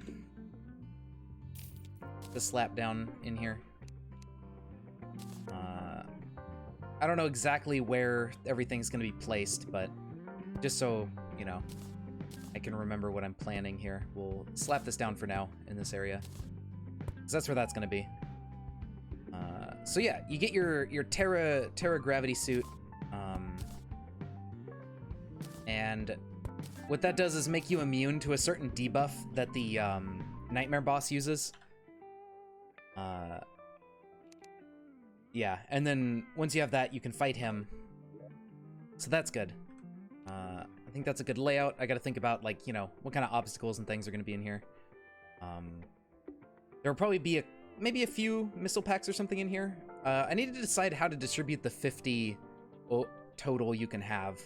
And I think, yeah, since I have 50 missile packs, like, putting, let's see, we have 1, 2, this is sort of 2, 3, 4, 6. So yeah, like 10 missile packs each area through here would have been maybe a bit dense. So yeah, if we cut it down to like maybe 6 or 7 missile packs per area to find that works. We have 20 E-tanks. So there's maybe only going to be like 2 E-tanks per zone, which is fine. I think that works.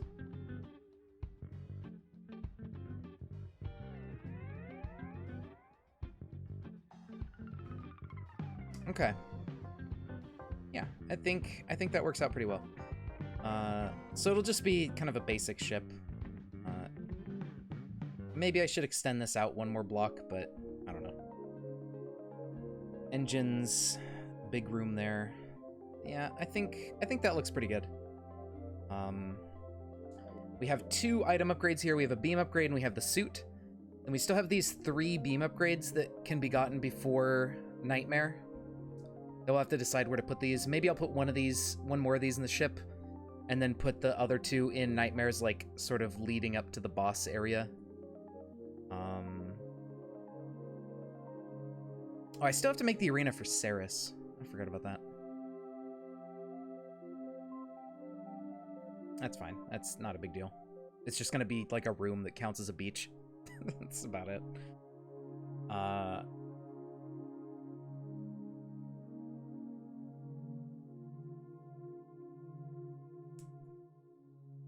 Okay. So I guess now that I have that area pretty much mapped out, let's think about what we're gonna do here. At the bottom of this spot.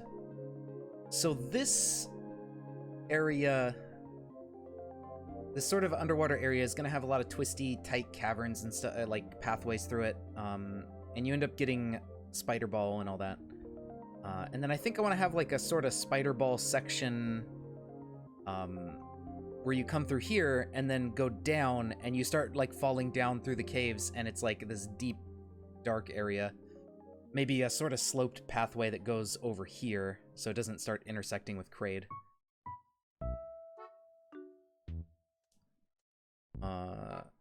I can always just move Kraid's boss area, I suppose, but I kind of don't want to, if I can avoid it. So, let's see. Mushroom. Oh, I should probably turn on the light now that I'm... Or else, let's turn the lights on. Okay, so we're gonna go, I think from here, at the end of this little passageway, it's gonna be like you kind of need spider ball to get through. I could put like crumble blocks or something that you can't really get over, or I don't know, something to that effect. And then let's see. So it's gonna go probably like a few blocks horizontal and then down, and sort of slowly slope over this way, and then have like a sort of boss exploration area over here or something. I don't know.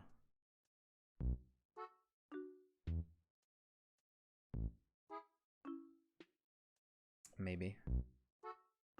Or I can just go like mostly horizontal and then go over here a bit, and then have an area that kind of goes down from here. And that should be high enough that, yeah, it won't really bother Kraid spawning if it's up in this area. Okay, so let's see. I had all these blocks to work on the ship, but I'm not going to put the detail on the ship yet. I want to do detail later. It's going to take a lot of effort and forethought and everything. Like, it's going to take a lot of work to put some detail on these areas and make them look a bit nicer. And I think I want to do that after I get them, like, working as a sort of map you can play through and everything.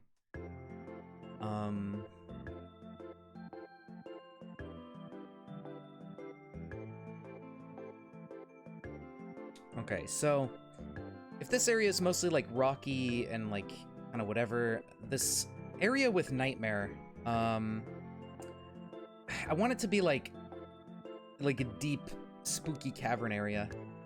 I don't know what would be good for that in terms of like a block to make it out of, or different blocks to make it out of. What would be good for spooky?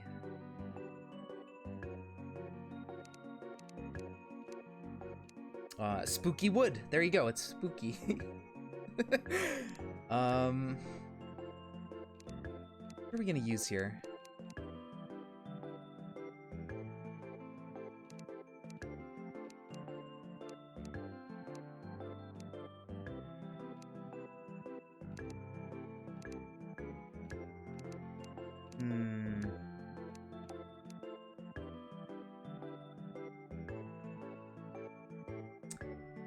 Maybe like ebon sand or something along those lines, like corruption type stuff.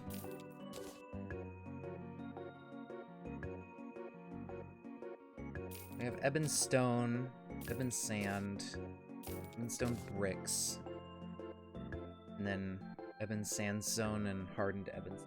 Okay, let's see what these blocks look like and see if maybe some of these are worth using.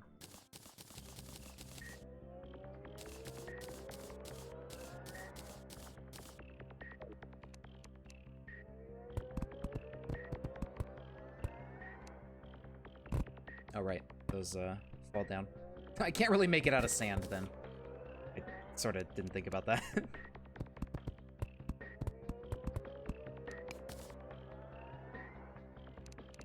I mean, ebon stone probably be pretty good. That could also work. Hardened sand looks a bit strange. What do they look like with more normal lighting?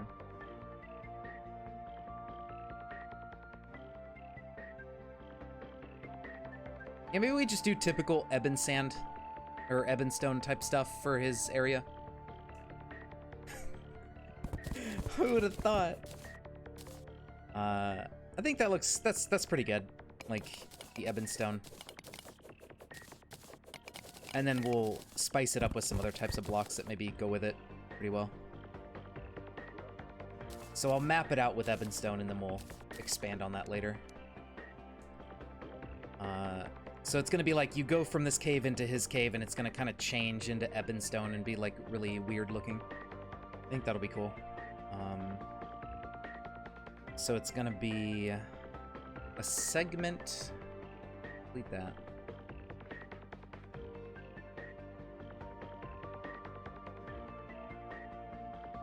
Wait, that's not gonna work. All the water's gonna spill out. I think I still want this area to be submerged. I don't know if it really matters that much. But, I mean, if this area is underwater, then it kind of makes sense these caves would be filled too. So we're gonna have a couple segments of this, and then it's gonna give way into this. So that's 3, 4, 5, 6, 7, 10. That should be 20.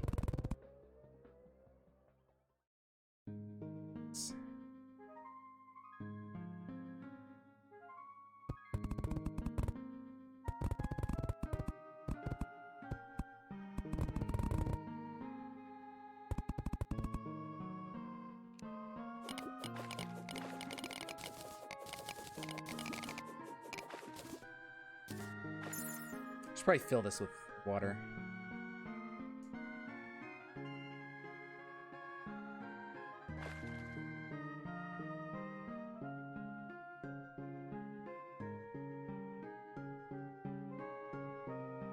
There we go.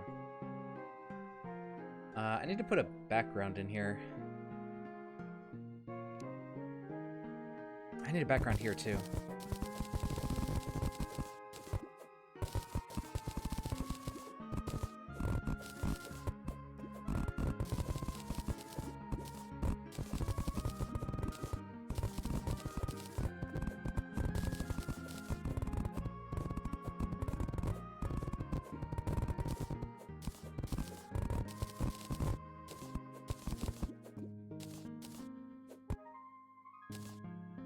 Okay, so this is just a typical mudstone wall. That's what we're using for this area. So we'll go ahead and do that. And then we need to think about what's a good wall to use for this ebon stone. It's not like ebon walls, ebon wood, that's about it. What are the... Well, the walls that are normally there, I think, are naturally generated in the corruption. So if I put those walls in here, it would just start spawning corruption enemies, and I don't really want that to happen. What about, like, blue brick wall that's spooky with faces on it? No, I don't think that makes sense for a cave. Not do that. What about... Let's see, wall.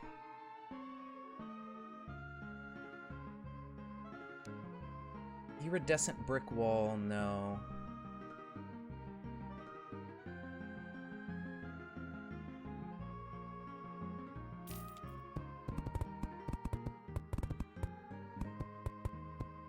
I think mushroom wall glows, doesn't it? It does not. I lied. Never mind. I don't think it looks that good anyway for this. What about flesh? Nah, the flesh wall looks weird. I could use this Grinch whatever wallpaper. It has an interesting pattern to it.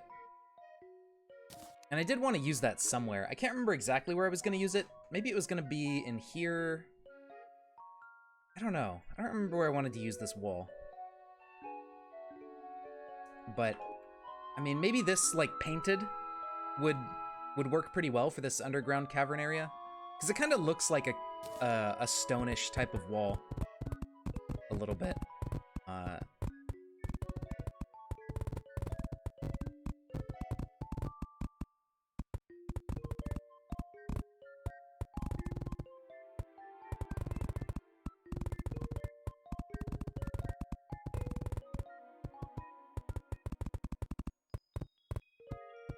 Let's see. So if let's just fill this up with it. Seaweed or vines, a little bit. And that's if we leave it green, but if we paint it, maybe like a purple. That looks weird underwater. What if we painted it like a deep purple? Does that look any better? Gray. No. Brown.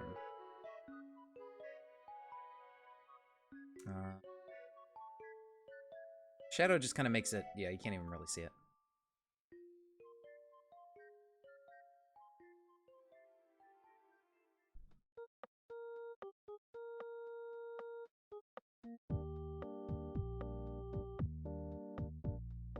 I mean, that could work. A yellow? Oh, you know what I was gonna get is the mod to paint these different colors, but I don't know about that one. That mod, I mean.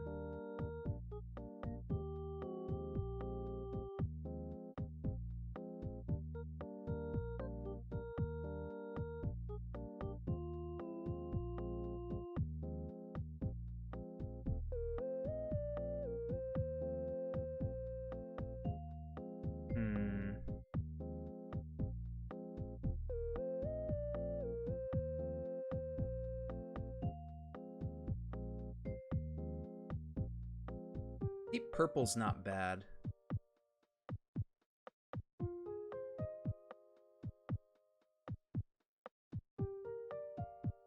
That's kind of good. Maybe? Question mark? What color are these? I think these are red. No.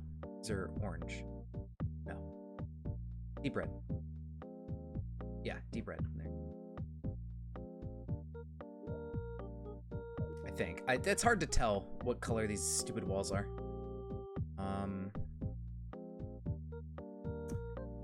Yeah, I mean, that doesn't look bad with the water over it and everything. I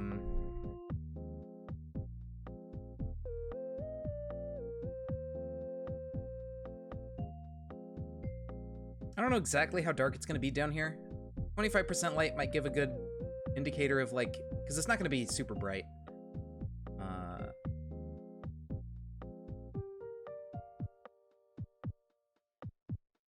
I don't think that's too bad. I think that's all right. I think that's good enough for now.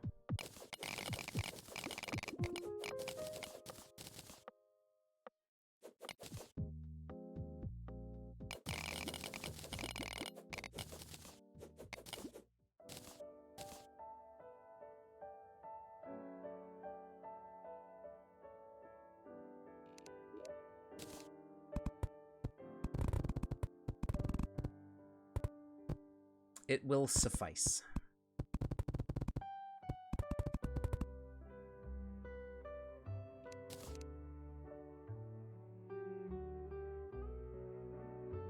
What is that, like deep violet? No, it's deep purple. Okay, so deep purple Grinch finger with Ebonstone is pretty alright to start with, and then we'll think of some other things that can go with this type of stuff. Let's go ahead and make a box, since we want it to mostly be filled with water. Then copy and paste this so the water doesn't spill everywhere.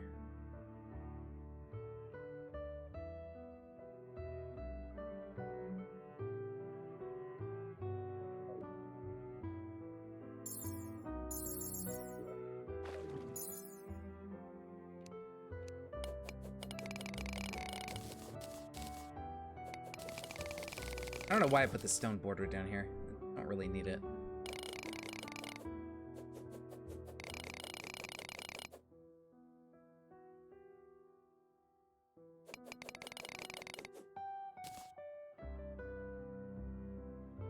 Okay, so from here, it's gonna go into that. It's gonna have maybe a couple tiles of this, that sort of start snaking downwards. And then, let's see. So this area, what are we gonna do for here?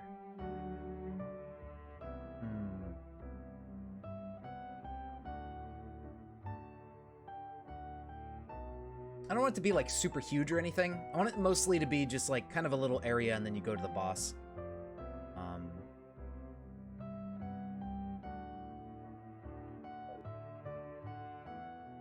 So maybe it just starts like going down.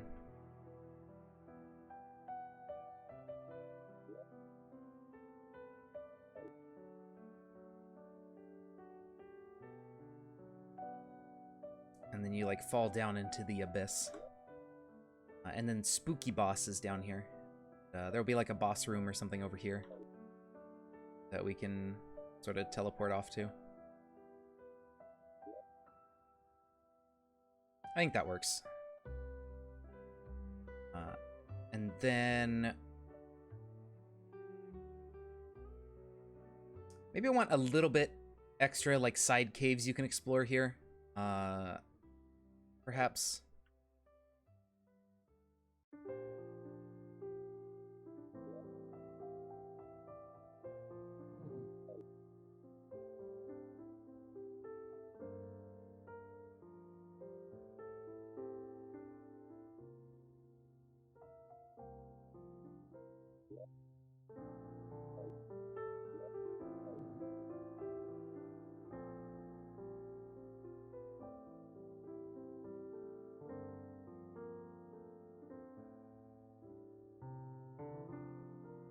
Let's see.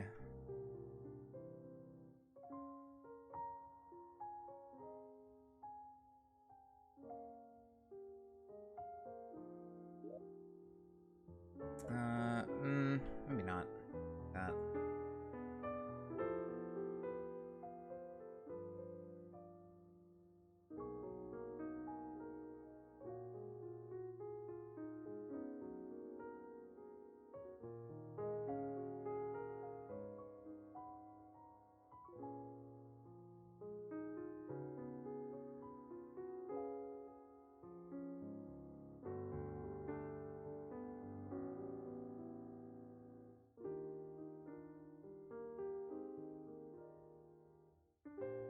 How do I want this to look? Well, I don't want it to be too similar to this, which it kind of started to end up like.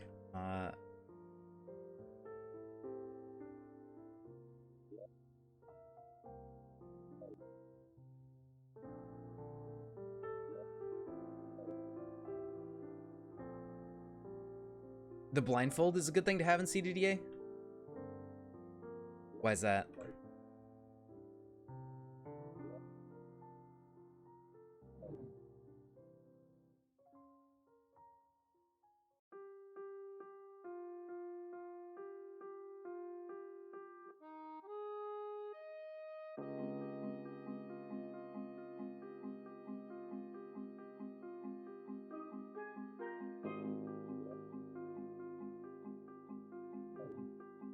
There'll be an area over here.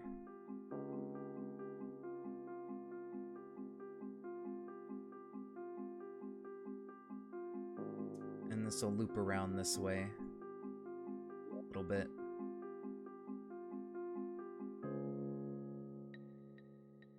Oh, okay. Yeah. That's a good point. So you can sleep without the light waking you up. That's fair.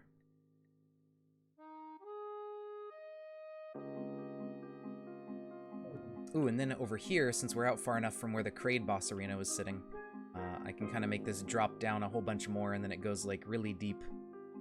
And then you fight the scary boss at the bottom of the depths kind of thing.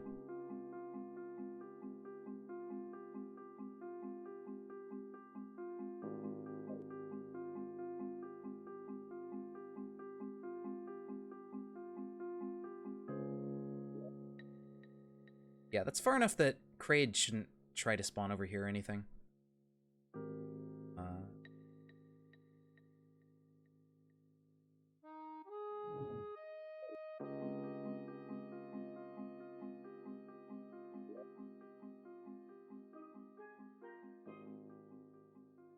Eidolon worm time, yeah, basically. If only I had a... Like, I don't want to make this depend on Calamity, because it would be cool to use the Abyss stuff from Calamity for this area. But... I don't know.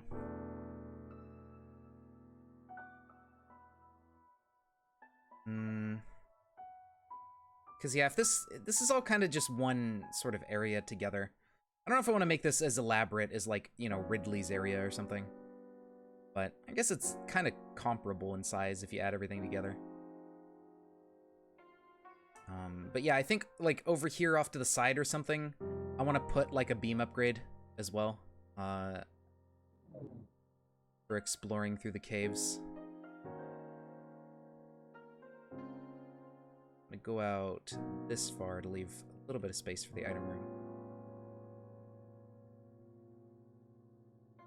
Maybe have an item room, like, right here. And then give the player, ice or wide beam or something. Oh, you know what? I wanted to do another area that was like the Phazon mines over here-ish. So that's also another spot we can put beam upgrades.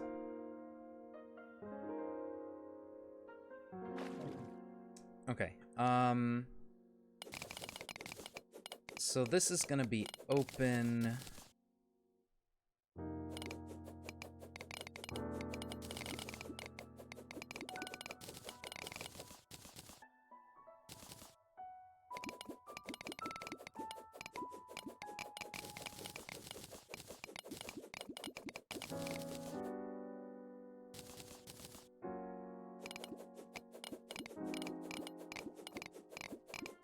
There we go. Yeah, it's not gonna be like this open. It's gonna be really cramped caves that you kind of swim through. But by having these rooms connected like this, I can see the path that I want to take on the map, and then come back through here later and like add in like morph ball tunnel sized caves and stuff, and really tiny passageways. I don't think I want to use doors as well. Like, I think, except for, like, on save room or on item room, kind of like I did up here, I think I want this area to be mostly just, like, caverns and stuff, and, like, a natural sort of feel. Think it's time for sleep? Fair enough. Yeah, maybe this time you won't fall asleep to text-to-speech and have it invading your dreams. Well, good night, dude. Thanks for sticking around.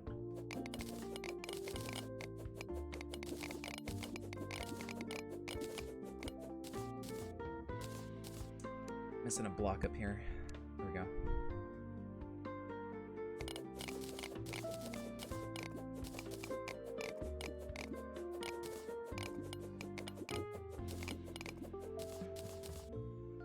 Oh yeah. How did that go? What was he streaming? I forgot. I saw that he was like streaming early in the day, and then I doing some other stuff, so I didn't really check it out.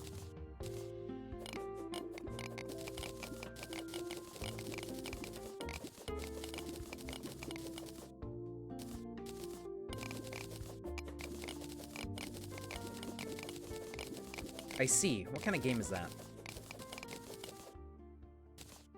Was it good?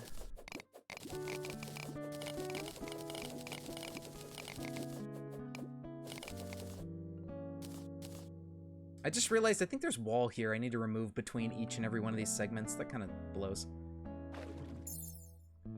ASCII-based rogue shit. Got it. Understandable.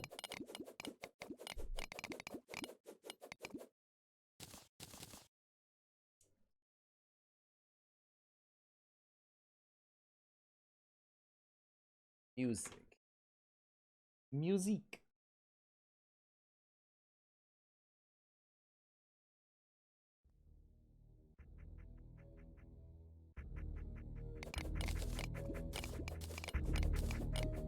Oh, that's loud.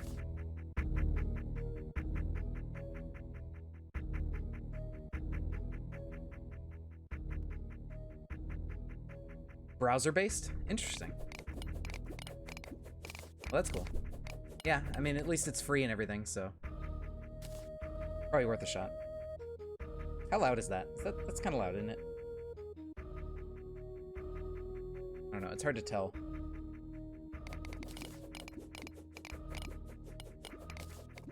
Okay.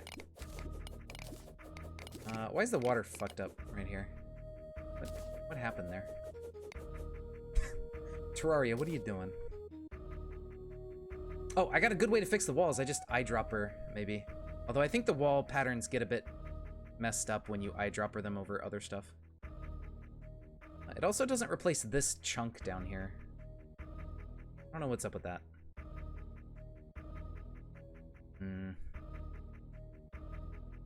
I can just paste over this. What am I doing?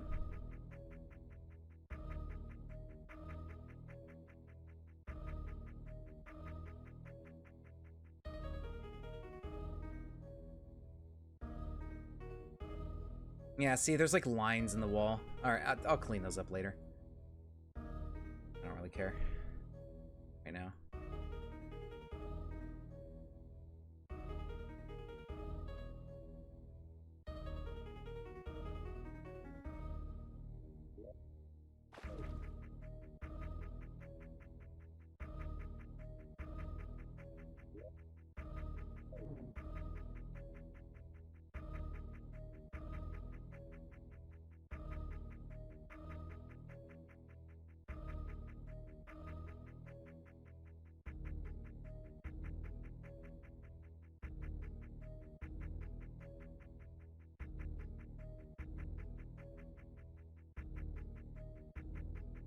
This area is definitely going to be pretty rough. Oops.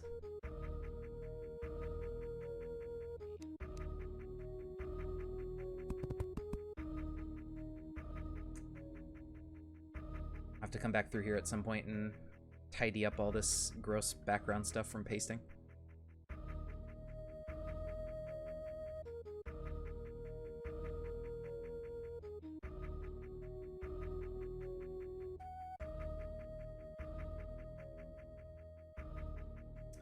Something else I want to do, I want to try, is, so I'm making a little mod as well to go along with this and make this process easier and stuff and have, like, things I need. What I'm going to try doing is making, like, a music box tile that instead of needing to be interacted with to play the music, it plays music based on player distance. So if you're close enough to it within a certain amount of tiles, it plays the song. Because then what I can do is put those music boxes, like, in the areas that are supposed to have specific music and just include the Metroid music with my mod.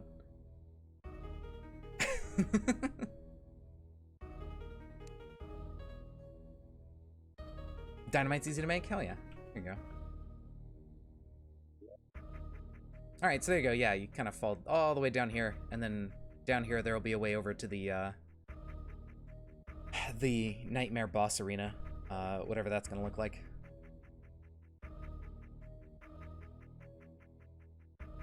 And that'll be just through here.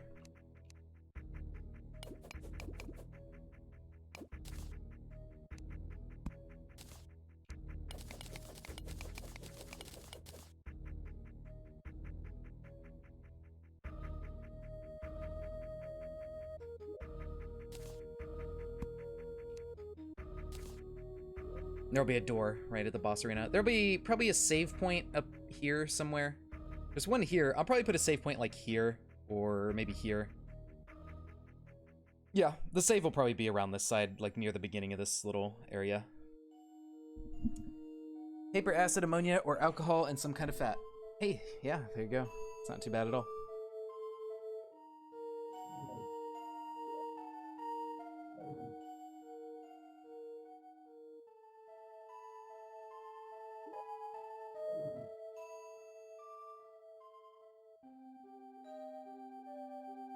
And there'll be some sort of spider ball thing to get over here, I guess.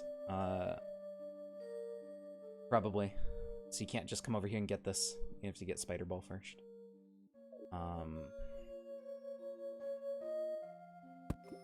There.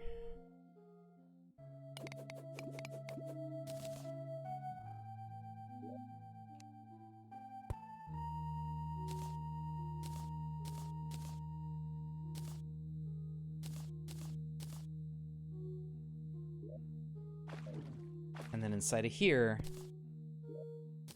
we're gonna have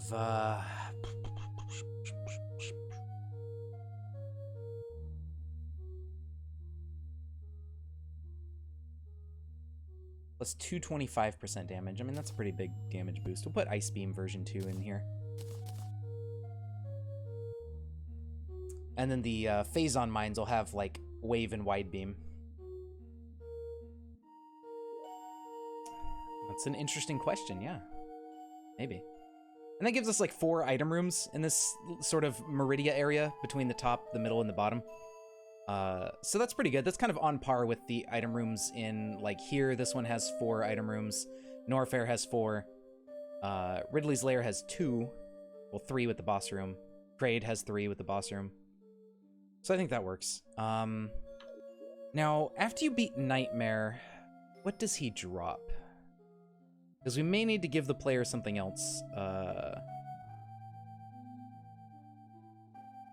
me see. NPC browser? No, NPC butcherer. I don't want to butcher. There we go. Well, no, I need to look at the recipe browser for the bestiary. Nightmare. He drops Nightmare Core X and Core X fragments. Okay. So, Nightmare Core X makes 20 fragments. Wait a minute. That makes the Terra Gravity suit? How do you fight him without that? What the hell? I don't know how you're supposed to fight him with the gravity thing on. That doesn't make any sense. Maybe it's Space Jump. Maybe, oh, you know what? I haven't put Space Jump anywhere. Maybe I need to put Space Jump on the spaceship instead of the Terra Gravity suit. Like, Space Jump could be in the energy room, or in the engine room. And then you get Terra Gravity suit after you beat him. That's weird. Okay, so... Alright, so how the hell do we fight this guy? Let's see, if we have Space Jump on...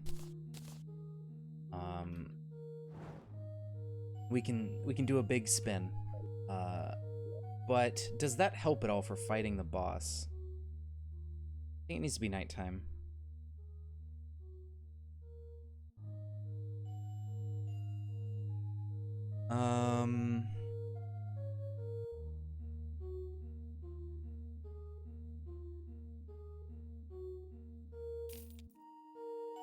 Yeah, summons Nightmare at night.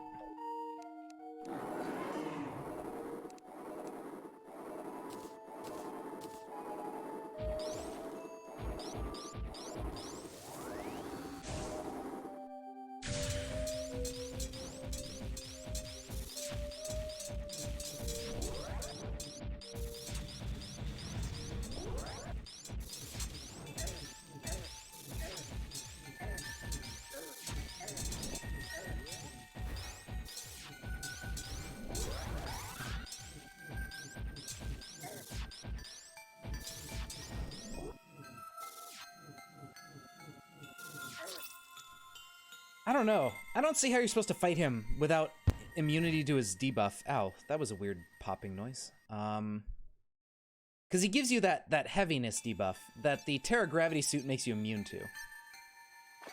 But apparently you don't get Terra Gravity suit until you beat him, which is weird.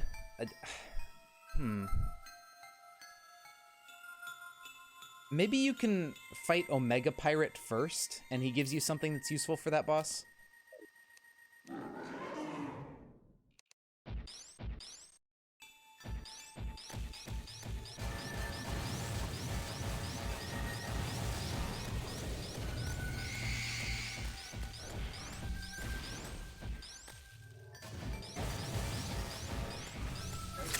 Ow. It's a little bit hard to dodge, but overall, I mean, just from that little bit, he seems easier than Nightmare. So, okay. Even though he's second in the boss list, Nightmare just seems like a nightmare to fight. He does not seem fun without immunity to that debuff. So, the Omega Pirate, what does he drop?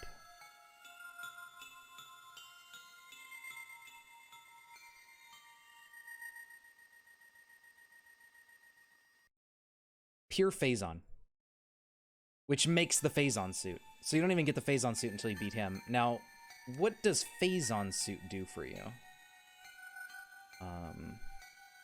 Okay, so they're both upgrades to sort of the same, they're like split tier upgrades. So, let's see, if you get Phazon suit, does that help at all for fighting Nightmare? Is the question. Phazon suit.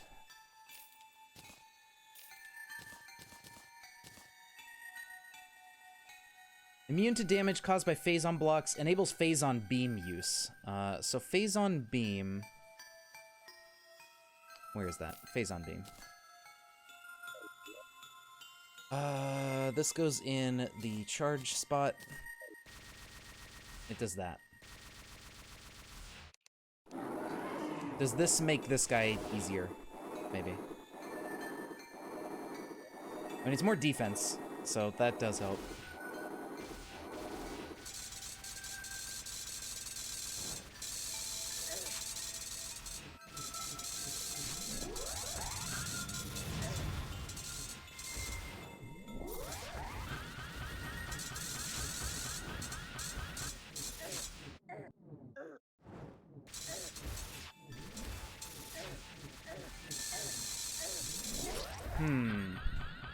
It doesn't do a ton of damage to him.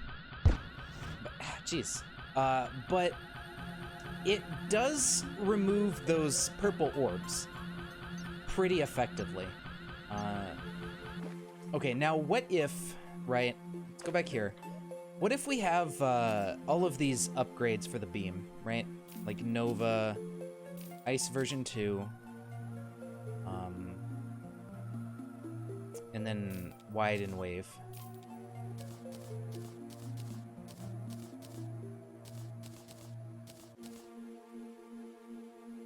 $59 damage. Charge version 2. 140. Okay.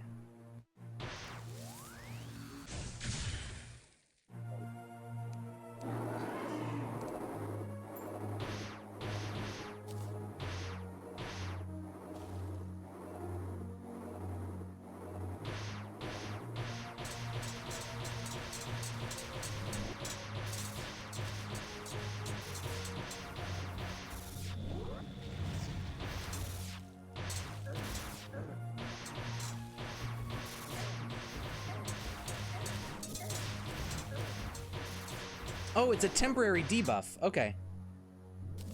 So you just have to, like, survive. I see.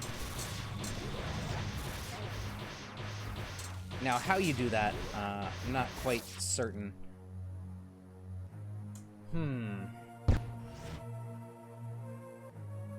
What kind of an arena are we gonna need for this guy?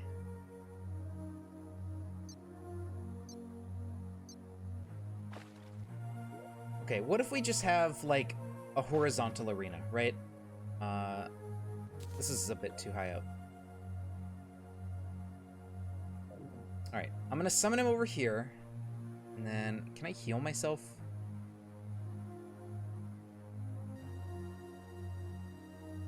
I guess I'll just give myself some potions.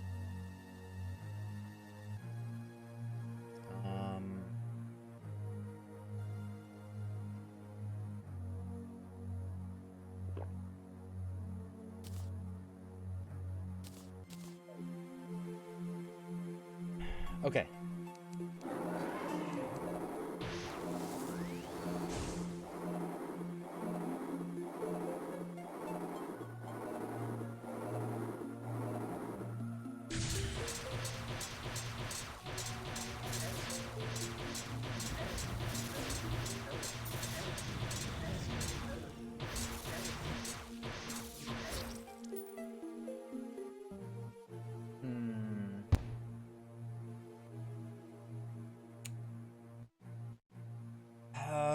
He doesn't, like, maybe if you sit in a small room with him, it's easier, because he doesn't seem to, like, move into you or anything. He just kind of hovers in front of you shooting stuff.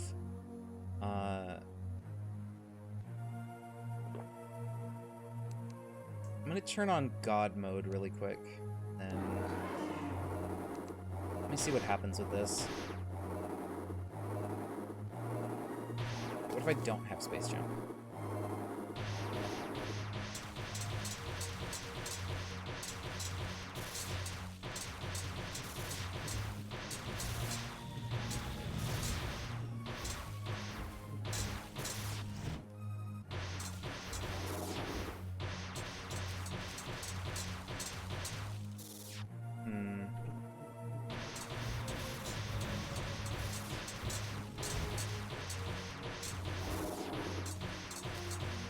So it doesn't take very long to destroy this bottom part, which I think once it's destroyed, he stops doing that effect, because that's what, like, lets him do it.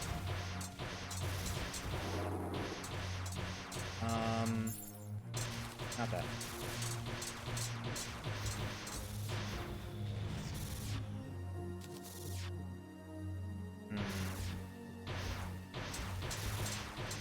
This is a very rough boss fight. Oh, and then you kill it and he starts shooting laser beam. Okay, that probably does a shit ton of damage. Let's see.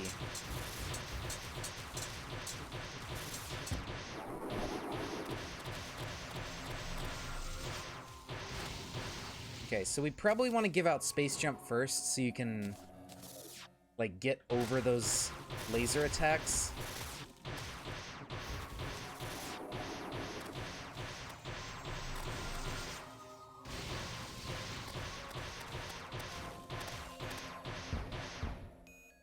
And then once he's low on health, he turns into the X-Core. Okay.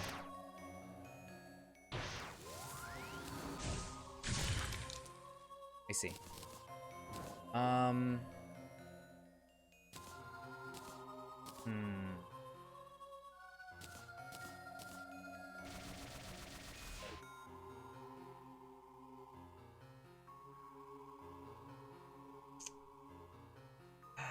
Man, this is tough to try to figure out what would make this fairly doable.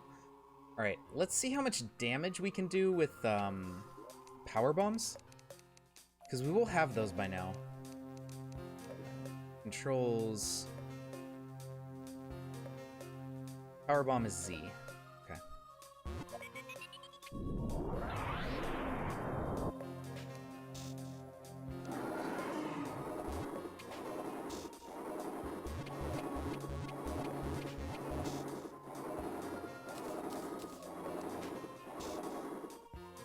Oh, it's not off cooldown.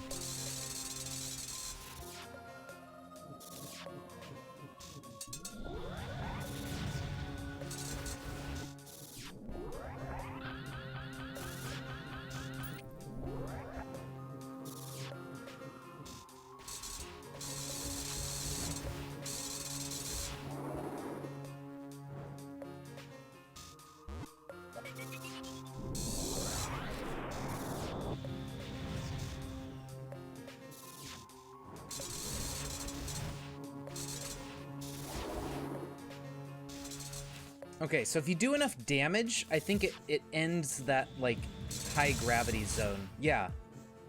Well, it just died, but if you do enough damage to him in that phase, then you can end that little thing, and this actually melts him really quickly. So if you end up getting Phazon Beam, then there you go.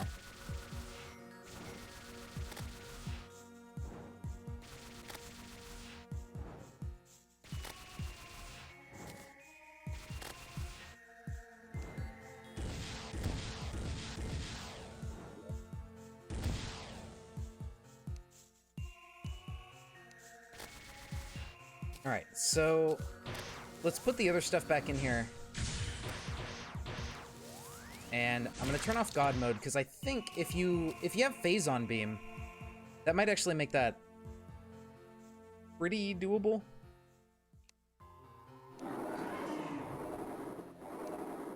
But let's see what happens if you don't.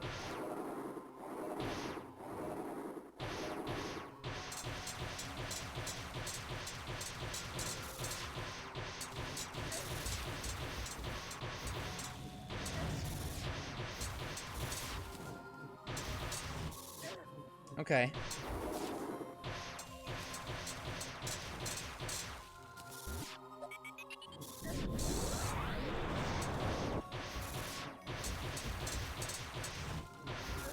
Okay, so if you aim for the gravity core thing...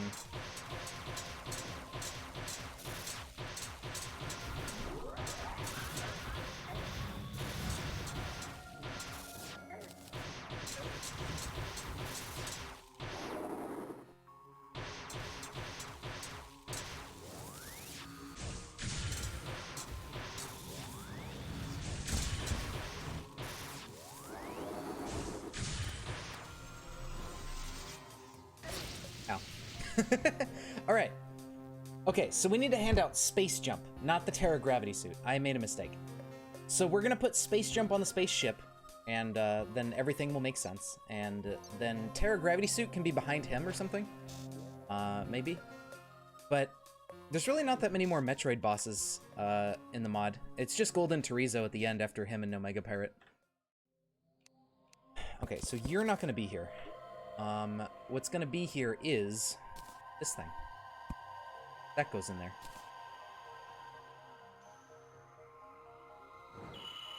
And I think that's fair.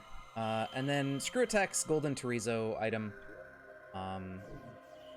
We have our Nova Beam up here, so that's 2 items up here. I might put a 3rd one up here, but I don't think I am. And then Ice Beam version 2, Charge version 2. That works. Then this is going to lead to the boss room, so that'll be over here somewhere. Just a square like this. And then I think, let's see, so the Vortex Gravity Suit, I believe, is after Golden Terizo. Yeah, because that's the lunatic stuff. Spawned in Chozo Ruins after the Golem has been defeated. Okay. So now, maybe the Phazon suit instead of Terra Gravity Suit is what I'm going to hand out. Terra. Yeah, I think we'll do Phazon suit at the Phazon Mines or whatever. And maybe this beam, because this helps a lot if you go out of your way to get it for that boss. So there'll be the Omega Pirate over there in the mines. There'll be Nightmare over here at the bottom of there, and after Nightmare, I don't know if I don't really need to give Terra Gravity because it's just a side grade, basically. That gives the immunity to distorted and amplified gravity, while this one gives the Phazon immunity stuff. So yeah, we'll do the Phazon suit. And then Phazon suit turns into Nebula, but that's, I don't think I'm gonna hand that one out. That would probably make Golden Terizo super easy. I mean, maybe we could, and we'll come up with like some side area or something that's like really difficult. Okay, so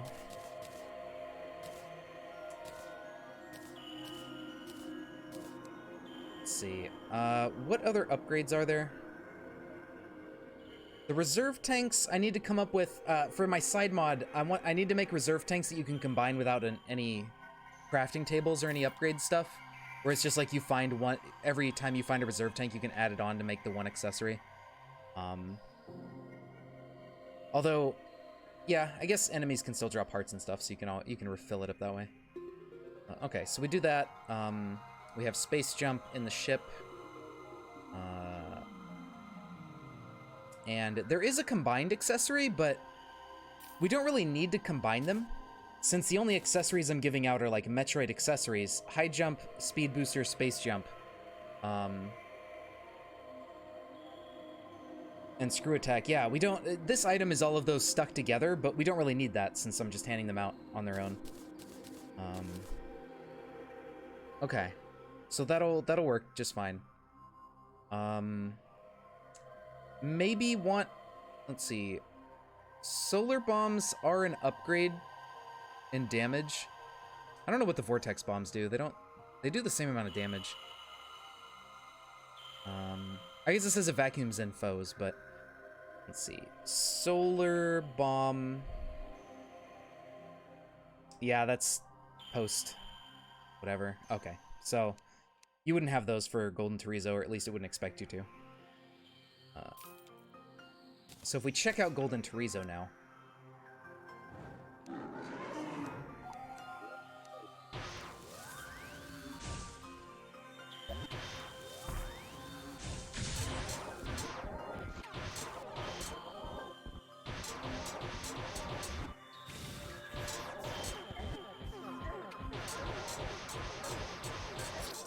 Ow. All right. So It seemed like our damage was fine. I think the damage isn't going to be an issue with all of these beam upgrades we're getting. And then if let's say we're using Phazon Beam. Let's see how that looks.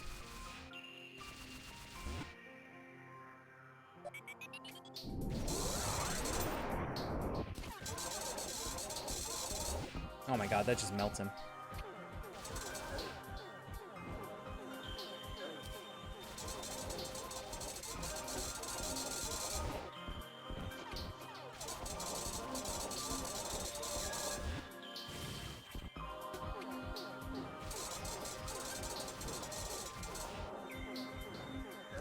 Oops. That's not too bad. You just got to get the pattern down for dodging his swipes. Okay. So that's entirely doable, and then after him, it'll just be screw attack, you know? And I guess that's the final boss of the Metroid mod for now, is just him.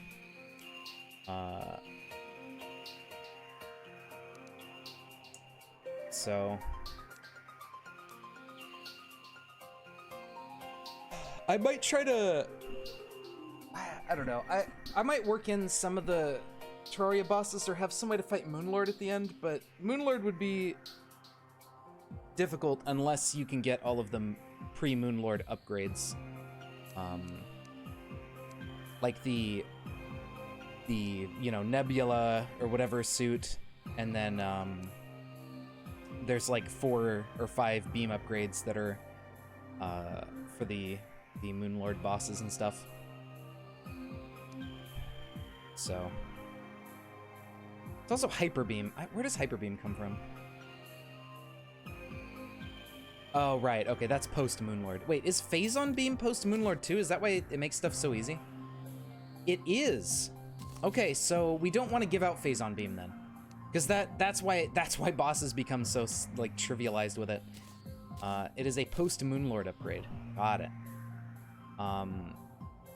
Okay, so this is what we're gonna have fighting Golden Terizo, which, let's check on.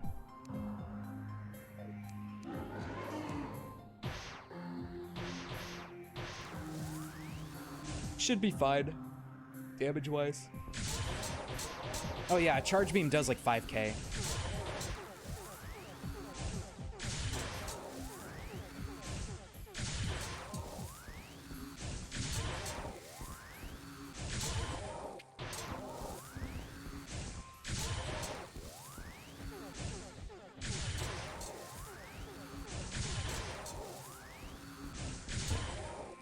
That's really easy when you have all those upgrades. And then his loot bag gives you screw attack. I might try to, because I want you to pick it up, you know, on the thing. It's not, you're just getting it. It's silly.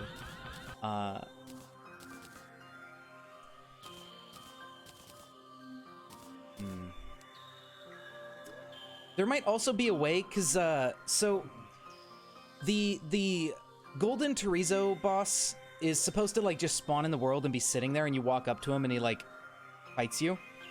If we look at the NPC browser for Metroid mod, there's this NPC, which when you get near it spawns oh, well, that's Golden Terizo. Get out of here. And then there's that one, and then there's one that spawns regular Terizo. Terizo Orb. And he's like just sitting there holding an E-Tank, you walk up and it like breaks, and then it spawns Bomb Terizo.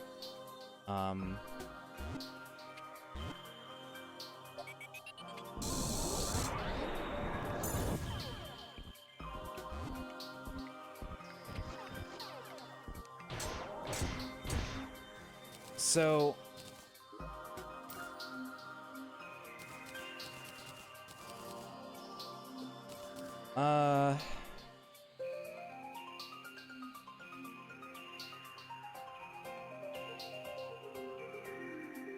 yeah, I don't know. But there's all sorts of these enemies which I was trying to work on the mob statues for. They actually have these guys that you can stand on.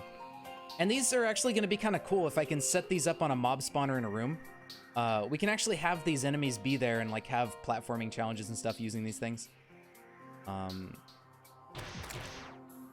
As well as the Rippers, which you can freeze and they turn into a platform temporarily. But yeah, so those will come in handy for when I start laying out the platforms of the rooms and everything. But yeah, anyway. So I think we're gonna have probably off of Norfair, off over here or something, or down here, an entrance to another area that's like the mines. And that way we can have a separate little area that has Phazon related stuff in it. We'll hand out the Phazon suit there. Is this, I think this is purple, right? Violet? Oh no, I'm painting walls, not tiles. So we'll have a door here. And this is gonna go to a hallway into an elevator, I guess. And kind of on the same layer right here, we'll have like an elevator room that goes down to a Phazon Mines type area. And we'll have a layout for that. So let me kind of decide what this is gonna look like. These aren't gonna be pink, these pink blocks. I'm trying to figure out a good block for these, because they're like those weird like red orb inside of a green orb type blocks. And nothing really looks good for them. So I need to figure something out for those. This hallway over to the Phazon Mines, maybe we'll have it be like sort of Phazon whatever colored. Because Phazon ore... Ooh, it glows. Oh, that'll be fancy to make use of for the mines area.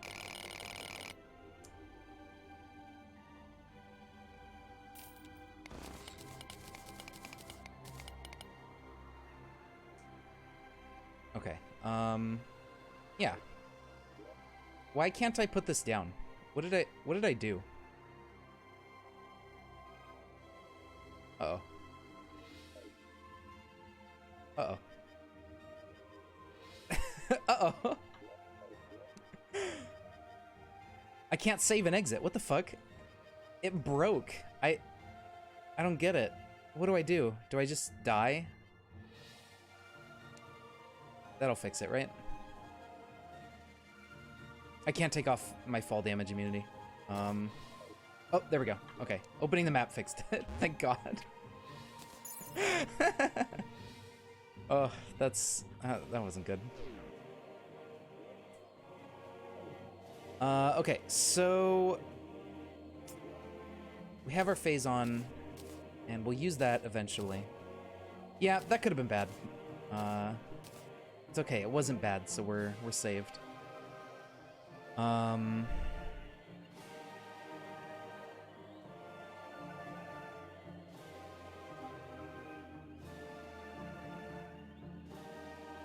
Let's see. I'll copy the elevator.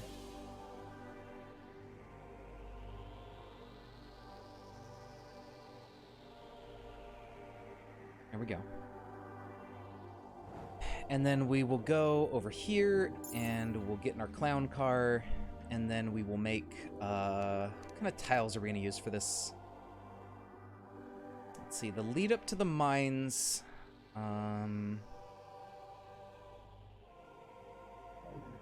I think I'll use this brick. This is kind of nice.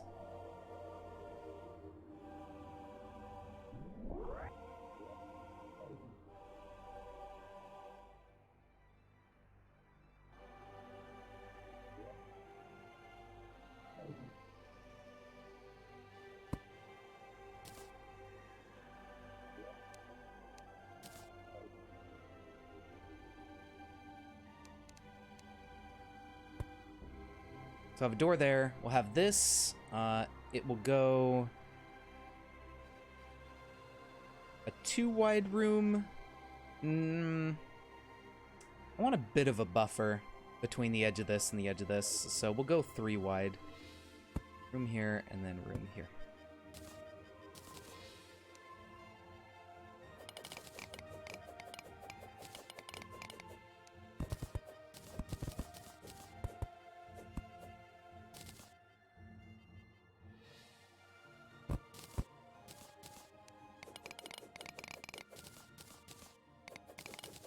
Let me get rid of this stupid stone outline.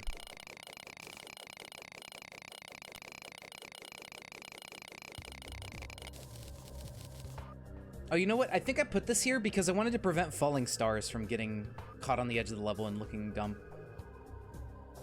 But whatever. I'll go figure out the sky bridge thing so it actually keeps the fallen stars in the sky instead of letting them land down here. Okay, so we got that, and then since Phazon is like this sort of blue, I mean, unpainted granite is kind of good for Phazon, maybe. Let's see. All blocks.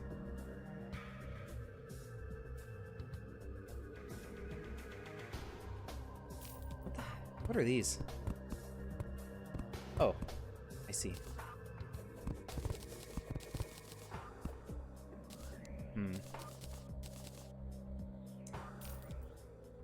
Okay, so unpainted granite, just that's what it looks like, because that's granite. Maybe we have like a smooth granite room for the elevator.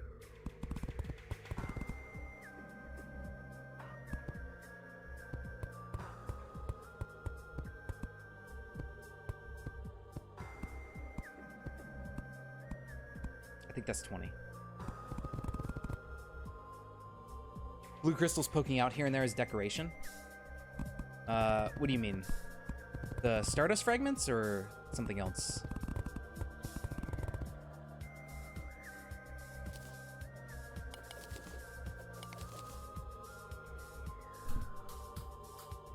Maybe. The ones I just put down? Okay, hold on.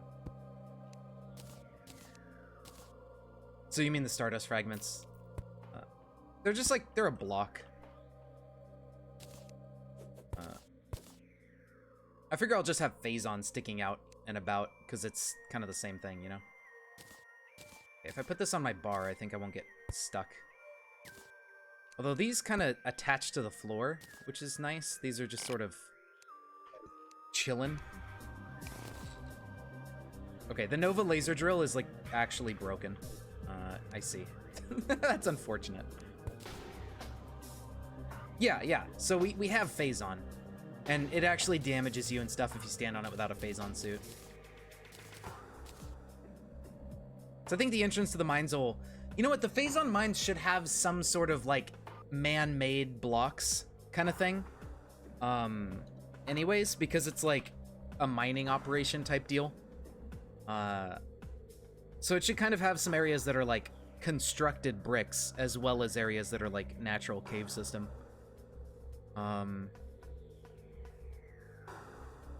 So what kind of brick or something would be good for the elevator room? I mean, I could do this, but maybe there's something that looks a bit more good for this.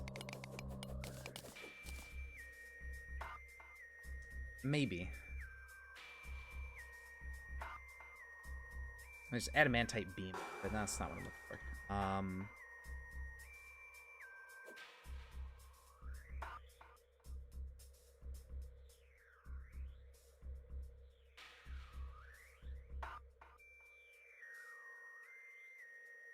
Right.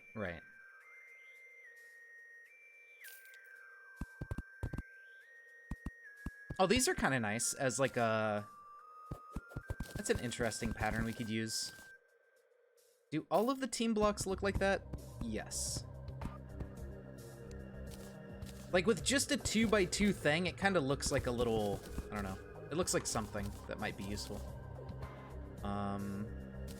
But it's not what I want for the elevator.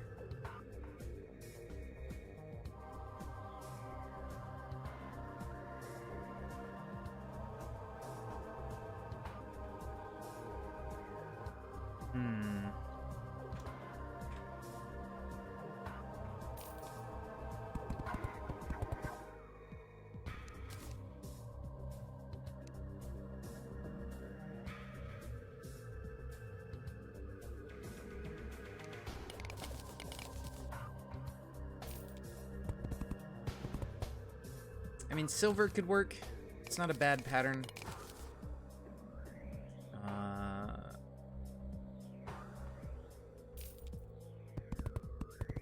Gray bricks and red bricks and stuff. Black and yellow hazard striping? Maybe. I don't remember.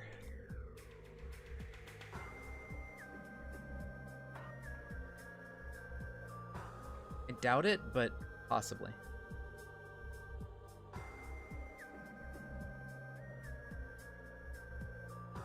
I mean, there's candy cane, right? And if we paint it a color, then yes.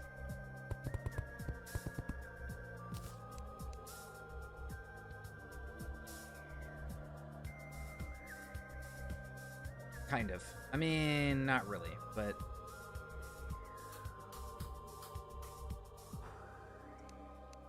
It's unfortunate because it's white in the background. Wait, what if I invert one of these with the, inverted paint? They may actually do what we want. No, they don't turn yellow. They turn magenta and blue. And they also get a disgusting outline. So, never mind. Now, see, if we had, like, the custom color paint mod, then probably we could make them do what we want. Maybe. But we'd need the white to turn black, as well as the color stripe to turn yellow. It's close, but not quite.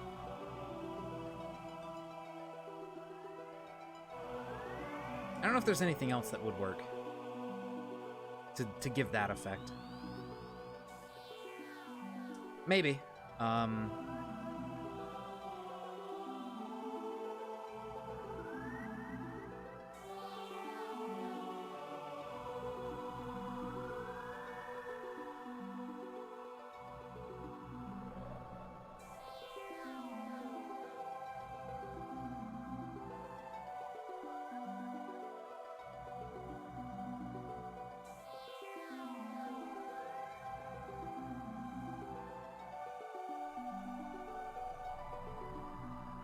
Yeah, I'd do that. It would just be like really large patterns at that point, but it would probably work.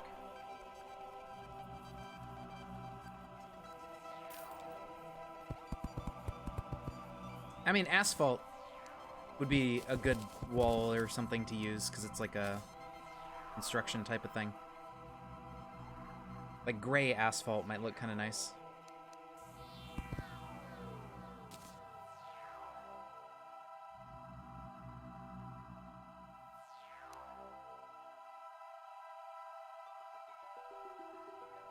I guess it's already gray.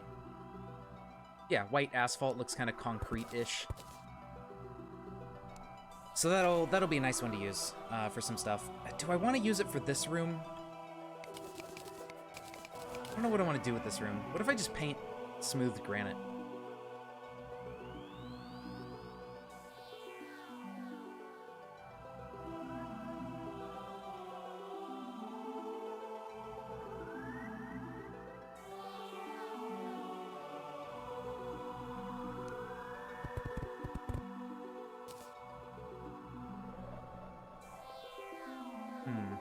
I guess at that point I should just use asphalt.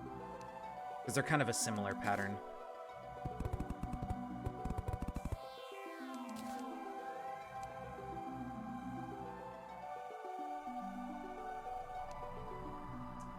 But I kind of like this. I think that looks fine.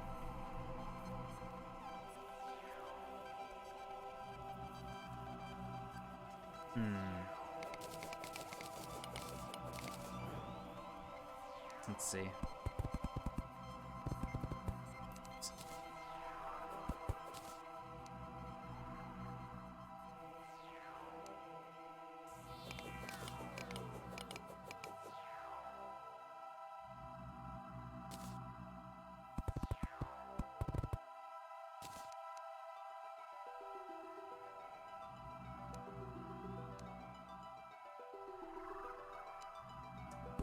Maybe.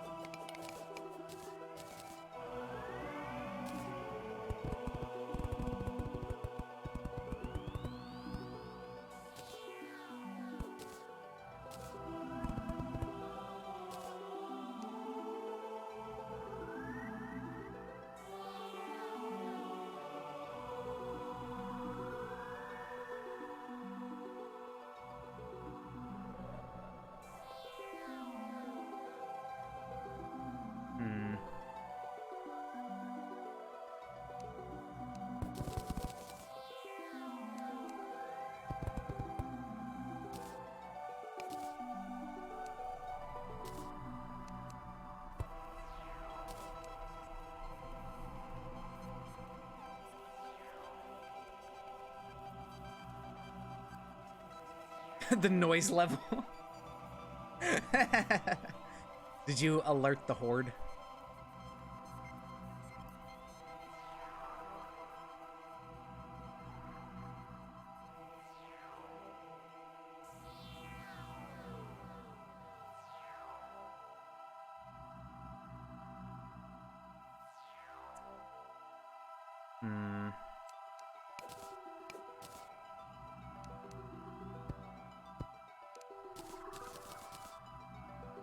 Oh, okay. Fair enough.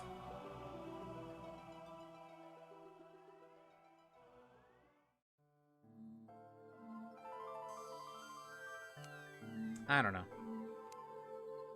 I'm not sure what I want to do with this yet. What about deep blue?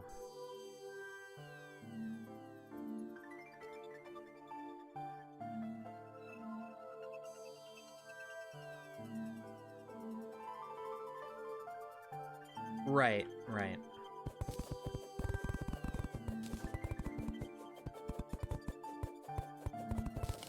Maybe I do just want this to be smoothed granite.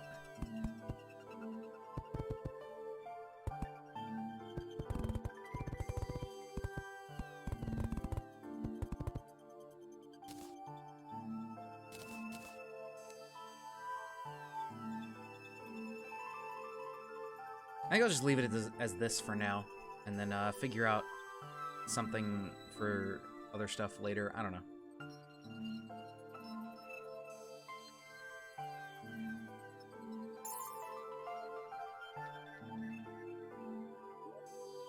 So we're gonna come down into a room here, and it's gonna be a room that is stuck onto the bottom of this. Do I want to do granite? Let's see. What's the cave gonna look like? Block?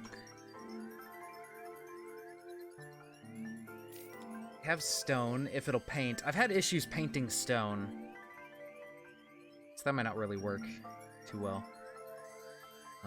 There's sandstone, there's marble, smoothed marble, hardened sand.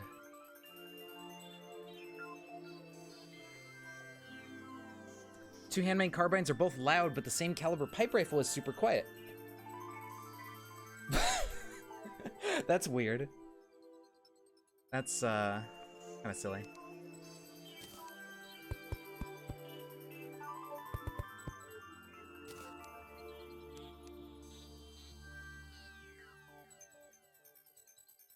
Why can't I can't?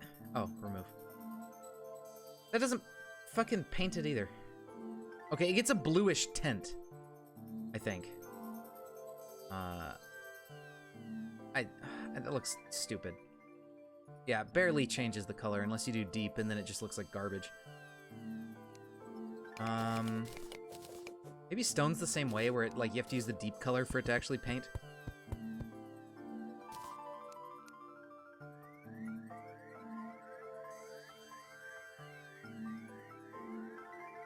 Yeah, so regular colors don't really paint stone, it's only the deep colors that do.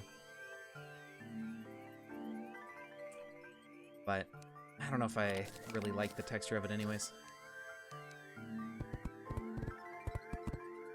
Granite's not bad, but I mean, yeah, I'll probably end up using granite. Paints work on saturation? Oh, okay. Understandable.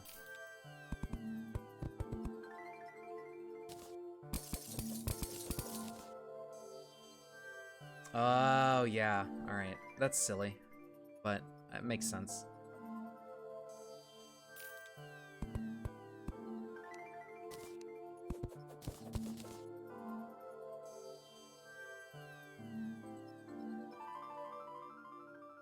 I mean, this texture's pretty good.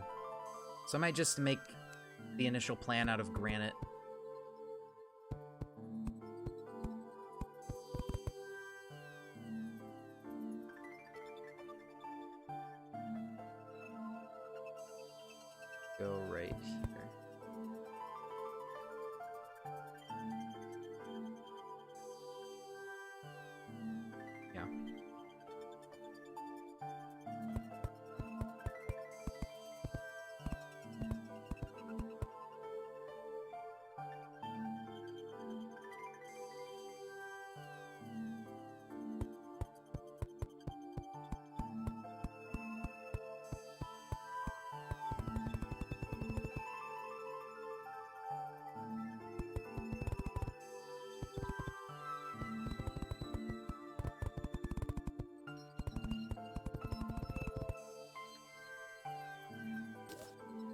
Okay,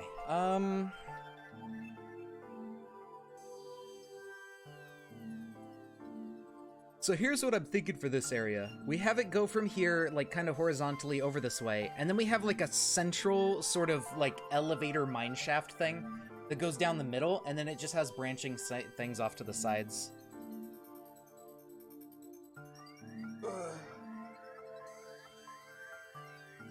Or something to that effect.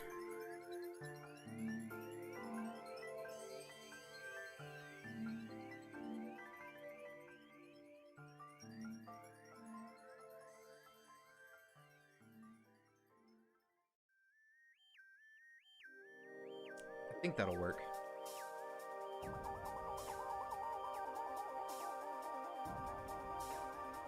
Perhaps.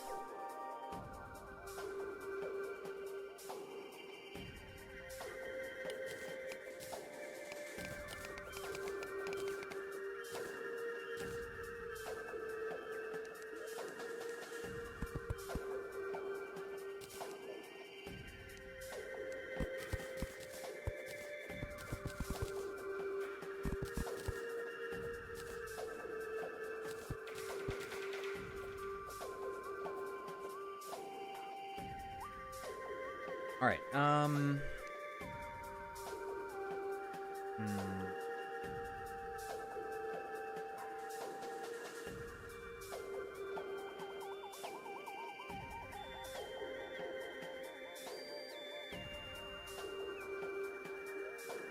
right, so have a door here, and then we'll have open area going over this way. Maybe like a 1, 2.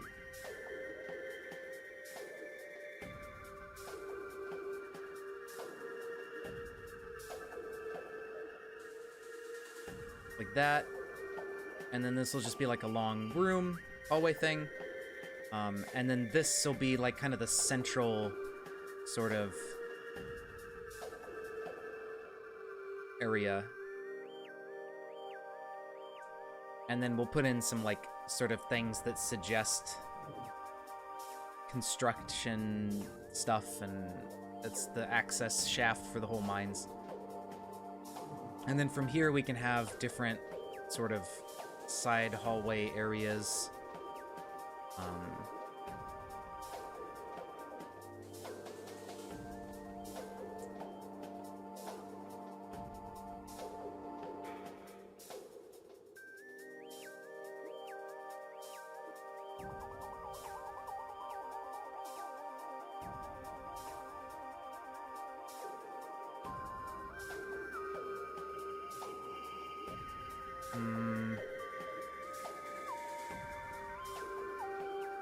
Not you.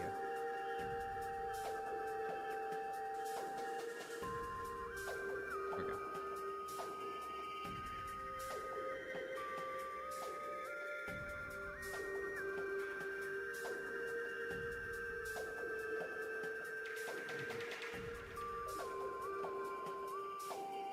So we'll just have like, some of these will just be little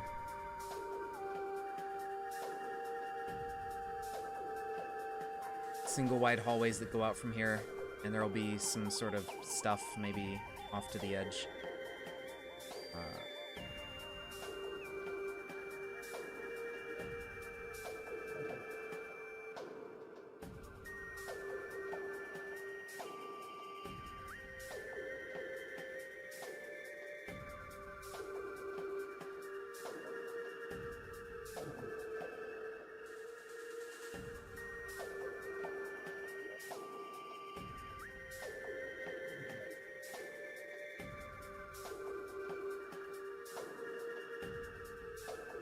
And then this one can connect down.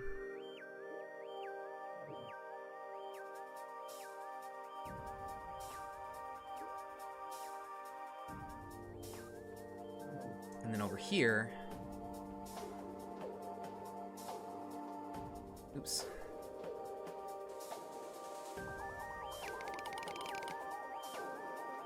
This one can be like a long sort of hallway up here.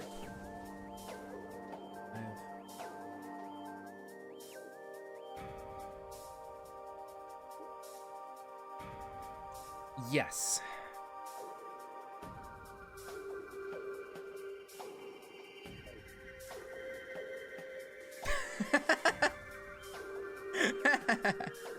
Yeah, pipe rifles are pretty silly.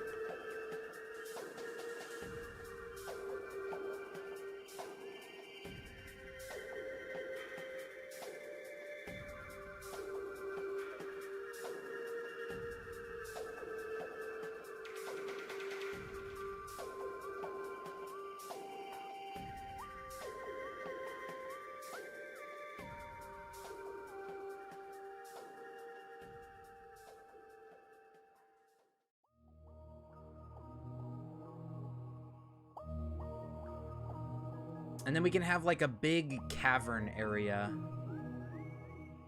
that is just like super large.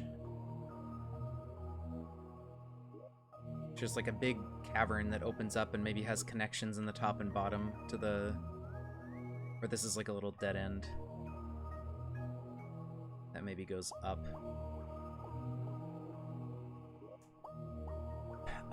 And this will all be like an open thing.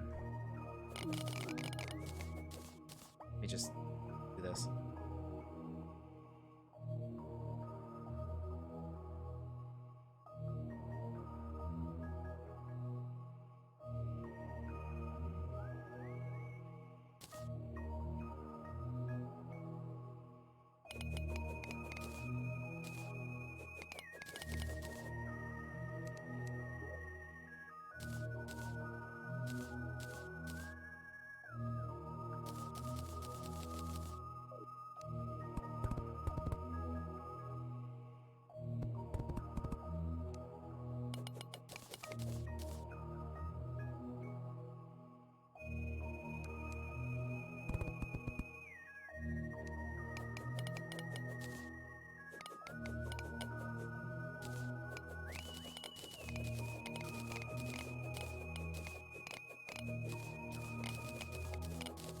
There we go.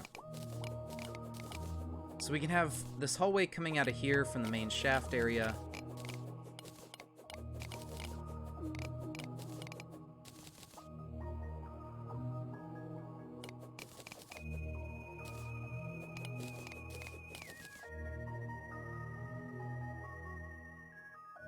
Just copy an empty square that fits in the middle so I can do this. This is gonna connect like that. This one's gonna be a separate little upper section to maybe go into. Maybe put a missile pack or something that you can find if you spider ball up there.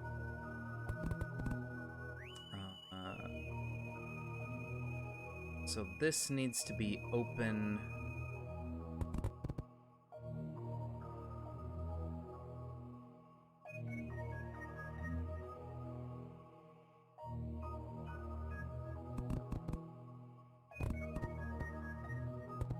I didn't mean to close that one in.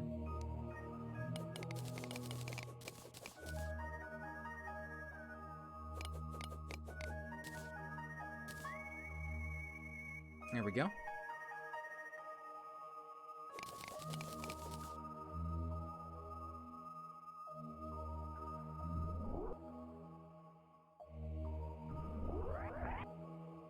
Look at that. It's already coming together. Alright. This is going to be a long hallway over here.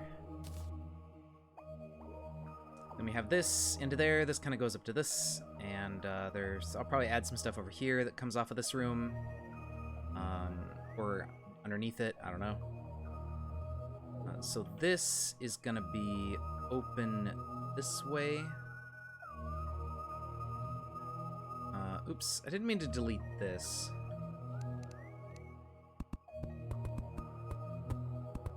Gonna be a door here.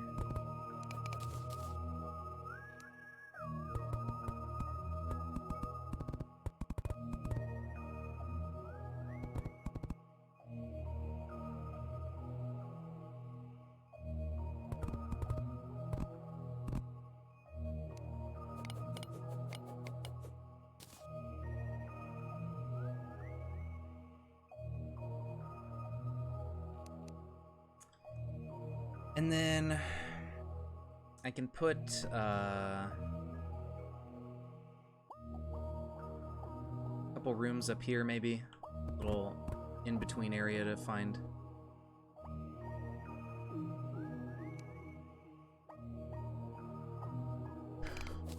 Shit, I don't know.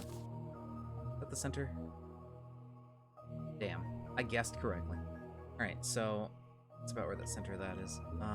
Then up here you can get up to this. Doesn't look very center. Might be. Yeah, that's about the middle.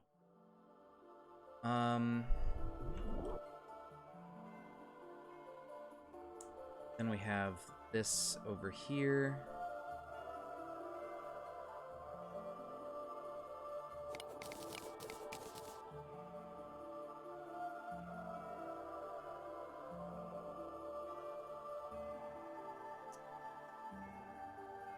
Just like that.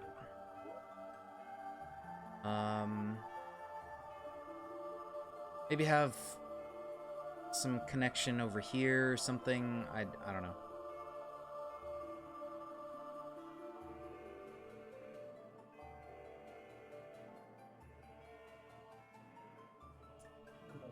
Let's see.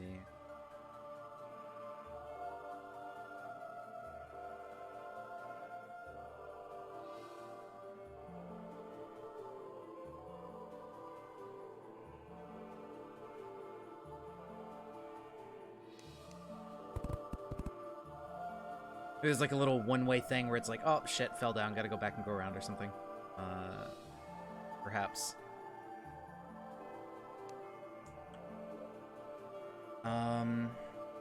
Yeah, like if you fall down here, like there's some treacherous footing up here, and if you fall down, you kind of get stuck down here. You can look over there, and then you have to go back around, go up the main access shaft, and get back over here. And then there's something across the top.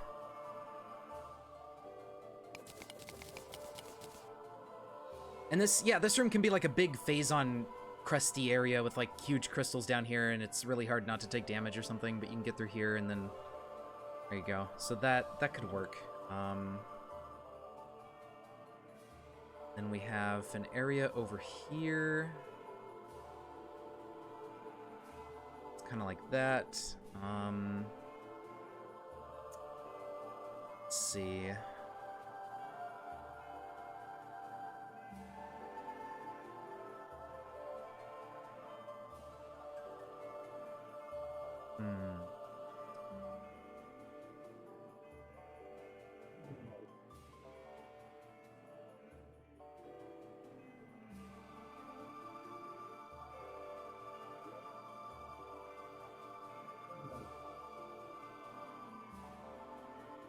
And maybe there's like a little cave-in thing here at the bottom of the shaft where it got like destroyed, so normally the shaft would go straight up and down, but you can't get down just straight through here because there's shit in the way. So the main shaft goes deeper, but it's cut off here, so you can access this part, but then you have to go like around, maybe through this way to get over here to come into the access shaft to the bottom part of it here. And then down here we have the rest of the Phazon mines, and there's like, maybe there's an upgrade up here, upgrade down here, because we have the two beams, and then we have the area to fight the prime dude, boss, whatever guy, down this way. And then you get your Phazon suit from that guy. Yeah, I think that'll be good. So over here we will have be a 2 wide. I want it 2 tiles here. Maybe I want 3 tiles before we have like a vertical section.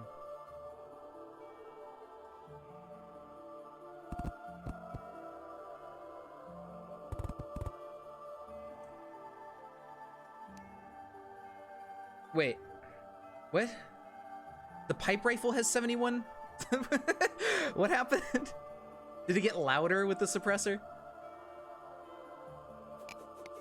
A loudener?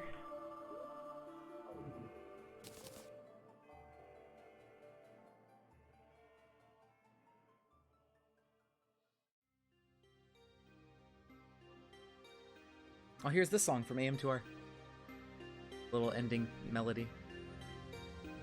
It's so nice.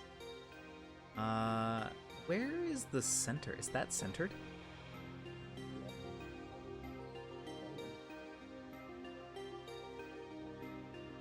Yes. Okay, perfect.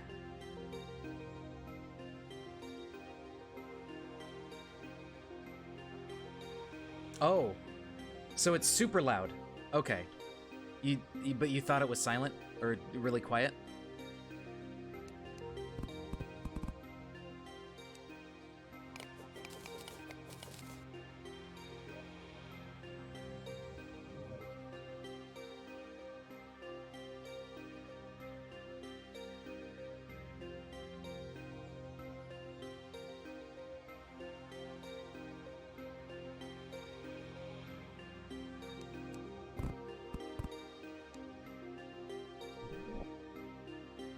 Oh, the wiki lied. Got it. Maybe it used to be that quiet and then they realized, wait a minute, that's too powerful, and then they nerfed it. Hey there, Luca. How's it going? Yeah, that's 6. Perfect. So we have a room here, and then this is gonna go down to here, which is gonna go down over this way.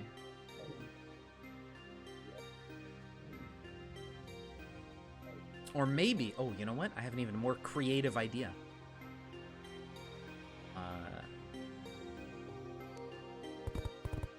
We have this upper, or this middle hallway.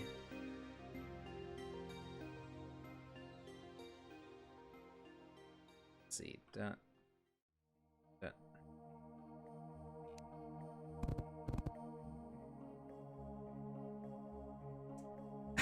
Oh no. Such is life sometimes.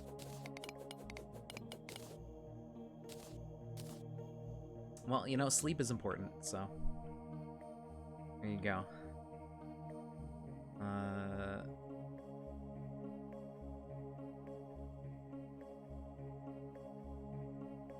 What happened there? I must have fucked that up somehow.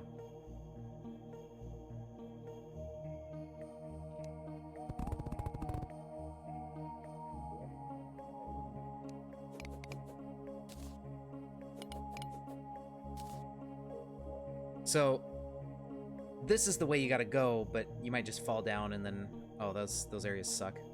And then, you know, go up through here.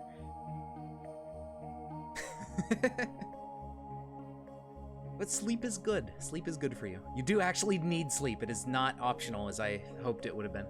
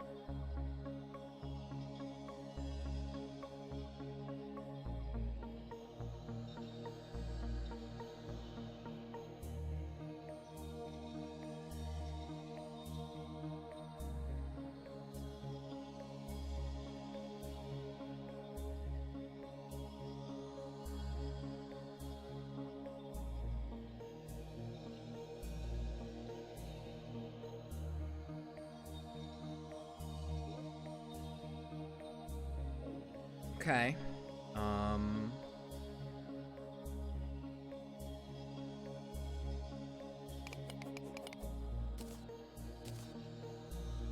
Your version of the Terraria boss list. Very nice.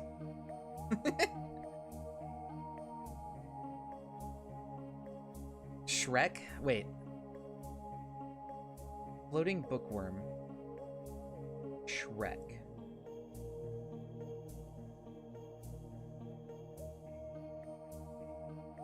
Which one is Shrek? Event bosses included. Let's see, hold on. So there's King Slime. I Cthulhu. I can just look at the boss list. Is that the Goblin Army? Is that Shrek? Oh, the ogre. I forgot about that. Dude, I always forget about that event.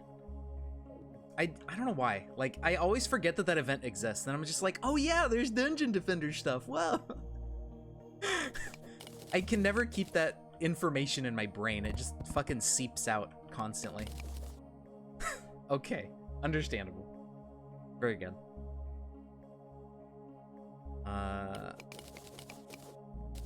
Because it sucks. Wow.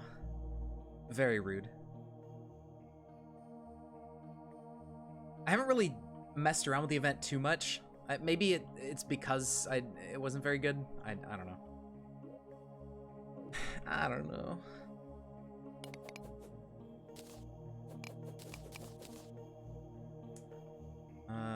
Yeah, we'll go ahead and just remove that wall. So, these are some dead ends to check out. You can come over here, drop down through some rooms or whatever, some morph ball tunnels. Go through here, go back, and then there's like a little passageway there. And this leads into the second half of the like access shaft for the Phazon mines. And then we just knock out the flooring here. And there we go. Awful in general, damn. Wow.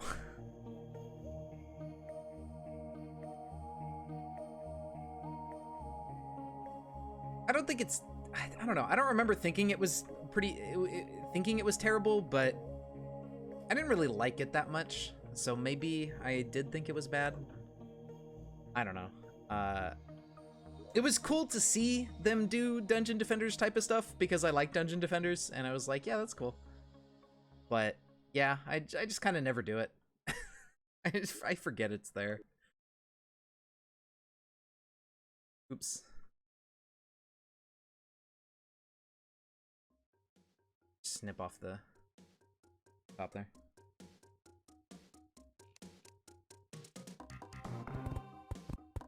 Did I screw this up? No. Okay, that's lined up. All right, good. So yeah, the Phazon mine, I mean, these are shaping up to be a big area, but by the time you get here, you have so many movement upgrades that you're going to be able to go through here quickly. So I think having it be a bigger area is fine, because you're going to have like space jump and speed booster and stuff like that. Laser rifle's overpowered. Nice. There you go.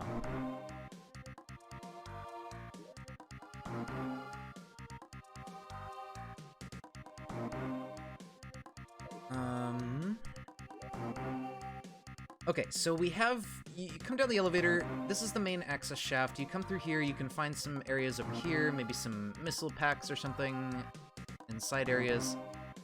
This is going to be sort of a platforming challenge to get across the top of this room or something, where you have to like kind of get around it with space jump.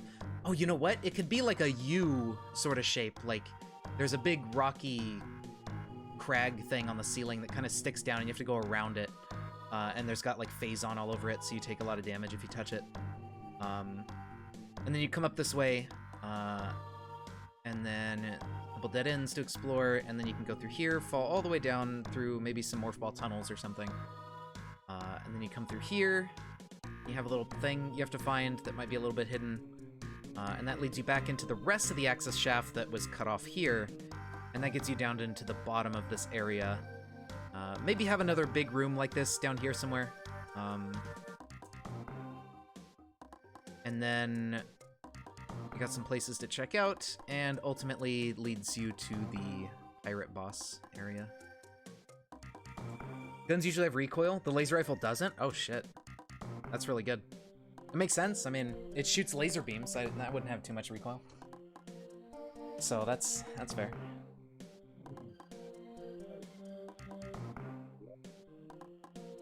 Alright, so what do we want to do now? Maybe have some stuff over here? We could have another room like this, just like dead end here, and maybe have like an item to grab, like one of the beam upgrades can be up here. That could work. And then I could put the other beam upgrade somewhere. Maybe here? Or I could scoot this over. I don't know. I'm not sure where I want it to go. Maybe this is like a broken entranceway. So you go up here, here, go around. You know what? Yeah, I want it to. Okay, let's do that. So this is gonna be blocked off with like maybe a sort of hint of maybe there's supposed to be a door and it's like fucked up. And then, or there is a door here, but it's like blocked off by just solid cave. And then you go down and around, and instead of coming up through here,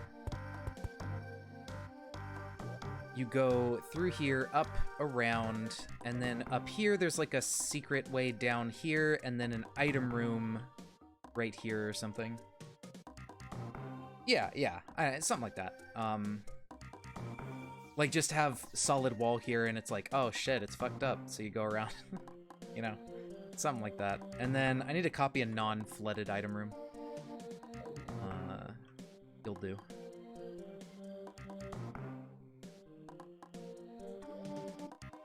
So this'll go here somewhere. Maybe I just tuck it in here.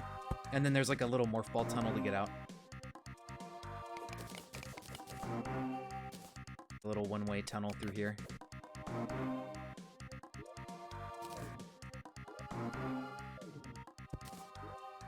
And this has wide beam. Okay, so there's that beam upgrade.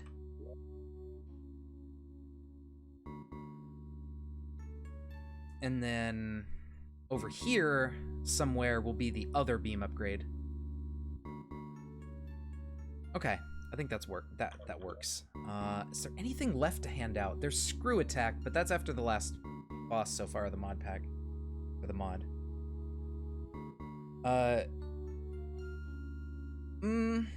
don't think so. It'd be hard to like have it cut off where you can't like access it without, you know, I don't think so. I don't know. I'd have to think about that one. Because it might be doable, but it might be kind of hard to do. I don't know. I mean, it could connect somehow as like a... There can be a one-way exit, like down here, right? Like we could have this come up and it's like a sort of one-way exit where you can get out of the bottom Phazon mines here instead of having to go all the way back up.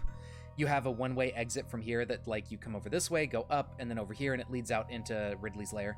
And then you can leave up that way or something. That wouldn't be a bad idea, actually.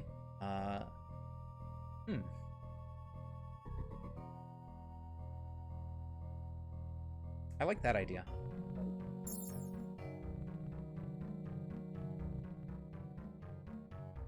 Okay, so this is going to be open.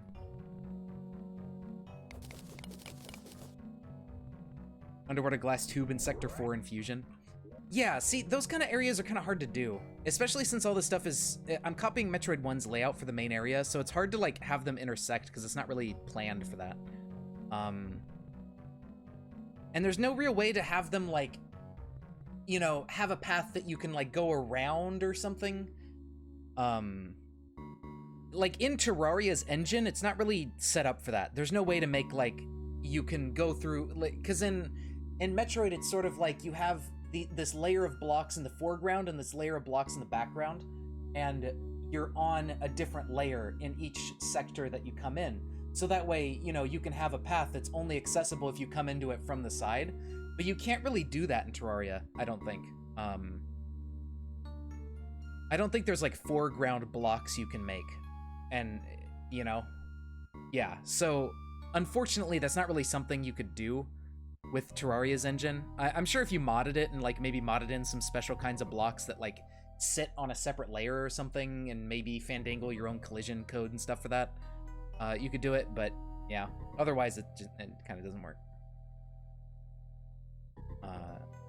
So it'd be cool though. I do like that idea and everything. Like I like that kind of stuff, but there's not really much we can do with that, you know? Yeah.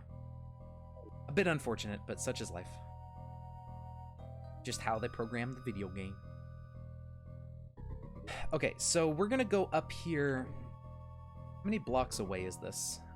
1, 2... Okay, 3. Perfect. I'm gonna go 2, and vertical.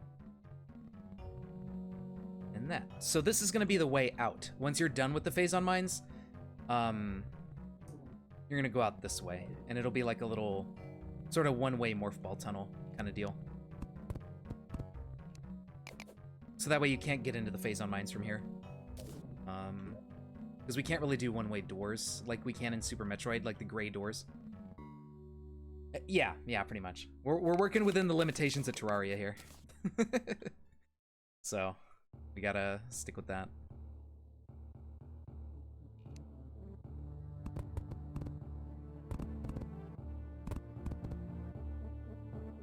Alright, so that'll be good. That'll be a nice easy way out, and then that gets you into Ridley's lair and you can leave from there. It's not too far away from where you came in. I like that. That's good. I don't think Starbound has that, like, foreground type of stuff either, but I could be totally wrong, because I haven't looked at Starbound in a while. Why did I seal up the door here?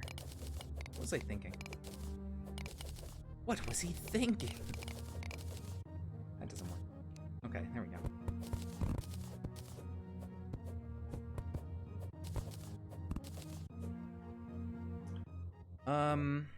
Okay, so that's that. That connects there. Oh, no, this does need to be sealed. No. That one is sealed off. But yeah, this is a room, so that needs a door. Door. Let's see.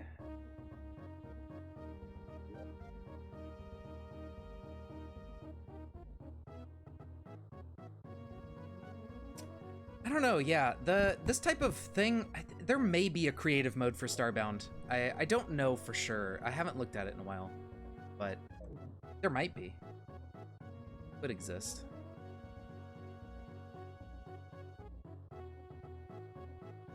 Alright, so there we go. So we're gonna go through here. This will be a way, that's probably towards the boss, I think at the bottom left. I think the boss might be over here, and we'll have a boss arena down over this way. Okay, well, I mean, at least you have that much.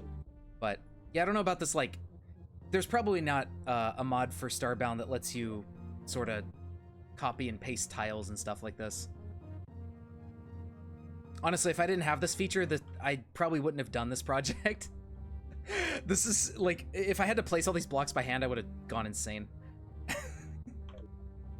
It was, I started out by doing it by hand, and oh my god, it took so long to get anything done. I was just like, no, I don't want to do this anymore. But thankfully someone made a T-edit like thing in game for this. So, it's been a lifesaver, pretty much. Oh yeah?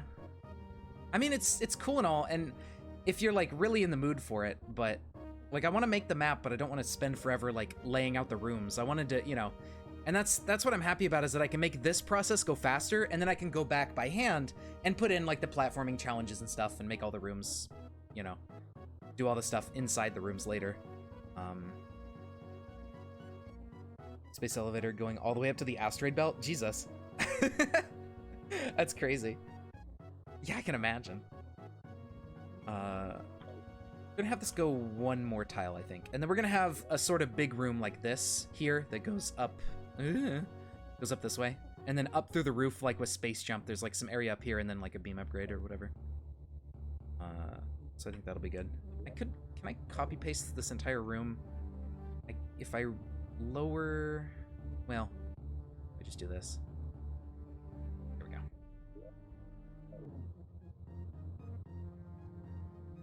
And then I can tuck this in here.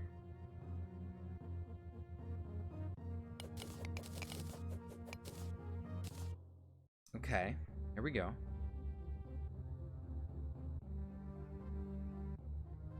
Probably this. Just like a 3x3.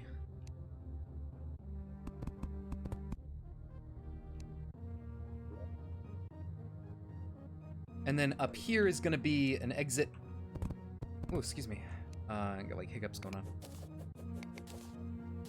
Up here's gonna be like an exit, and it'll go up into a, let's see, that's 8. And so that's the center. There's gonna be a little area up here with some platforming type stuff going on, and this is gonna lead up into an item room up here somewhere with the other beam upgrade. I think. Maybe. I don't remember.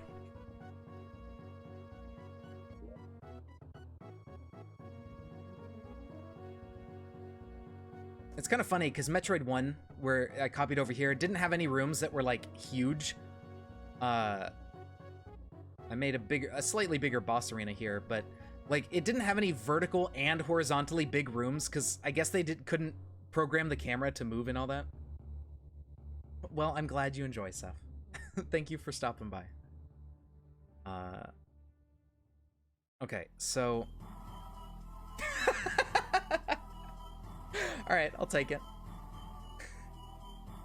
Biggest room with the one on the left of the shuttle bay where you fight Ridley. Yeah, probably.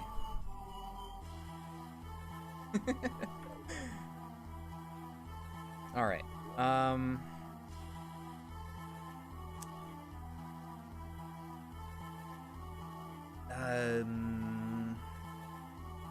So we're gonna go up into here, and then horizontally over here, and then up. Oops.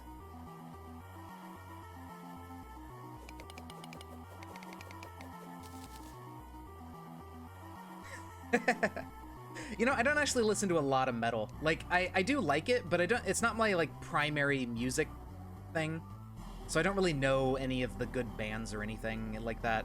Like, there's a couple songs I've heard that I thought were, like, really nice that were, oh god, I can't remember anymore. Honestly, I listen to a lot of, like, video game soundtracks and atmospheric, like, synthy, just that kind of music. Oh, what was it? He was in a rhythm game that I used to play all the time. That people made their own custom tracks for. Yeah, name every song. But it was like it was metal, but the lyrics of it were sort of you know, melodic and stuff like that. Like I liked that a lot more than the ones that had the really heavy growling lyrics or vocals. I wasn't as into those ones as I was into stuff that has like it has metal, but then like the vocals are in a slightly different style and everything, instead of just like loud, intense stuff. But I'm just not a big fan of stuff that's like loud and intense in general. I kind of like chill music the most. Yeah, that kind of I like that. If I'm gonna listen to hard rock and metal and stuff like that, then yeah, I want it to be along those lines. Yeah, and orchestral metal type stuff like that stuff is really cool. I like stuff that's heavy on instruments, but isn't just like really sort of loud instrumentals that are harsh and kind of blend together. I like stuff where it's like the instruments actually do interesting things and stuff like that. And like I find some heavy metal to be just like it's so intense and everything that it all kind of blends together. Sabaton, yeah, I've heard of Sabaton before. I think I've listened to some of their stuff too. But those other ones I don't think I've heard of before. So yeah, I'll take a little screen snip, and I'll look those up on YouTube later. There you go. There was a 6x2. Ooh, and some 4x3s. Well, there you go. Oh, you know what? We can do a little 2x2 sized room in here, and then have the item room right up here. I like that.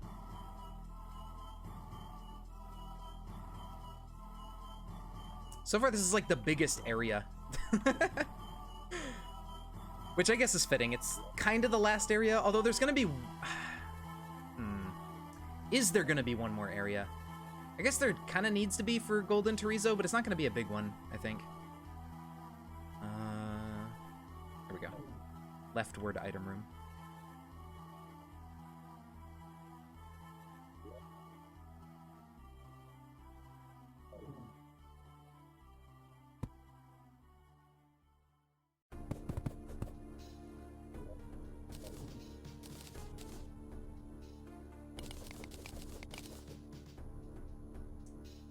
Powerwolf is great. Nice. Okay, yeah, I'll have to check that out.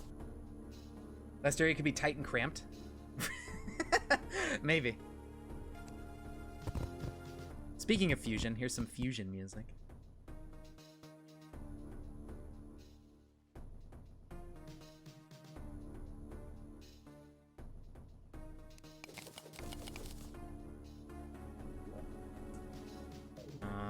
Okay, so we're gonna have empty thing there, empty here, door, solid, way up. Okay, I think this is coming together. I honestly, yeah, I think this looks pretty good. Not a bad area, in my humble opinion. About as much ground as Norfair, almost.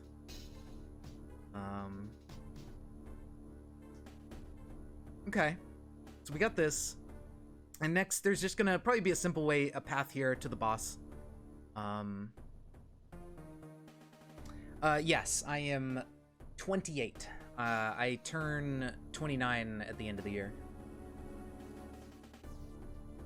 You like fusion the most? Fair enough. Right? Like, I have such a boyish voice that, you know, I don't know. If I learned how to sing, I could probably hit some fairly high notes. Considering. I do want to learn how to do that one day. Like, I've wanted to get into practicing and learning how to sing, but I just, like, put it off. I think that'd be fun. My hair gave it away. Yeah, that's fair. I'm getting there. What I'm thinking of doing is probably shaving, because I'm starting to... I'm losing a lot of hair. I don't have any bald spots yet, but it's starting to fall out more than it used to.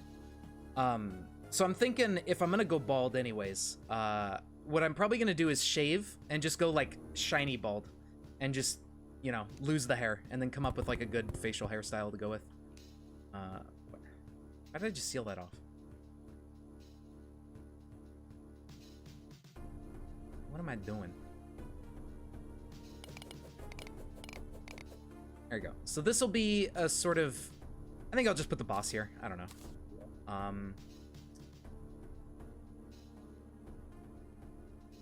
Yeah, I'll have the teleporter room for the boss. Just right here. And then... there will be a save here. Oh yeah, I gotta put some saves. Almost forgot about the save rooms.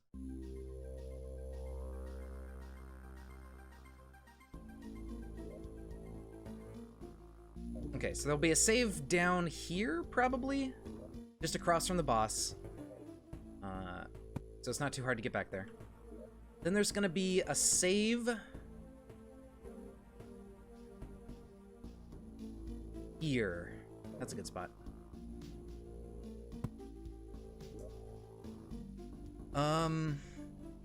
Yeah, and I mean, this area will be light on saves. You'll have a ton of energy and a good set of armor coming into here and stuff, so you don't really need saves everywhere.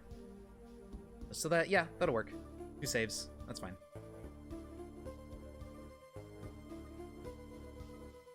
Hair started thinning when you were 17, decided to trim it all the way down. Now you're 20, you're super happy about how it is. Hey, there you go. Plan on growing it out until you can't anymore. Use it while you got it, yeah. Oh, wow, nice. Yeah, see, my dad, is bald and everything. Like, he started going bald when he was in his 20s or something like that.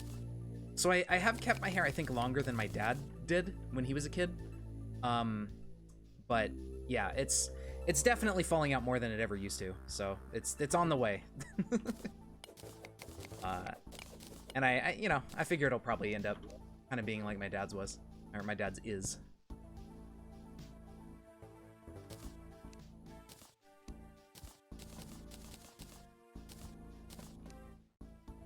Everyone on your mom's side has balding issues, but you got your dad's hair genes. Hey, there you go.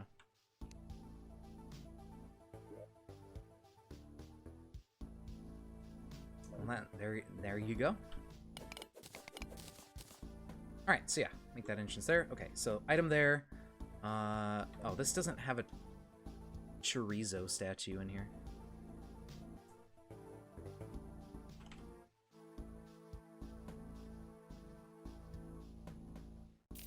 Chozo.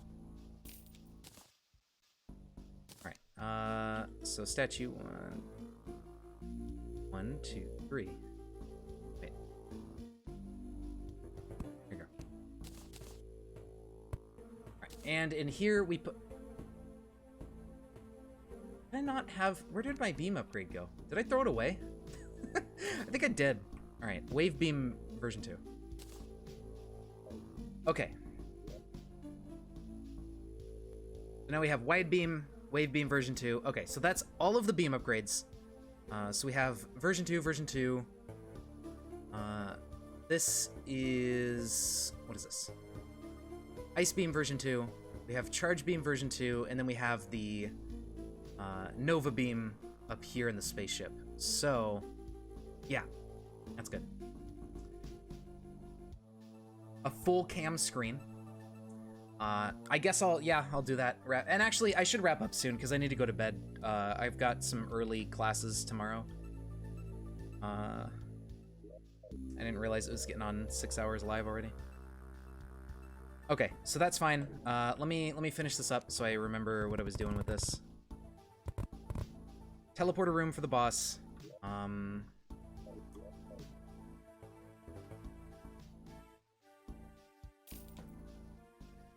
Shit this out.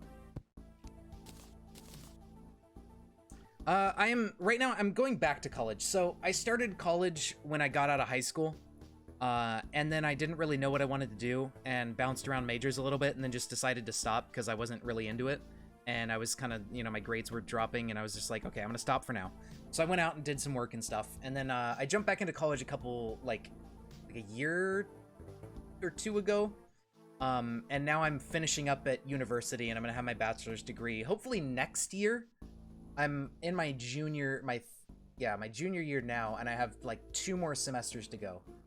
And then I'll finally have a degree and be done, like, and I can move on. I really wish I would have finished school after I got out of high school, but I didn't, and now I'm paying. Such is life sometimes, you know? Okay, eyedropper. Yeah. It's not like too late. Like, you can always learn and stuff. Like, it's harder to do when you get older because you don't really give a shit as much and you just want to chill. But you know, like, the main problem I have is that it's just like, it feels harder to study and retain information than it did when I was like 18 and 20 and stuff like that, you know? Like, I just feel slower than I used to be.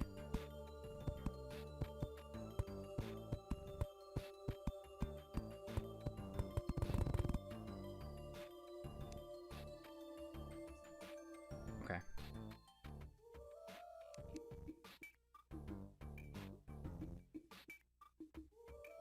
Started with music and got a diploma, then the army. Now you're studying as a physical strength coach. Nice, nice. Hey, there you go. That's how it goes, you know? You have your ideas when you're younger, and then you're like, well, maybe I don't want to do that. For me personally, when I was growing up and everything, I was really, really into writing and reading and everything. Like, I used to read every day. I read so many books. I really like fiction. Just any kind of fiction is just perfect. And so I was really planning on, like, okay, I'm gonna get a degree and I'm gonna go into writing. I'm gonna write and I'm gonna do that. And then I kind of started thinking more about it and looking into the field and the career, and I was like, well, I don't know, it's probably not gonna pay that well, and I don't know, and then I just kind of stopped doing that.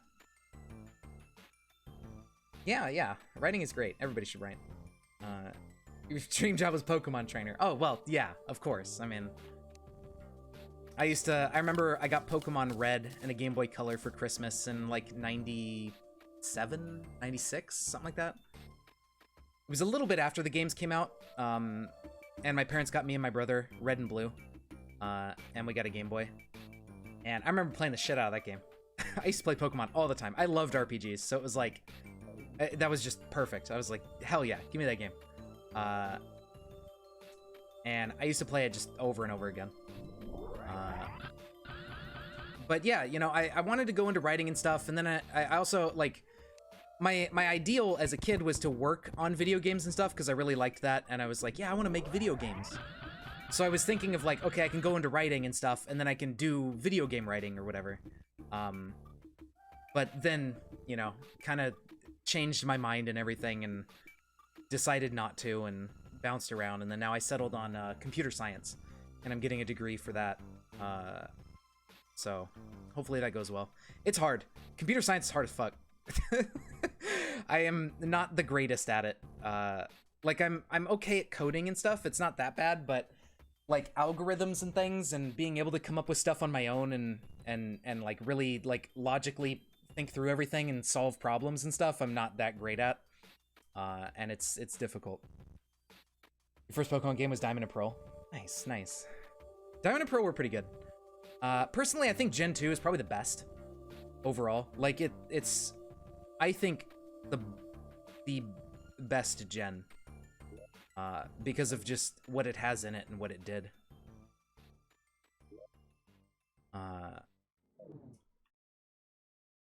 But yeah. Okay, so for the pirate, maybe we have a slightly longer room. I don't know exactly what we need to fight this guy, but hopefully it's nothing too bad in a room like this. It didn't seem like we needed much space.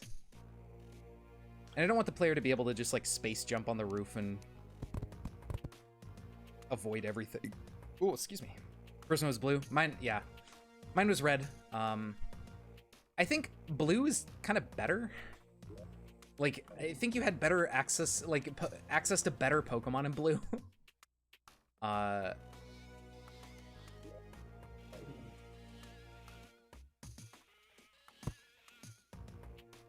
yeah. Okay, this is where the Phazon suit's gonna go.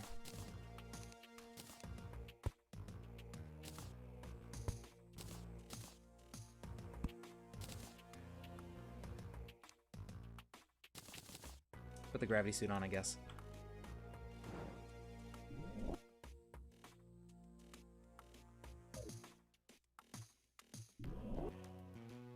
Okay, so this should be enough room to get around him. Let's see how tall he is in here.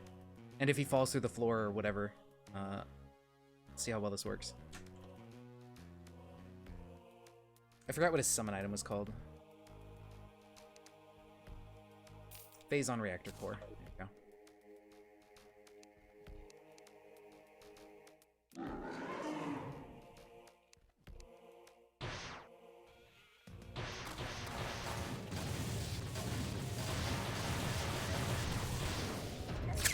Ow. Okay, that does leave enough room to get over that beam slam attack. There was a bit of space on the roof for that. Let me summon him again and see. A lot of people say Gen 2 is the best, but you think it's just nostalgia? Maybe. I mean, so what do you think it's lacking in that other generations make up for?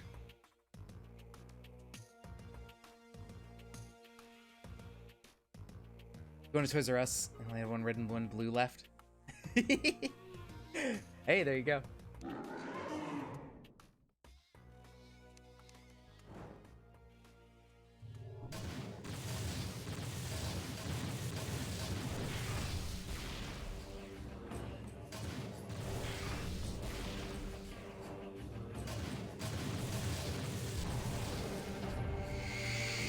Okay, yeah, that's fine. That's doable. Ow.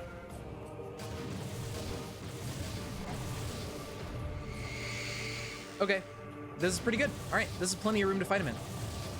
And it still remains vaguely challenging because you can't just run away forever. So you have to actually dodge his attacks. Okay, this works.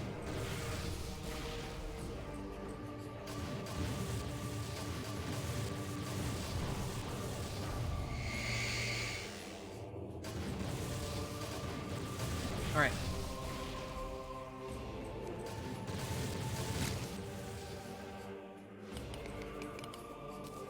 Good. I probably want to raise the floor so it's like in line with the doors. Well, if I do raise the floor, then no, I'm gonna have like sort of just staircase things like I did up here for Bomb Chorizo. I'm just gonna have it like come down here so you have the whole like height of the room maybe. Or I could drop these rooms down, but I don't know. But yeah, so you're probably typing, but yeah, what do you think like Gen does better than 2 did? Like, I understand that it's lacking, of course, because it was such an early gen. But for me, what I mean is, like, it was the best in terms of the ideas they had and what to include in the game. I think if Gen 2 had some of the stuff in Gen 3 and 4, it would have been the perfect game. Oh, Platinum? Yeah, Platinum definitely did way better over Diamond and Pearl because it just was them but better, you know? I can agree with that.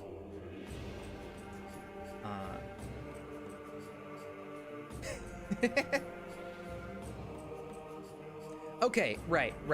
But, yeah, that's what I mean. Like, in terms of scope and everything, that's what I mean by, like, the perfect generation. Because, yeah, obviously, all of the games have, like, balance issues and stuff. And Gen 2, yeah, it did have some broken stuff, too, in it. But, like, if you... Yeah, Gen 2 and Gen 3, those were really good ones.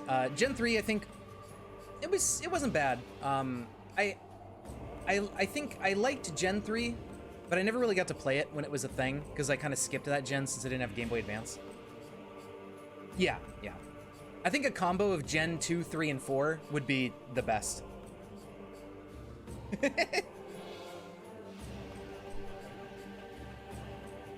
You're fine. You can say dumb shit. You know, I don't care.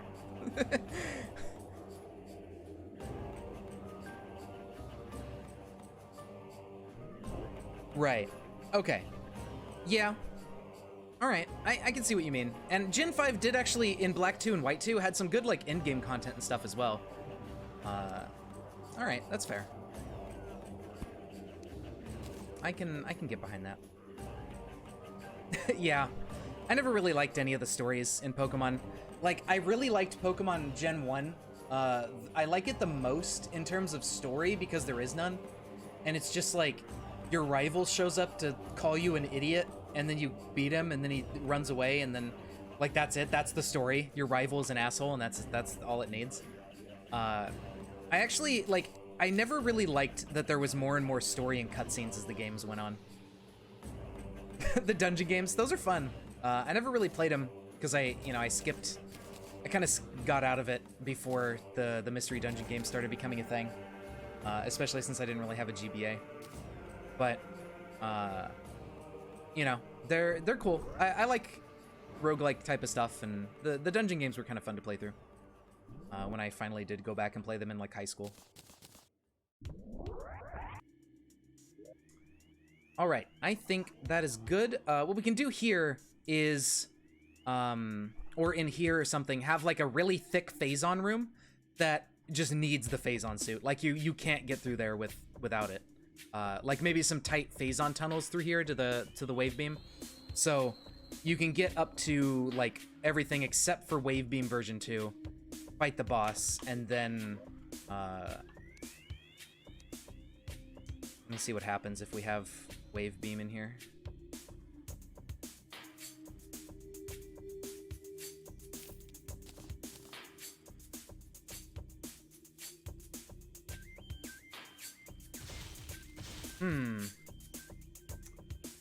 Right.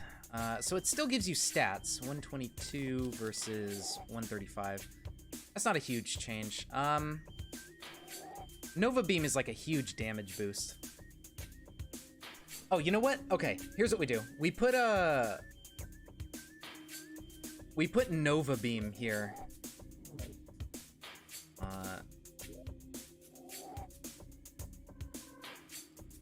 So put Nova Beam there. And then we do up here in the ship's cannon system will be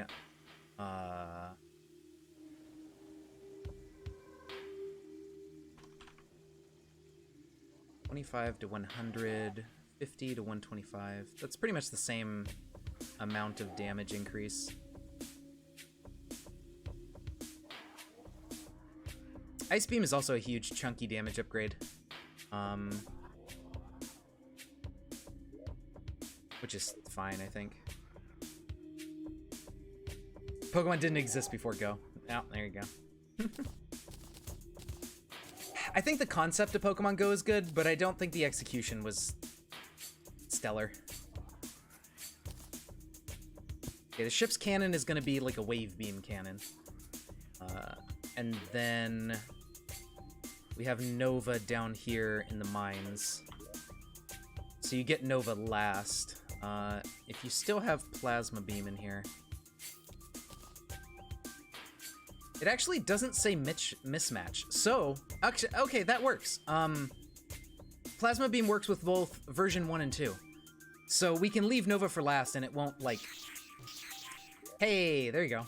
You get the cool Fusion Beam when you have this one. Okay, so we leave Nova for last. And then once you get Nova, it turns into, like, some...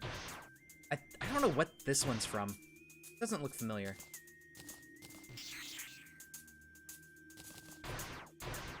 Alright, cool. I like it.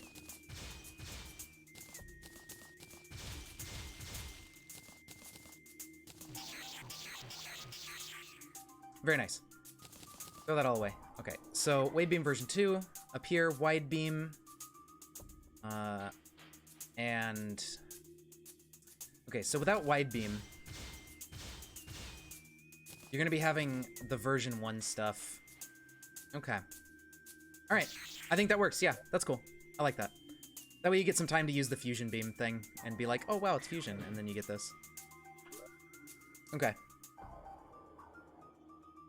In Denmark, they made something like Minecraft Go.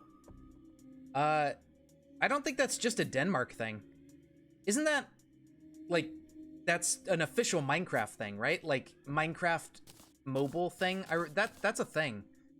I mean, I guess if the devs are from Denmark, then alright, I suppose. That is what you mean.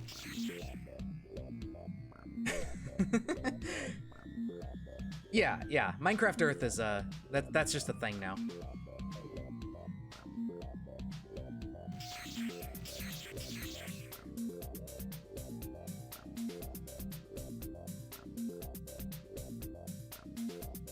Okay, I don't know what you guys think of this so far, but I feel like this is really good. Like, I'm proud of this. I think I'm doing an okay job with it.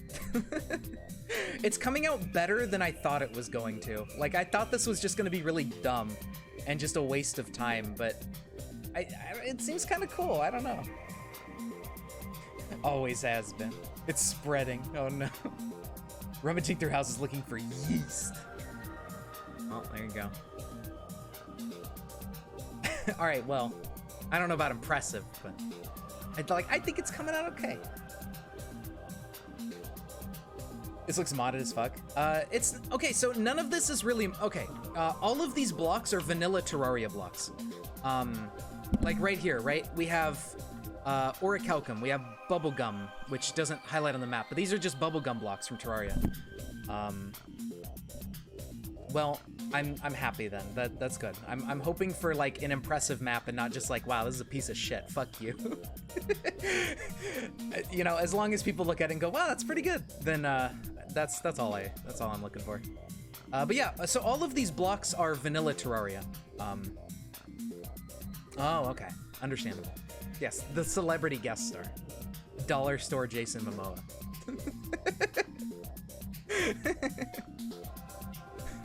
Great value.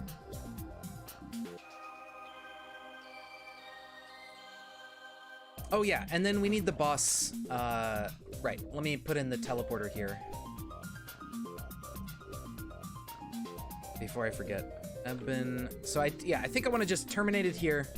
You come down to the bottom of the thing and it's like, oh shit, here's the boss. And he's big spooky nightmare man. Yeah, here we go. So that'll work.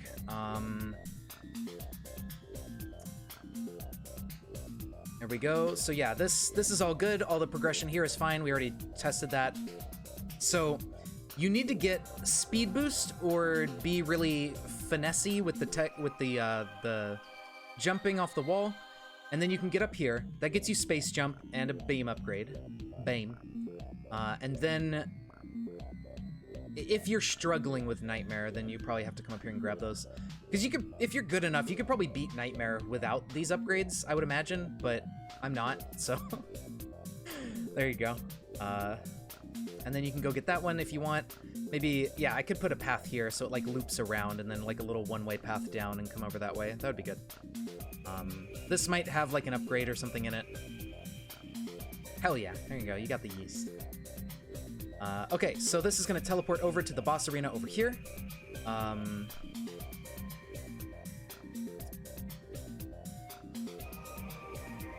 Okay. I think it's coming together. Not too bad. Yeah. I probably don't need this save here. But I don't know. I guess more saves isn't a big deal because if you don't care, you can just skip it. I should put a save in here. Yeah, I'll put one like here, I think. That'll be fine, because it's kind of central to this area. Maybe right here in this corner, put a save so you can explore this area from the save. So let's grab a right-facing save real quick.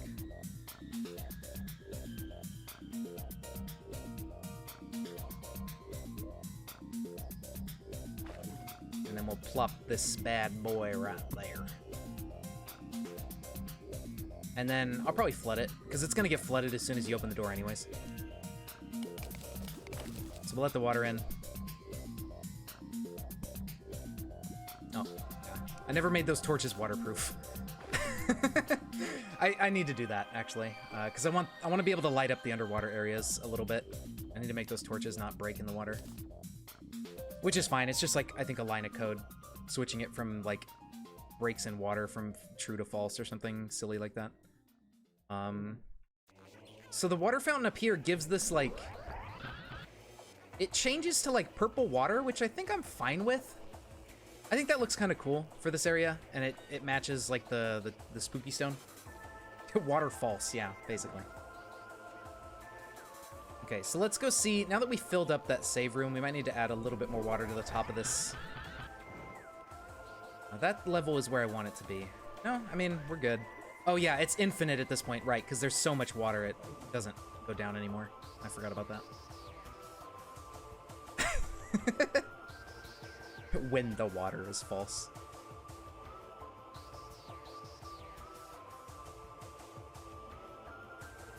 Okay, let's top this one off, because this one isn't quite full. I might pop the... Oh, no, never mind. We're good. Let's top this off. If it works. There it goes. This is topped off. This could use a little bit more water. Here we go.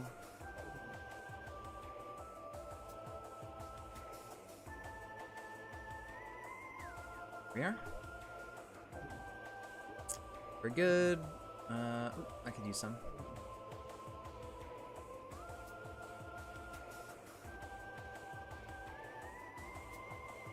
There we are. All right, fill up them rooms.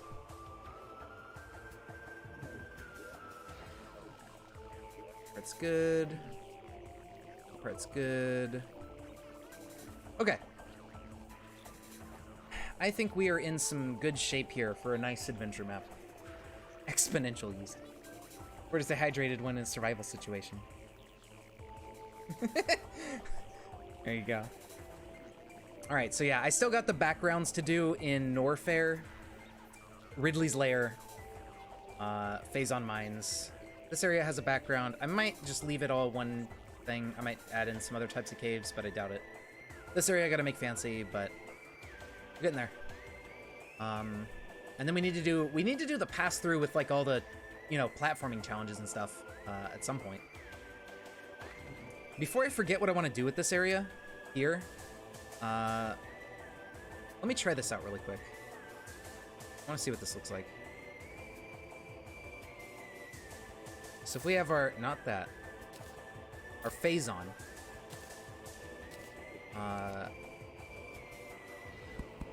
So this actually does big damage. I think it's faster DPS than like Hellstone and stuff. No, it's not. It might be the same DPS, but it's like, actually no, it might be lower. Or maybe it's because we're wearing a gravity suit. No? Okay. So Phazon is like, it's more consistent. And I think it's actually slower damage, but we want to make this like a very complex, like, just there's a bunch of Phazon ore in here. And you need to go through like a kind of twisty passageway in order to get to the item.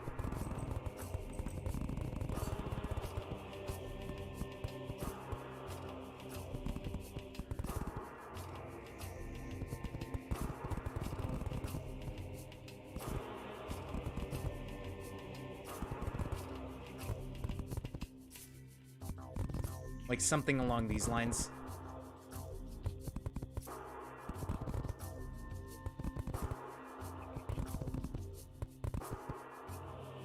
So that way it's like, you know, trying to come through here, you can sort of space jump, but not really. And then it's like, oh shit. And then you get fucked up.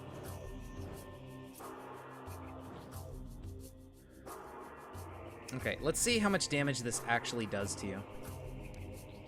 Without God mode on. I might also put some, oh, you know what? I can constrain the player with morph ball tunnels. So this needs to go like that, and then I can put like granite in here, so it's not like completely Phazon ore. Let me see, where is? Yeah, I'm making a map, and so this map is like an adventure map that you play with the Metroid mod, and it has like the Metroid mod items scattered around, and it has the Metroid 1 map as the starting area, and then you find like morph ball and everything, and you go through it. And then it has like the boss fights and stuff. So yeah, I've been working on this for like a week or two.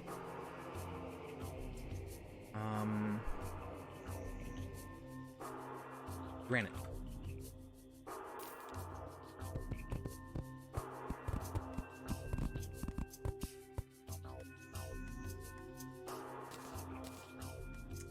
Shit, I have to use this broken drill.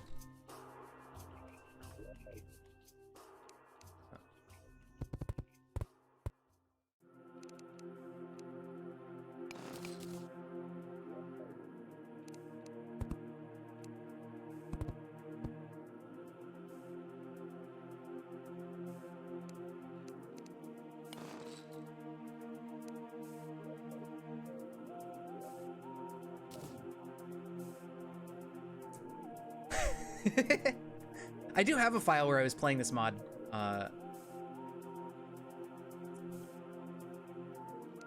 So I was being normal, but then like when I was getting through this mod, I was just like, man, I really want to make a Metroid map. So then I just started doing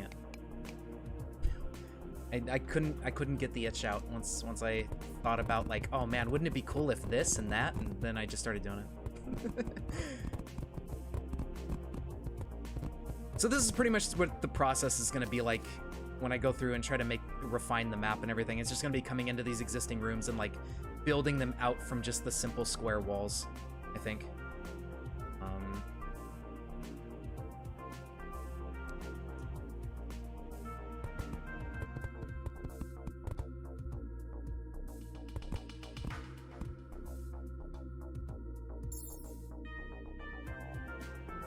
Oh, there's even a little tight squeeze right there. Yeah, that's fine. You can make it through that with Morph Ball.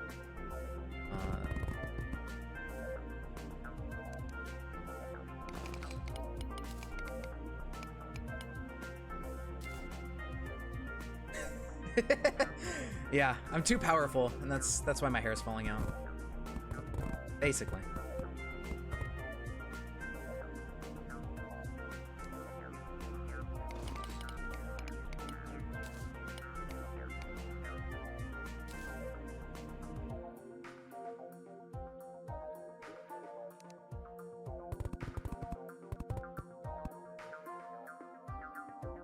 A bondage suit, nice. Yeah, exactly. It's like One Punch Man, but I'm not even exercising. I should be exercising, but I'm not.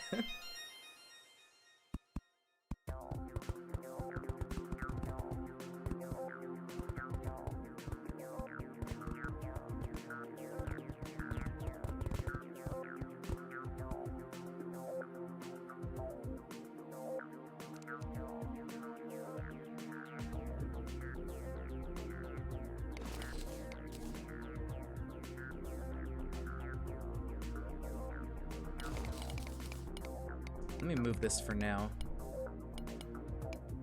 Oh god, the game starts lagging when you're using the Nova drill. This thing definitely needs some work on the mod maker's end, but I'm sure he'll get there. The drill has some problems. Needs a bit of TLC.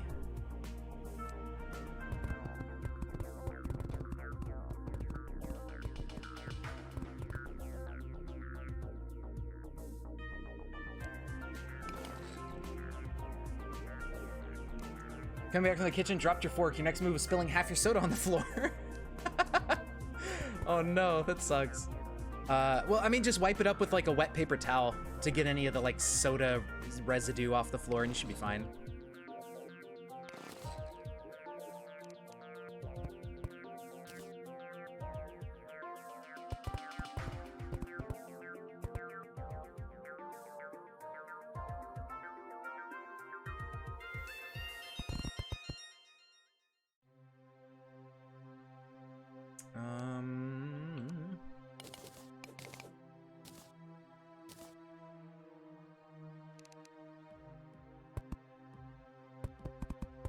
Okay, so this isn't even gonna be space jumpable through. Like, you have to fucking walk through here. Alright, so that for sure is gonna be, like, making sure that the player doesn't just walk in here and be like, what the... I'm just gonna get the item. That'll work. This needs to drop.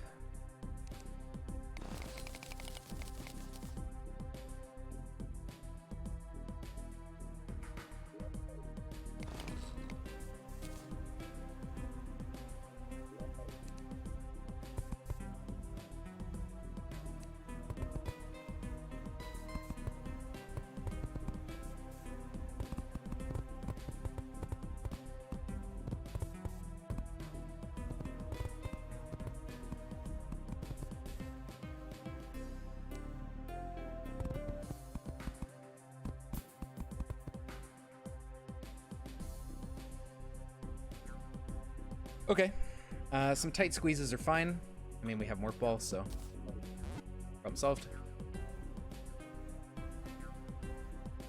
Get up through here, and then there's your item. And then you have to be able to leave. So even if it didn't like kill you on the way in, you'd be screwed on the way out. All right, that's fine by me. Stuff there.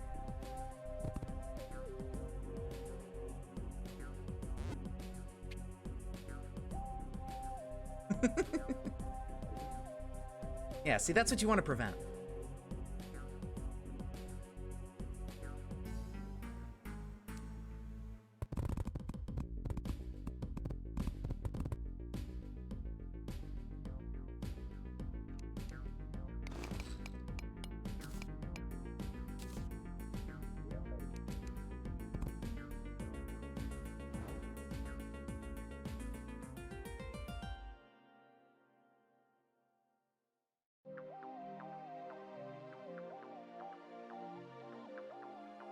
Okay, so let's turn off God mode and see what happens when we try to fandangle our way through this room.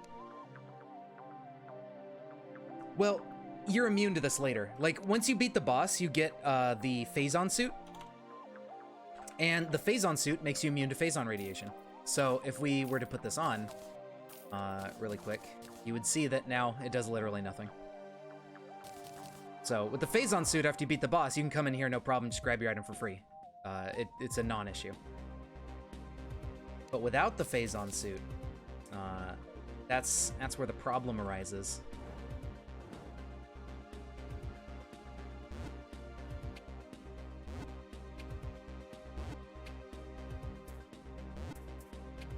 Okay, so you can get through with about half health left. Grab the item, okay. Oh, doing Nova Beam, wow.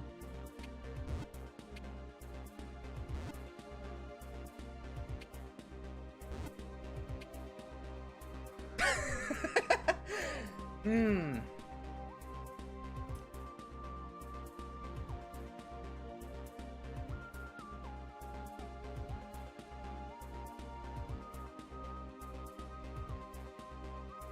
Do I want that to be barely possible? No, there's no grapple hook. I mean, there is a grapple hook, but I didn't put it in because it kind of breaks any point of jumping around. Like, the grapple is really powerful in this compared to the Metroid grapple, since you can grapple any block. Yeah, alright, I'll make it a little bit harder. Or I'll make it harder so you die on the way in.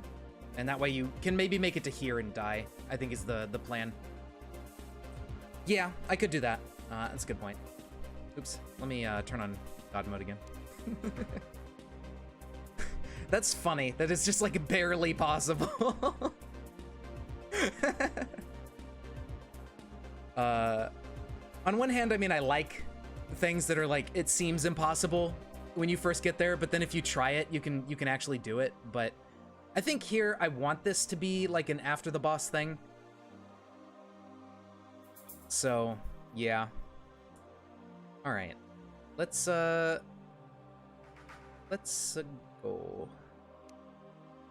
All right, so all we gotta do is sort of cave in the ceiling in a few spots and just make it like shorter.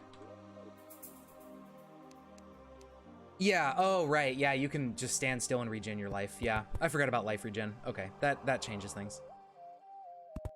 All right, understandable.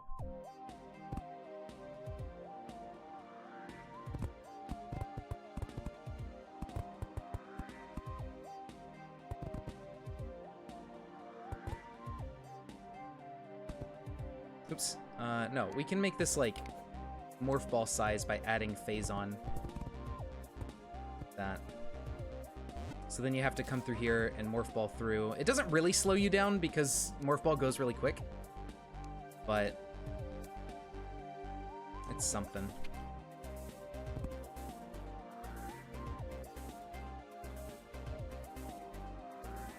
Oh, if I make it like 2 block tall, like changes in elevation, you can't just roll over it without thinking. Because the morph ball has like auto step for a single tile. But if it's 2 tiles tall, then the morph ball stops and you have to like physically jump. Yeah.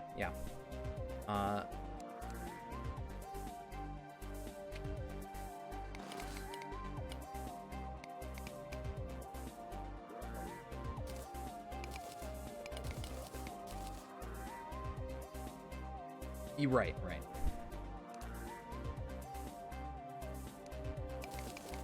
This is kind of similar to an area in Prime, where they use Phazon to hide one of the artifacts. And it's just like a little Phazon morph ball tunnel that goes back and forth and you can't make it through.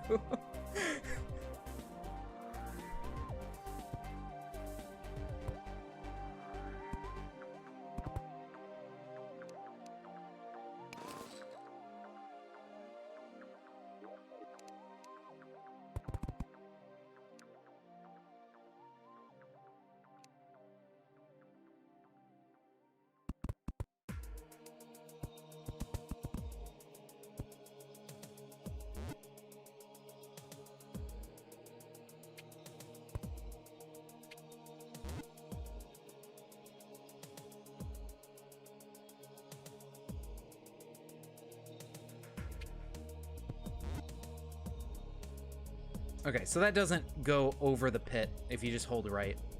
Interesting. I thought it would.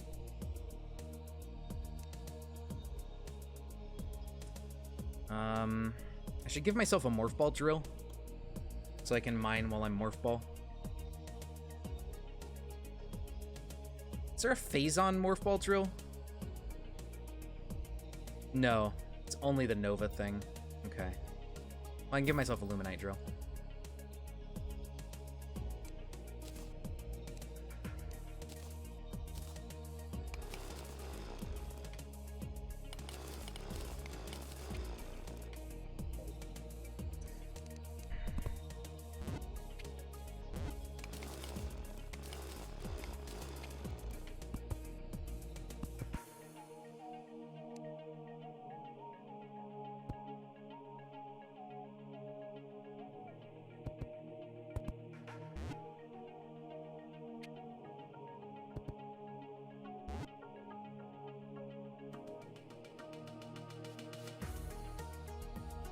Wait, hold on. I need to double check Spider Ball. Okay, so I can't have any non-phase-on walls, or else you can Spider Ball onto it and just regen your health. Okay, so it all has to be phase-on. I was thinking maybe I could get away with, like, the roof being whatever, but fair enough.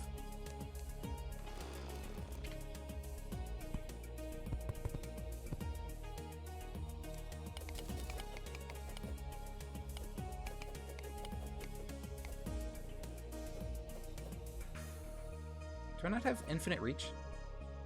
I can't. Oh, that's just a block sitting there. That's duh.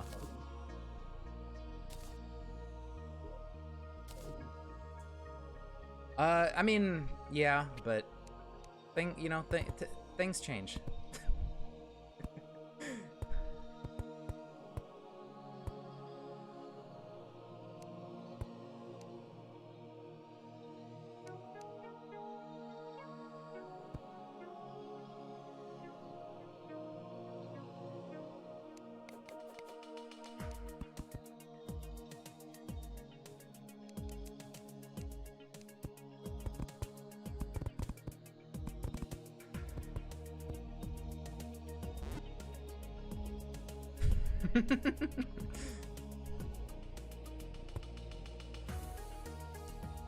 Okay, so now if we turn off God mode.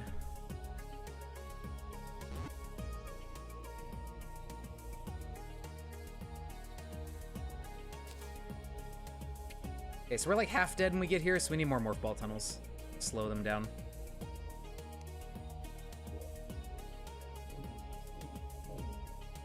What would help if there were like bomb blocks that you had to wait to bomb through and stuff, but he hasn't implemented those yet. The art for the bomb blocks is in the mod, but there are no like functional blocks that blow up when you bomb them. So it's still like a planned feature, I suppose. I was considering implementing bomb blocks myself, and then maybe like if my code is good enough, I can just be like, hey, can I contribute to the GitHub? Because this mod is like open source. So if I implemented bomb blocks myself, if he hasn't already done it, I could maybe contribute to the mod. I don't need sleep, I need answers. Trapdoors? You mean like doors that shut behind you and stuff? I don't know. I don't know what the plans are with the mod exactly, but I saw that there are blocks that break when you shoot them with a missile, when you shoot them with a bomb, or with a super missile and stuff like that. There's like art for the squares in the mod you can see. So it's eventually gonna happen, and I can spruce up the map with some of those. It'll be really nice. Yeah, those would be really nice to have. But they're not a thing yet, so I gotta wait for those.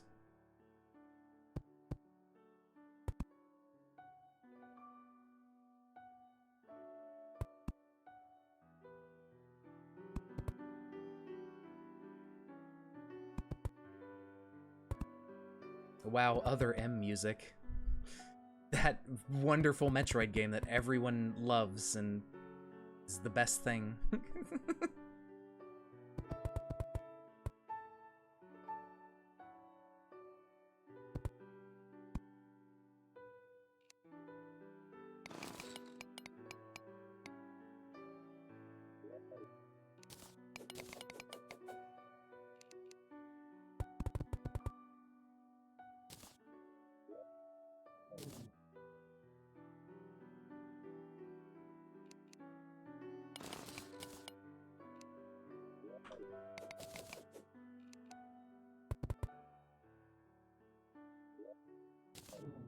There we go.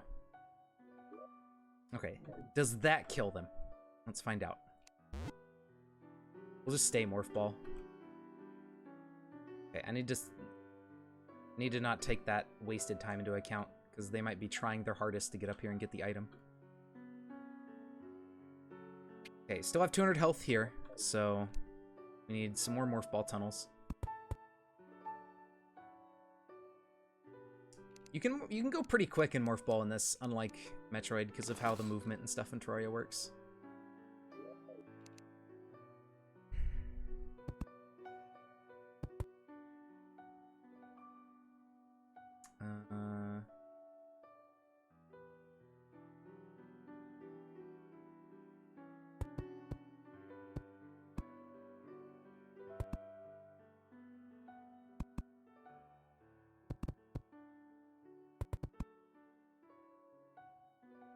Ooh, if I make that like 2-tile pit, then it's like you fall down and it's annoying.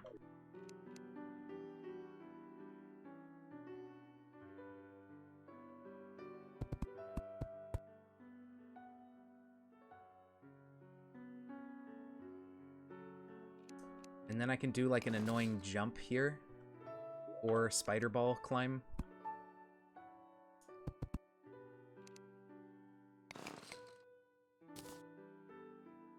There you go.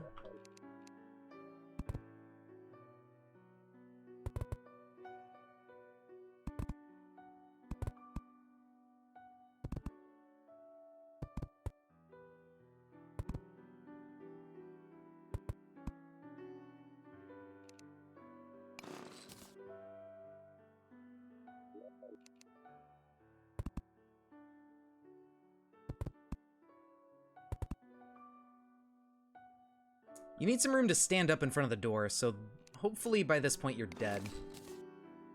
And then I need this area so you can unmorph. Well, I guess you could morph ball bomb the door, but whatever.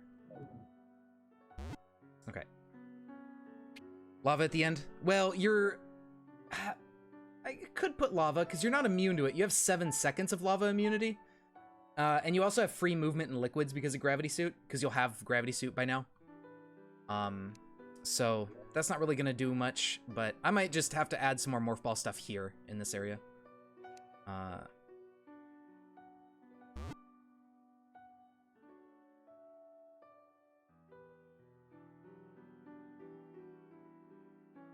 Okay, yeah, with this bullshit, you ain't getting through this. I need to double check about reserve tanks, because I might put reserve tanks in here. Oof.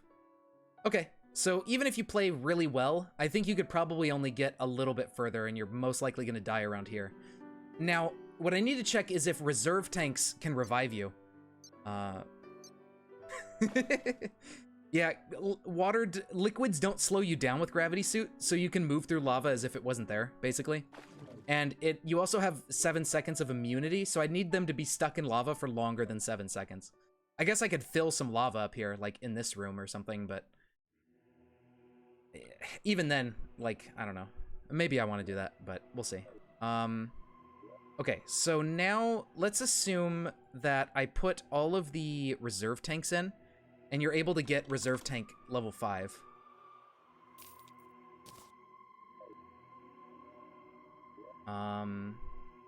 Stores up to 4 hearts and heals 25 each, so that heals 100 health. Yeah, I think it'll be fine, but we need to see about the reserve tanks, because those might actually let you get through without fully dying. And I need to pick up some hearts. Oh, can I just... Oh, God, the game froze and I thought it was going to crash. It was going to be so fucking sad. Just to make sure I don't lose my progress if it does decide to crash. It's been a while since I saved. Although I think when I died it auto-saved. I don't know. I don't trust it.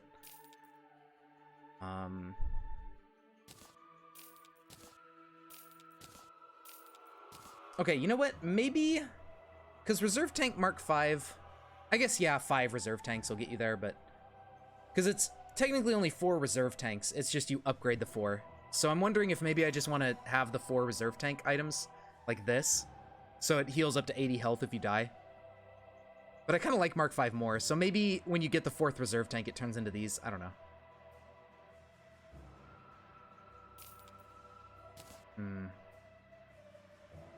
a bit unsure what to do with the Reserve Tanks. Maybe there's an upgrade you can get later that upgrades them to Mark 5 that I add in as like a secret bonus thing. Okay, so let's just assume that I put in the 4 regular Reserve Tanks and that's what you can get. We need to heal to full.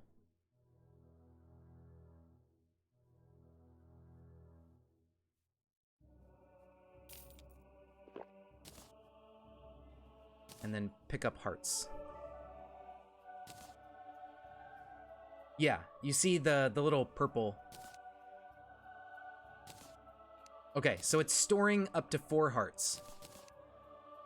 So yeah, I think this would be the most you'd have at this point. Okay, so now let's see if the death save does anything special.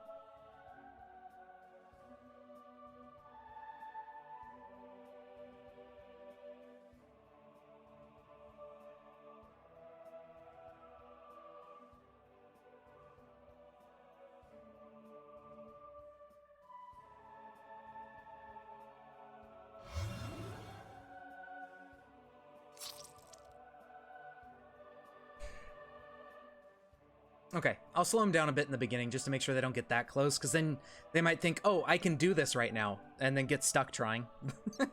So I'll try to dissuade them by making it a little bit more impossible. That's fine.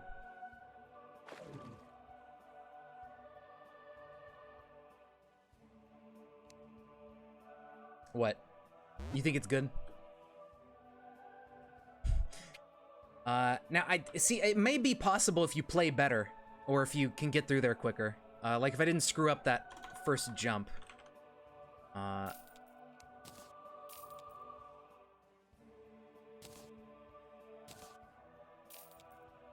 That's why I'm thinking, just to have a little bit more buffer for, to account for skill or something. I don't know.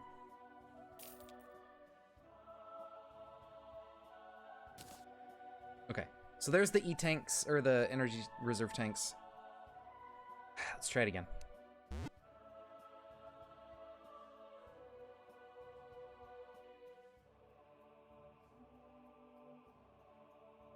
Wasted a little bit of time there.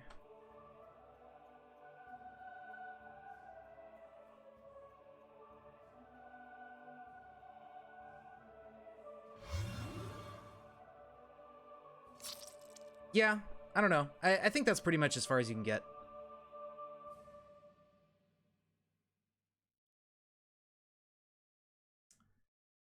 I don't think you can get much further, even if you're, like, completely optimal. Okay. Now, what if... No, I don't think you can get a speed boost in here.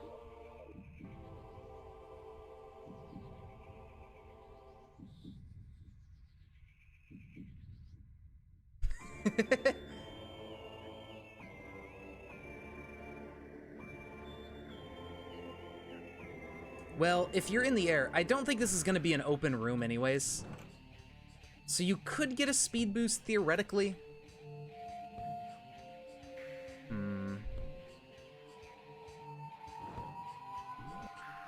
But I don't think you can hit the floor and charge a Shine Spark if you're speed boosting in the air.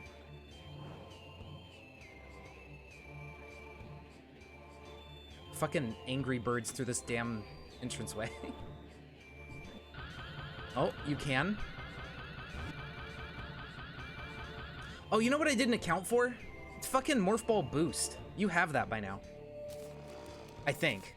I'm pretty sure I gave them Morph Ball Boost. Somewhere. Yeah, you get boost after you fight Ceres. Boost Ball. So, you have Boost Ball right now. Which isn't that button. And that lets you, like, get a short speed boost while you're in Morph Ball form. So I think, actually, with Boost Ball, you could get through there, no problem. I'll try it. F. Yeah, see? You can get, like, a little speed boost thing and go faster as Morph Ball. So that might actually let you through, in that case.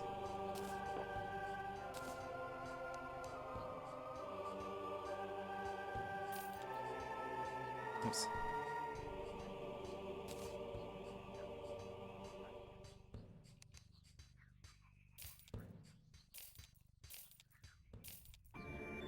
I knew I was forgetting something. Okay, so now, knowing the magical boost button, I think we could probably get through this.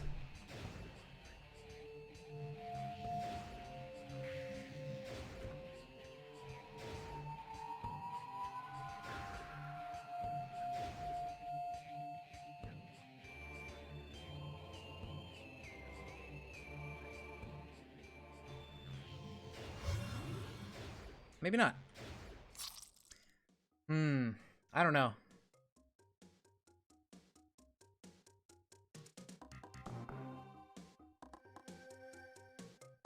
I'm unsure if Boost Ball can get you through that if you're, like,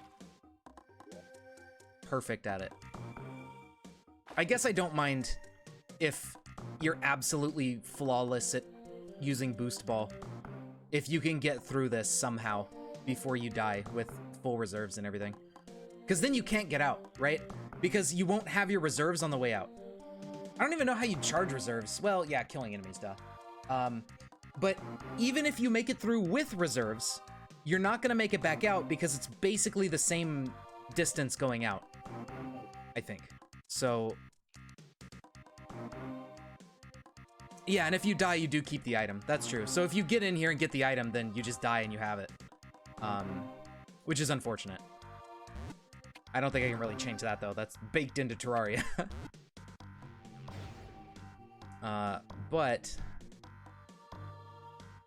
I mean, even if, you know,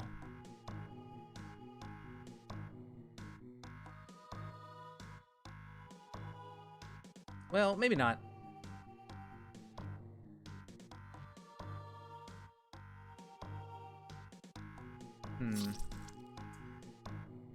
Going out is actually a lot worse, mainly because you can skip the, yeah, I don't know. I think that's fine, but there may be a way you can get that item, like with Boost Ball and stuff. Maybe. I don't know. That's good enough for me, though. I think that's fine. So, that works. There you go. Alright. Anyways, yeah. Alright, I need to go to bed. I need to stop fucking around and just go to sleep. Okay, so there you go. We will finish this one day. All right, I don't have a button set up for full cam. Let me... What did I grab? Oh, that's my BRB text.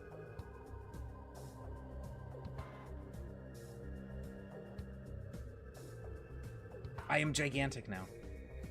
All right, well, there you go. I exist. Anyway, we'll be back tomorrow with Minecraft. I don't know, some. And yeah, I guess that'll be it. All right, have a good night. Thanks for stopping by. Jason Shamoa. All right.